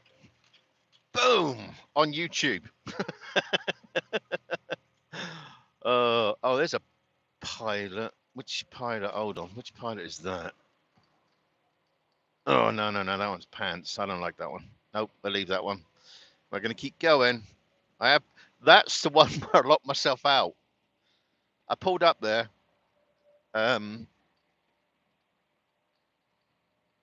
Oh, that was it. I always carry a spare key in my wallet. And when I pulled up there, the app for the fueling wasn't working. So what did I do? That was it. I took my wallet out and took out my loyalty card because I thought I'm going to have to do this manually. And I put my flipping card down. I put my thing down on the dash here, my wallet. Didn't think anything of it. Gets out, does all the manual stuff, fuels up the truck. Then stone me. What do? Oh, I know. I'll go and get a cup of coffee. I also know I better lock the truck a minute so nobody gets in there while I'm out. So I locks the truck, walks in there, gets myself a coffee, walks back. Like, oh, where is where's my flipping cards? Where's my wallet? And I'm thinking, oh no, it's in the truck and my truck's running. Oh yeah, so I had to break into my own truck with one of those kits you can buy to break into your truck. That's so wrong. People are looking at you. I was probably videoed. I don't care.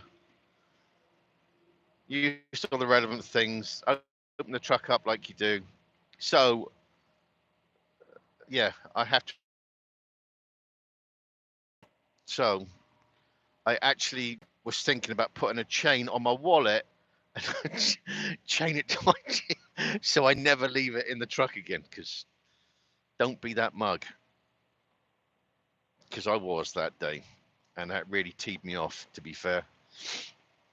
Ugh. Okay, snow flurries. Which one have I signed myself up for? This is okay. This is 80 East.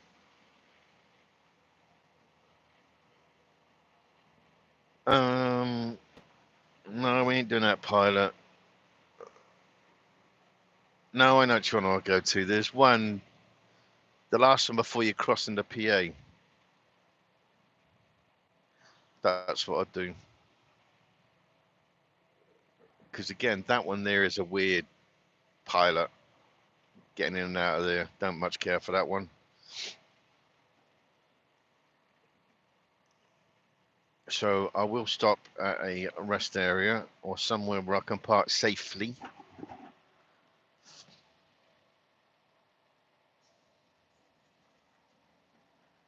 No, I don't need you to do that one now, so let's switch that off.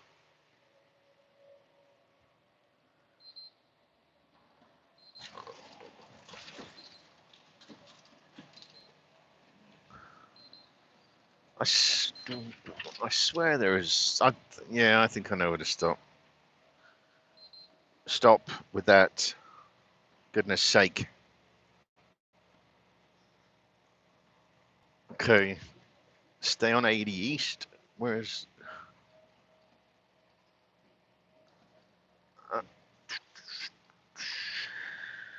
right.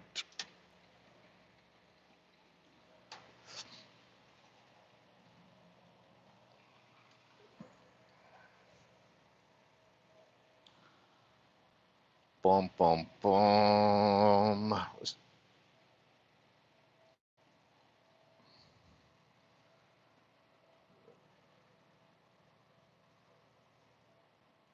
Go on then. Put your foot down. Slow down. Why have you got to slow down? I don't know why people do that. Okay, that one's going to try and take the Jeep out. My God. Oh, that would have been weird. Hey, this is 80 East. Did you know that? I don't know whether you caught the writing in the road.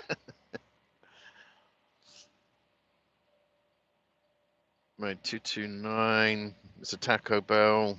Nah.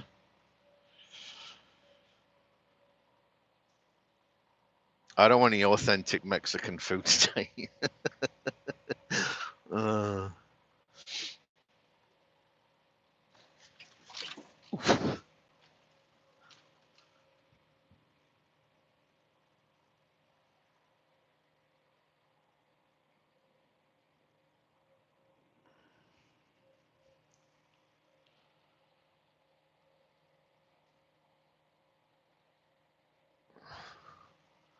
where the heck?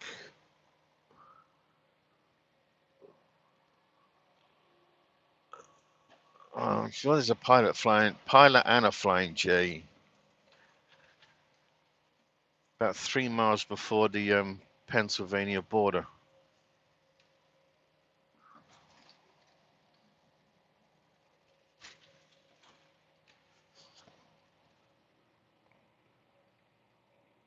No, it's not that one. Come on. We want to go 80. So, let's check it out again. Quick stops. Flying J's.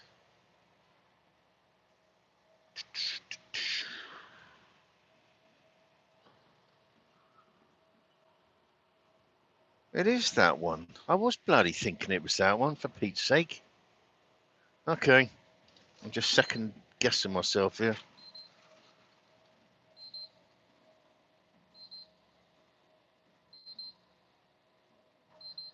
Why is it... no, why is it doing this? I don't like that.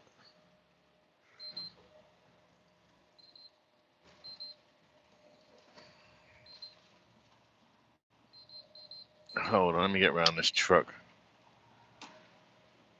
Flipping overtakes me and then slows down. Yeah, well done that, man.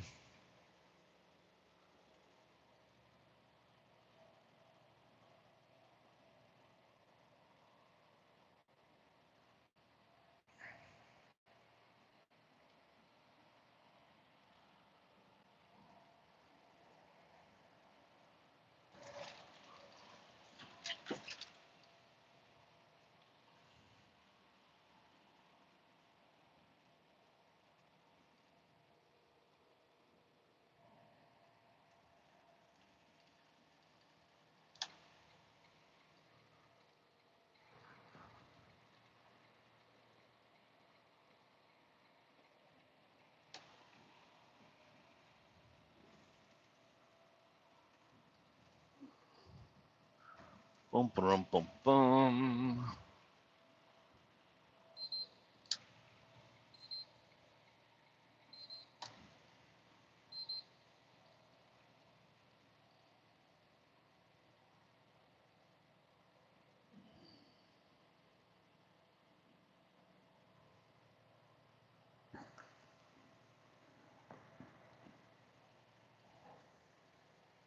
Wow, all those yellow trailers, not color yellow, but that's all that company went bust. That's all I keep seeing is yards low, yards. Oh, you git. Rest area closed. Oh, at the PA line. Oh, don't tell me. I thought there was. I ain't filling up in PA. Sod that for a game of soldiers. That is too expensive, that stuff. I ain't doing it. I don't think I am. Hold on, there's a Denny's. Denny's is normally associated with Pilot Flying J. If this is a Pilot Flying J, I'm stopping at this one a minute so I can find out what's going on. What's on the agenda?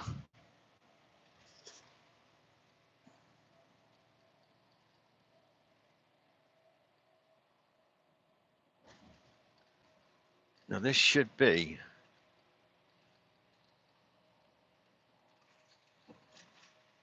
If this is the Pilot and the Flying J, this is where I want to go. I want to go to the Flying J because that Pilot's got a weird Hubbard. Old Mother Hubbard went to the cupboard, and then I forgot the rest. But, aha! Boom! She's there. Flying J. I was only flipping right. Right, I'm going to put in this Flying J. I'm going to find out what... Oh, no, it's not the one I thought. You get. Hold on. Which is this one? It's going to be down there somewhere. Hold on, let me have a look. Can't park there. Bom, bom, bom, bom, bom. Where the heck? Hold on, there's Loves. I wish we could use bloody... Oh, I prefer Loves. Loves is way, way better. Oh, this is just fun, this is. Come on, Mr. Mack truck. Somebody asked me about a Mack truck the other day. It's just about to flash past us. Here we go. It's not very often you see a Mack truck going that quick. Oh, this is ridiculous.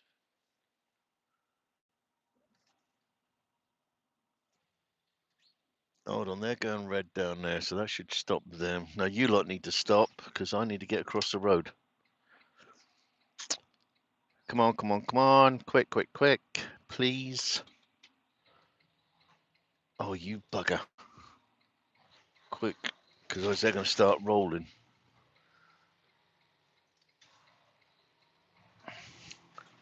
Actually, we are going to not mess around with this one, because I don't know where this Flying J is, but we are going to go here, and I think there's a put-up area here. Yep, there is. Then I'm going to go over there after. So, anyway, is James still in here? James, are you still in here? Or Robert?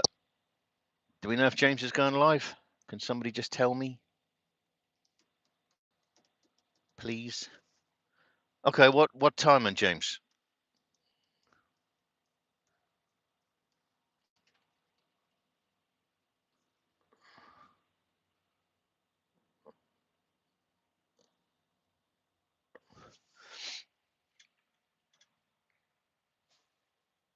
Oh, maybe. Okay, all right. Well, I'm going to drive for find a better Pilot or Flying J, because I don't much like that one.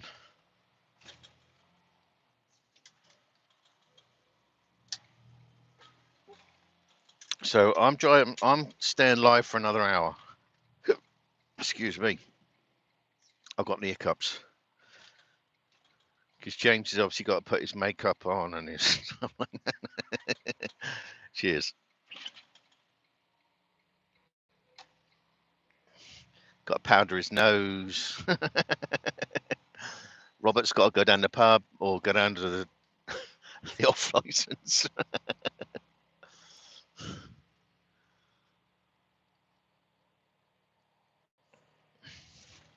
Tolga's probably got wine or whatever. Yeah, I'll be drinking me coffee.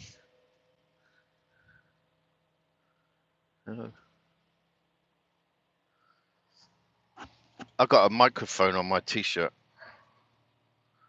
so everybody can hear me within reason.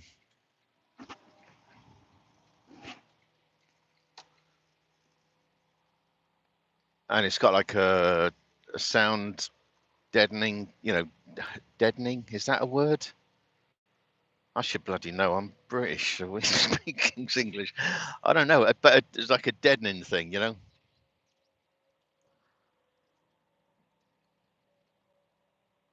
So I've got it rigged up like the microphone thing is a Bluetooth.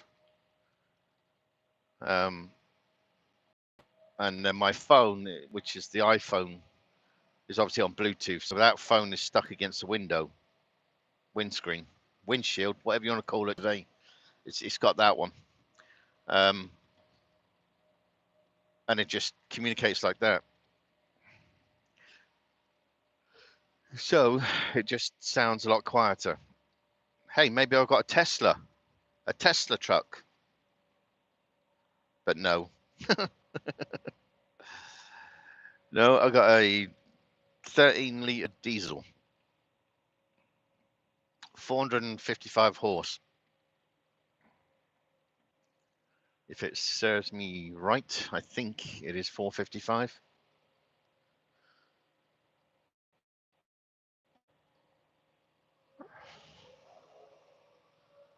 Okay, it's another W9 with those whacking Gert exhausts on there. I don't know how those people drive, and like how are you supposed to drive with that huge knot? If I can hear it that loud from a distance, what, you know? Tourist info closed. Oh, you git. Okay, we're in PA. That's not good. I thought there was another one. Oh, bugger me backwards. I thought there was a bloody. Okay, this is where I get robbed. Stand and deliver. Bloody hell. Oh,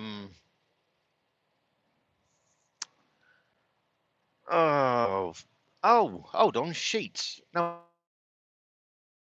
that's all right, actually. I can use Sheets. Sheets is way cheaper, even with no discount or whatever. Is way cheaper than Pilot Flying J and Loves and TA. Sheets just blows them out of the park. And on Def, because Def is getting crazy. Some places it's up to like about 4.20 a gallon, but yet here I can get, like, at Sheets you can pick it up for a couple of dollars. It's mental. I suppose it's, yeah, I suppose I can put a bit in there from here. Problem is, if not, they're still going to get me through after. So, because everybody wants that pound of flesh. So I'm going to shout anyway. I'm still going to get a shower at the bloody Pilot whenever the next one comes up. Newcastle. It's funny seeing the British towns and cities.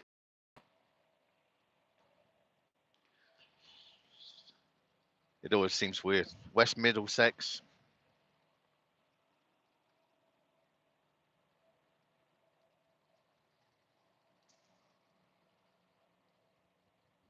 Oh, what happened there on the left? Uh-oh, somebody can't drive a truck. Boom, take that. Oh my God, he came over from the other side because those wheels on the rear. Damn. See, that's a straight road. It's like have the bloody embankment over here when you were coming up the other way on a straight part of the road. Big up that driver. You might want to go, I don't know. If you see that guy driving an Uber car, look out. It's going to scare the bejesus out of you.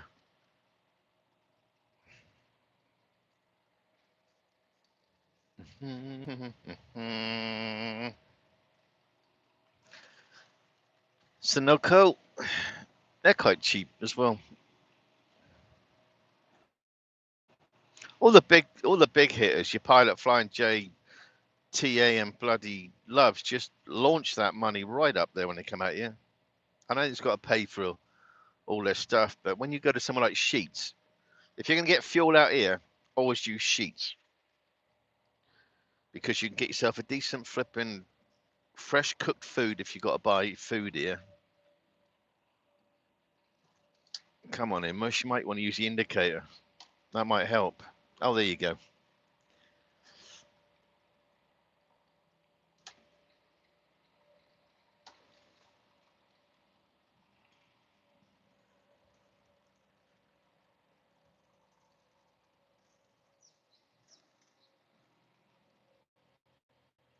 Let's go up the hill.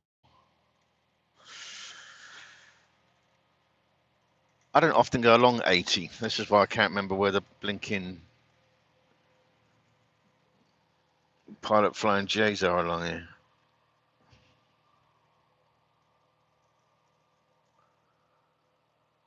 Come on, come on, come on.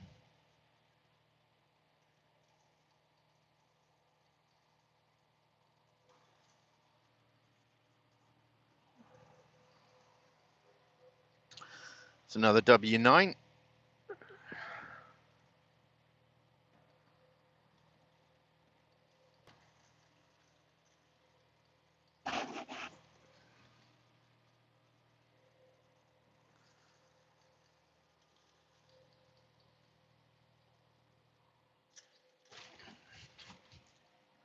See, somebody come across there as well. Dang.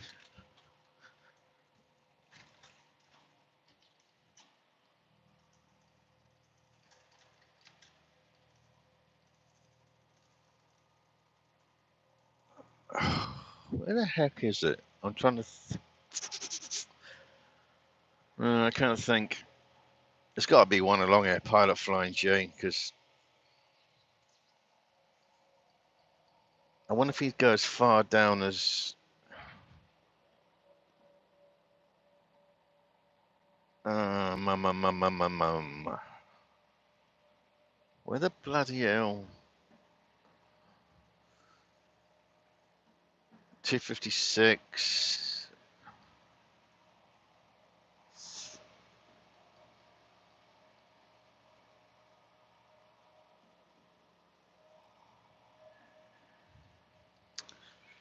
No, I got to try and work this.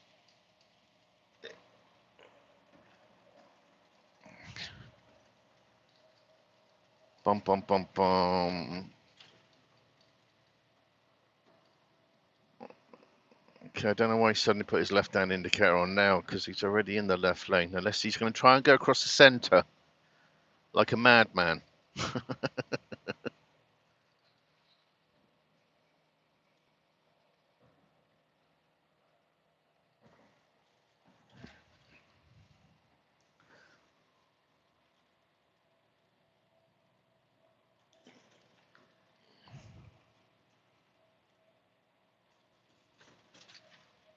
Hold on, this is 80. Let me just take a look at my bloody GPS. Quick stops, pilots. No, no, no, no, don't go to Mr. Fuel. Mr. Fuel is pants. Right. Oh, that's 90. No, he got on 90. I-80.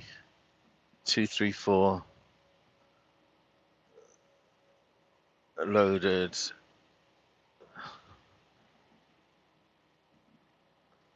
Oh, for goodness sake. No, I did that one.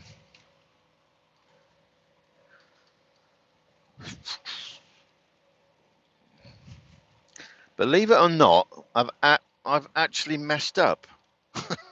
I know it's hard to believe, and even I'm shocked myself, but I need to stop at a. Oh God, what is along here? How can there not be a pilot or a flying J for 70 flipping miles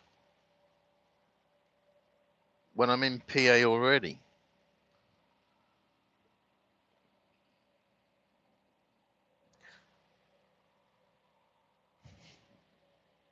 I don't care. I'm just going to just deal with it for the minute.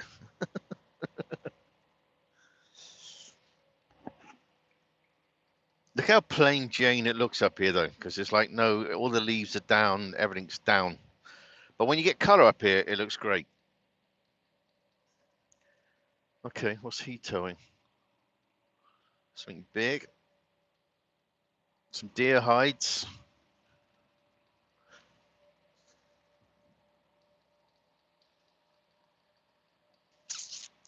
Oh, God, where are we?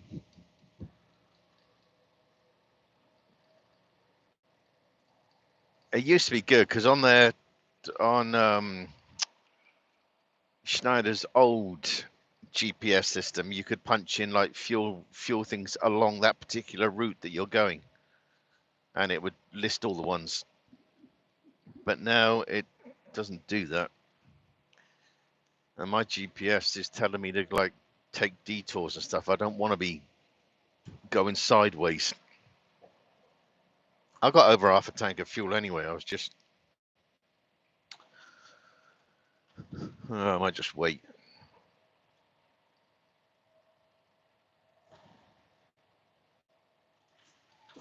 Or I might just go to a Love's,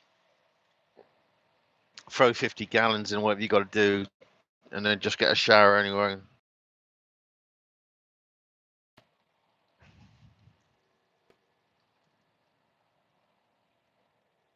Okay, well I'm gonna keep this running for the next 30 minutes. Then I'm shutting this live down because Mr. Best should be live, and you'll see young crazy Robert on there and others.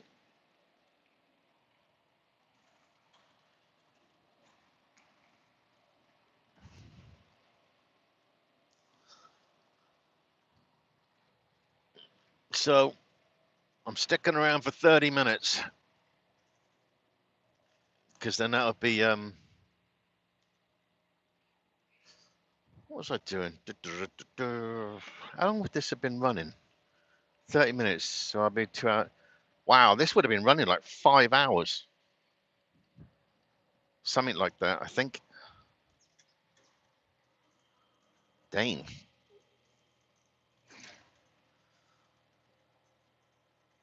I can't believe I've been talking to myself for 5 hours. Cool, Reiki.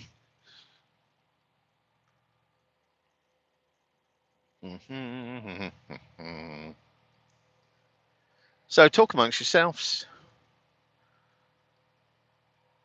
Get anything off your chest you need to get off, because the lives only stand up for less than 30 minutes. I'll let, like I say, once it's done, I'll keep it public anyway, but I'm just going to jump off because I need to use my phone as well I want to check around the area of where these sheets are, which is a fuel place. Sheets, and I want to check where the pilot flying J's are, because this road is, I've got to drive another 259 miles, turn off 8 miles up the road, I'm at the customer. So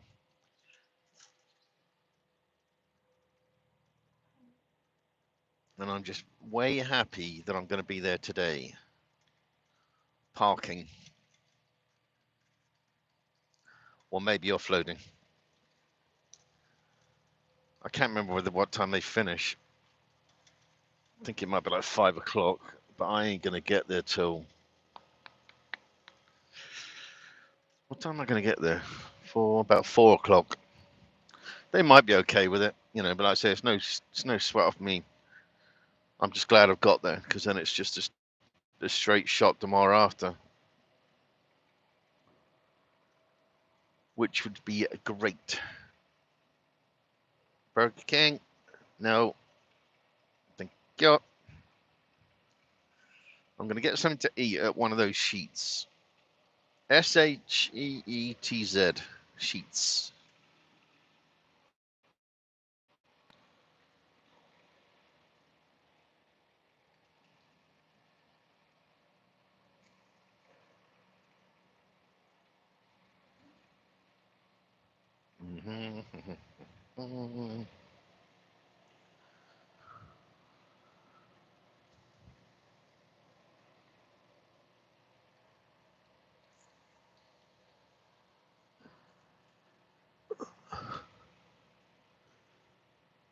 Where's the snow, actually? That's just dawned on me. Where is the snow? That Asia Mai was saying. With all the closures, and this is Pennsylvania. It just dawned on me. I thought there was like a ton of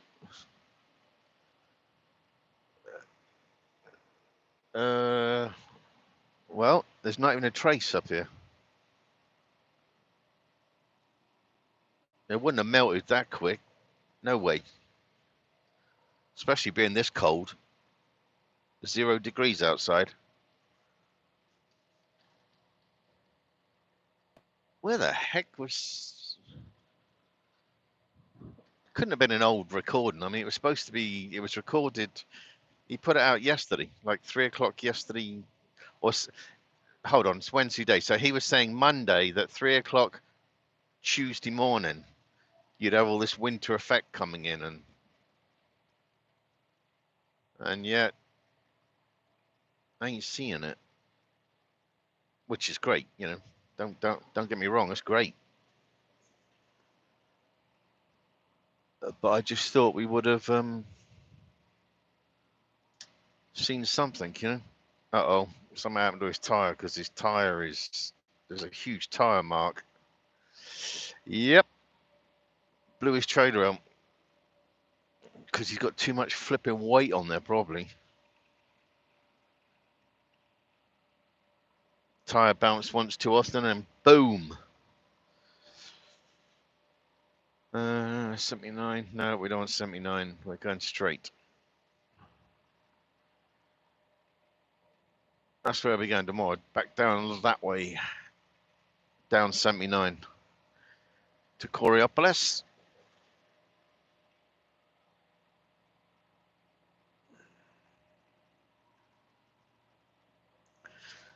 I wonder if it's just like the snow is further down, like along 76, because you got 76, then you got 80, which I'm on, or you can jump on the 90, which is further up. Because I just don't even see a trace of it. I wonder if it's just further down. I mean, I know New Jersey. I think New Jersey was getting some of it their way, but I'm not seeing it here, which is, oh, hold on. What is that by the side of the, it's just there though. It's had some there, but couldn't have all melted today, surely.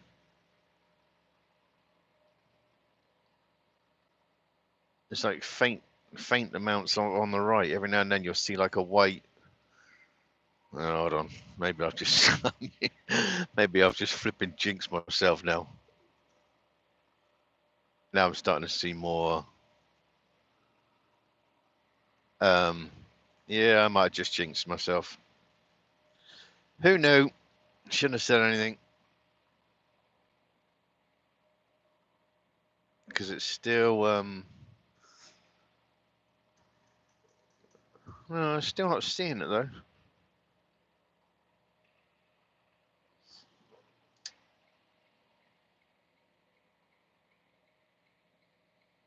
Come on, Mr. Truck.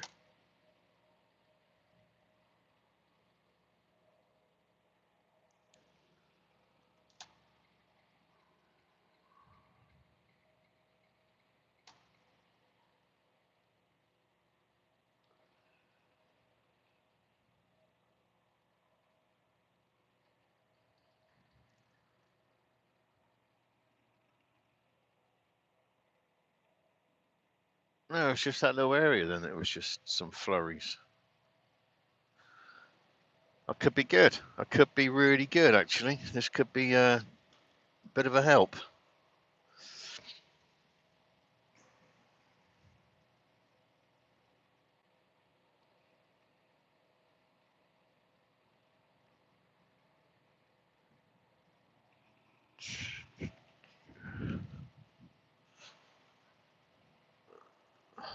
Dubois. Is it Dubois? Looks like it. Hey, there's an old cab over there.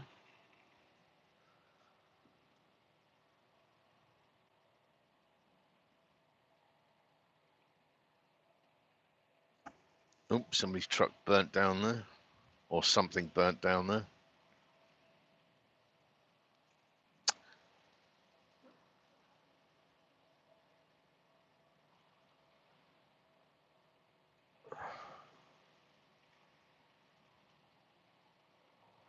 Bum, ba-da-dum, bum, bum, bum.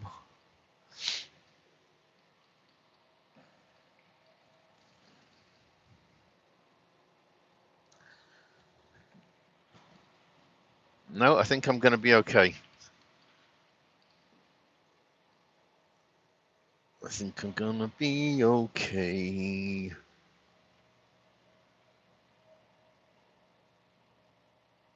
Because at least once I get here, then I know I'm leaving the area. I'm going back to Pittsburgh, but then going across to Ohio. Then I think I could end up like Chattanooga or somewhere after that. I think,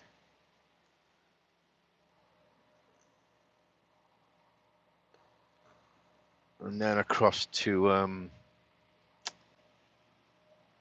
Alabama.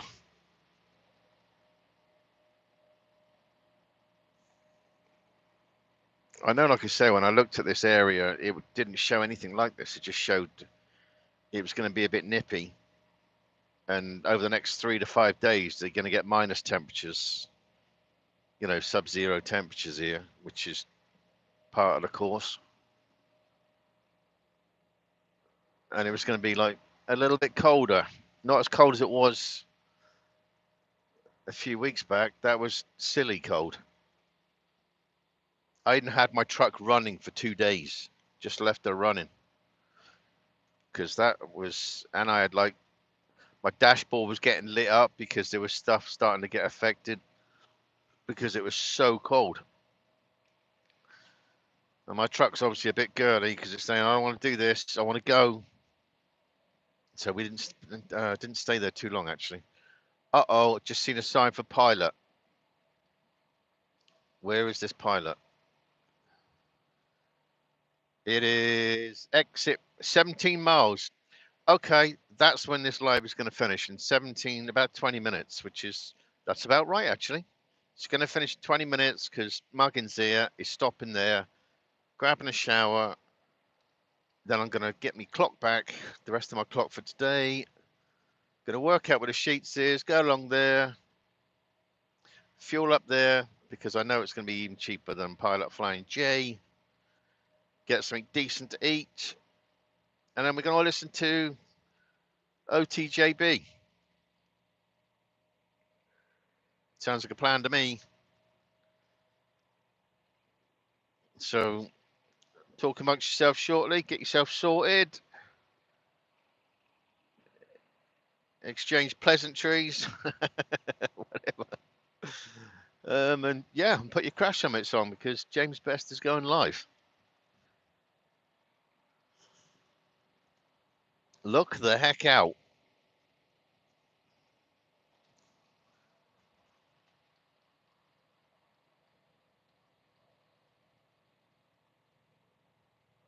Oh, so exit 42. Okay, why didn't it come up when I was bloody looking anyway? It said 70 miles. I wasn't that bloody long ago I was checking. Dang.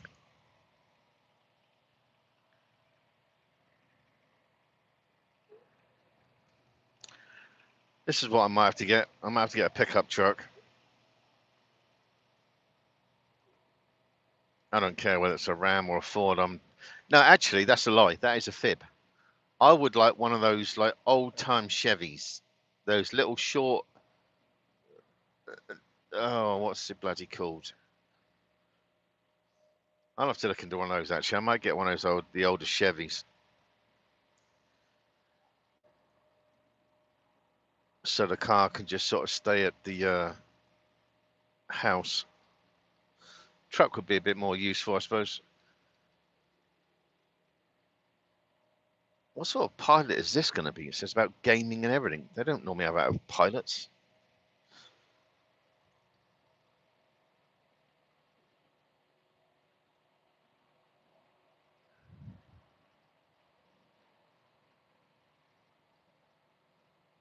Cool, my blinking car just went in for its first service in 12 months because I've only done like 3,000 miles, I think, something like that in it. So it's barely... But of course, they found these different things that need doing to it. Thank goodness for my warranty. My God. I loves me car.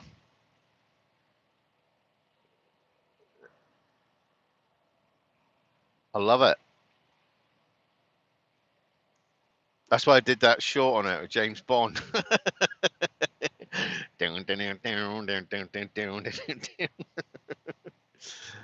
Oh, that was funny. Made me laugh. Right, exit 29 on exit 42. So time is coming down. Boom, boom, boom, boom, boom. Venango. Hey, Venango. Dun, dun, dun, dun. Never seen that one before. Like I said, I can't remember the last time I came up this way. I don't normally run 80.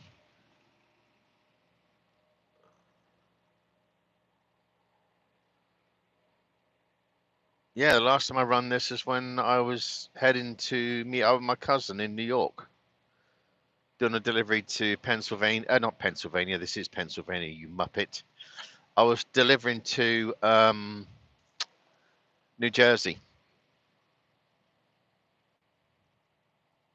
And I remember coming this way. It was pouring down with rain and stuff out. It was a horrible run, but who knew?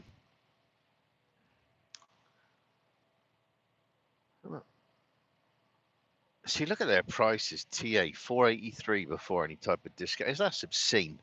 And then you look across here, 449 for Speedway. Now, Speedway is owned by Pilot Flying J. Like loads of these companies are owned by Pilot Flying J. They own Speedway, they own Mr. Fuel, they own these 1.9s. They own like a ton of them. I don't get it. Whatever happened to monopolies? And we ain't talking about the board game.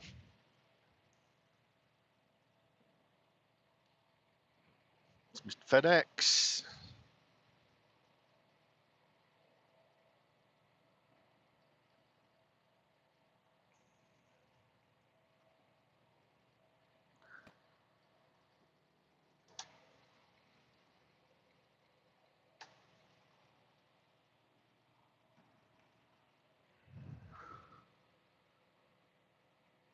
I keep forgetting how well, because I started early this morning. It's like only, there's another trailer burnt up over on the left. I don't know if you can pick it up. What's all these trailers? Oh, that's like cardboard in there. Still, like that's gonna be fun. Still huge amounts of like cardboard compacted in there. Help the fire out, whatever, but they obviously had enough friction in there to start a fire. I think if our stuff catches the light, we don't have to worry about it. It's going to take itself out.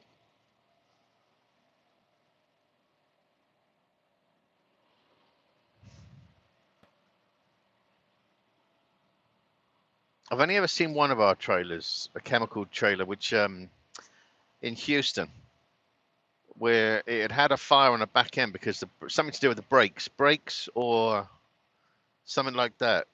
And it caught the back of the trailer light. But obviously, these trailers have got insulation between the aluminium and the steel body. So that just went up. And I think one of the axles came off. It was quite a drastic thing when I saw it. I thought, bloody hell. That looked like it had been 10 rounds of Mike Tyson. That was beat the buggery, that one.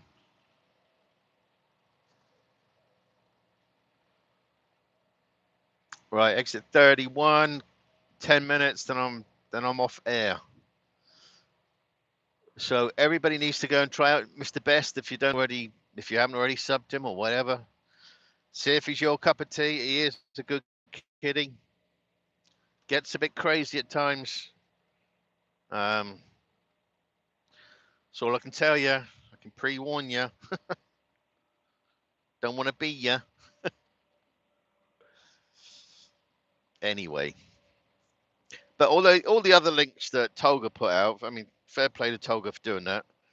Try any of those channels out, just see if they're might be something you're interested in watching, listening to, whatever, participating in.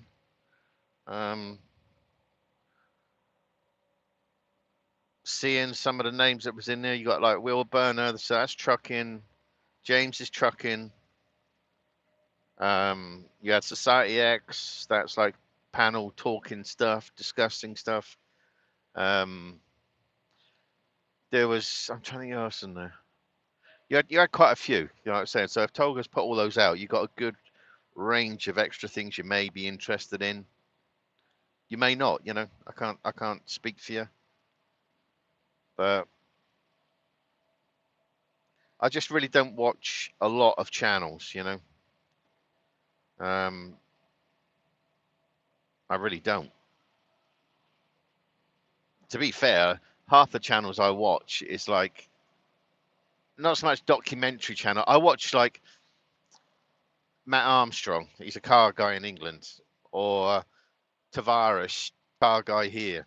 Just stuff where they're like building cars that have been in some big offs, you know, big proper cars like Ferraris and Lambos, all different stuff, you know. Um, oh, who's the other one I watched that's in that sort of crowd? There's about 3 car ones I watch. I just find them interesting, you know. And I just watch certain documentaries. So, because that's how what I normally associated YouTube as, like somewhere you wanted to find out how to do something or whatever. Then this thing that I got into with the Nevada and trucking together and people like that was just the freight race. So that's how I learned all this live stuff. That's how I come across Mr. Best, because he suddenly come up in my suggested thing one day. I might want to watch him. And he was the first time I come across James Best, he was unfortunately having to do a charity thing for a gentleman that passed, Country Time. But there was him. There was, I think there was like 2 other people on the panel, I think, and they were all absolutely trashed. They had all been going all day, and they were being, you know, they were funny, you know, they weren't being horrible or anything like that, because and they raised a lot of money that day for Country Time's widow. And that's what this the trucker sort of thing's done. That where things have happened to people, and the trucking side has come together and raised a lot of money to help people out. You know, and heck yeah, I'm all for that. So if you can get some sort of positiveness out of some of these things, it's that can't be bad, can it? So big up Mr. Best for doing that one. For, under, you know, horrible situation.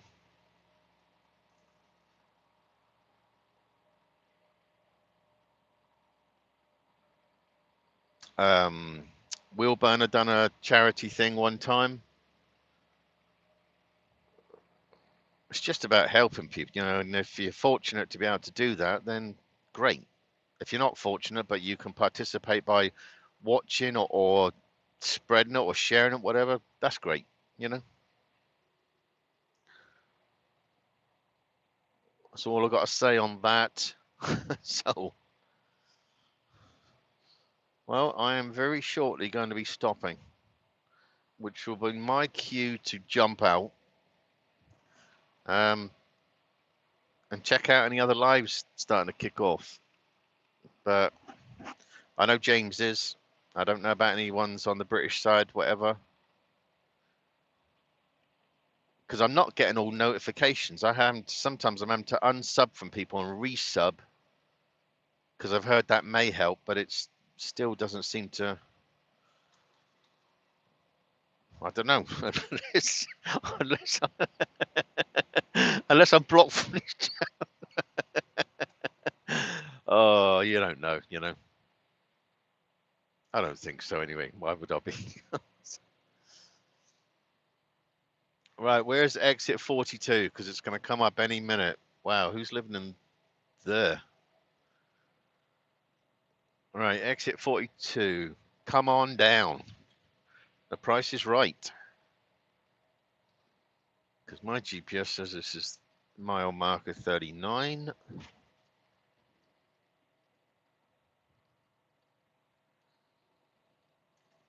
I cannot think what this pilot is. I hope it's not like a dealership one where you... Oh, God. I hope not. I'm not a snob, but I just hope not. I just... These Pilot Flying J dealers are just... They're just very different. It'll be like a... It could be like a Shell garage, but it'll have a license to do pilot stuff, and it just gets pants. Can't be doing with it. So we'll soon find out anyway.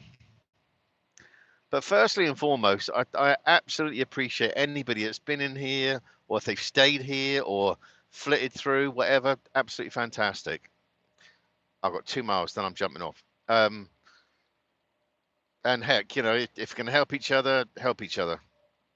And I'll probably keep on, well, not keep on doing these, but I'll probably do these maybe once a week, something like that. If only if it just brings people together to have a chat in the chat, you know, in the chat section, whatever, because obviously I can't talk to any of you because I'm driving, and that would be a big no-no. So I can't see, like I say, whatever's coming out on the screen. So I can't interact or anything. I just end up here talking to myself, which I'm good with. But if it brings people, like when I stopped earlier on at that rest area, it said there was like about 24 people in here. Well, if 24 people want to talk amongst themselves about whatever they want to talk about, great. So that's why I say I think I might do this once a week. You know, if it actually, when this live goes up, if any of you want to leave comments, sensible comments, no derogatory comments, chaps and ladies, but whether it's just worth doing these or whatever, something that, like I say, that just fills a gap why people want to talk, whatever, you know. And if they do, then perhaps, yeah, I'll start bringing on people. Like I can bring them through a link, and you know, do like like Robert comes on sometimes. I just email him a link, and then he just jumps in with his crazy ways, you know. So, see, pilot exit 42. Oh, why did I say Shell? There's a Shell sign there as well. Oh, don't tell me this is. Oh, I bloody know which one this one. Oh, bugger me! I swear I know which one this one is. Yeah.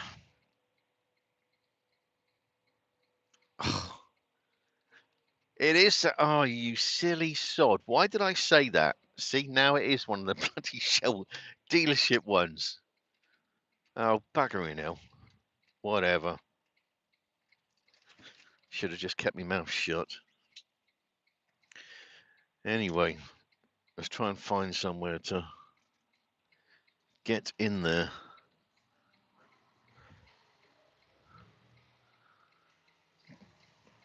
And I can... Oh, bugger me. I hope this ain't a bloody... Oh.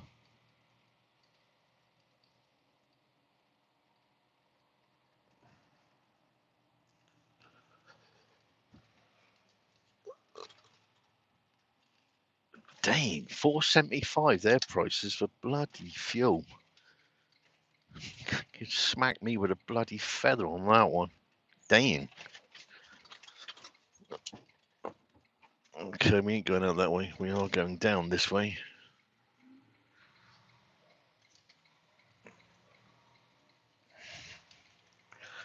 Okay, where's the entrance? Boys, you're coming out of the exit. What a donut. You're supposed to come out further up there. You can see the next one. Because you can tell, obviously, because the fuel things are facing this way. So then when you come out of there, you pull forward. Go that way.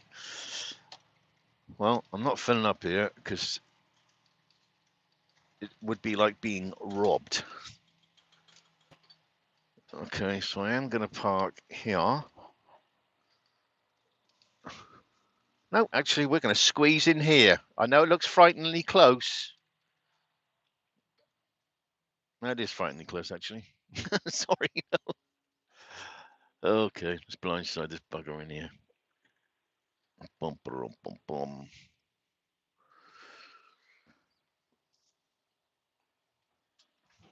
Come on, chaps. Spin around. Go round, go round, go round, go round.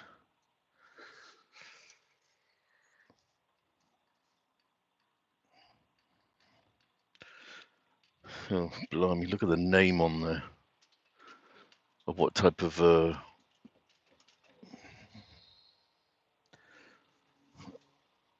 okay, we are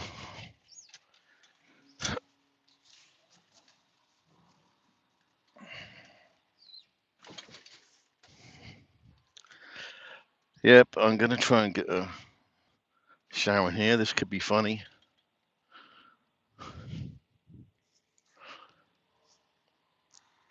This has got a funny layout here. It really has.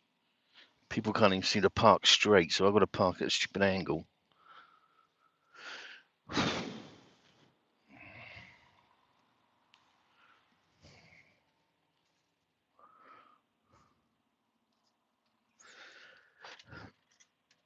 Right.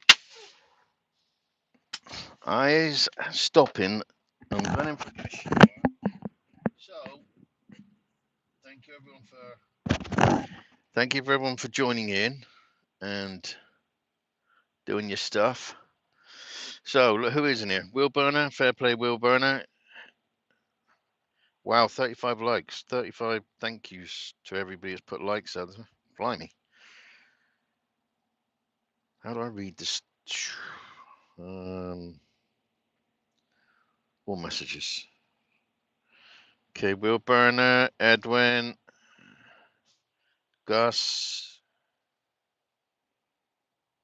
Will Burner again, Robert. Blimey, you lot been bloody talking. Cool, blimey. Ah, South Georgia Hotshot. Fair play, Robert. That's another Robert. So that's another one you should follow. South Georgia Hotshot. Him and Lita and the Hairy Bunch.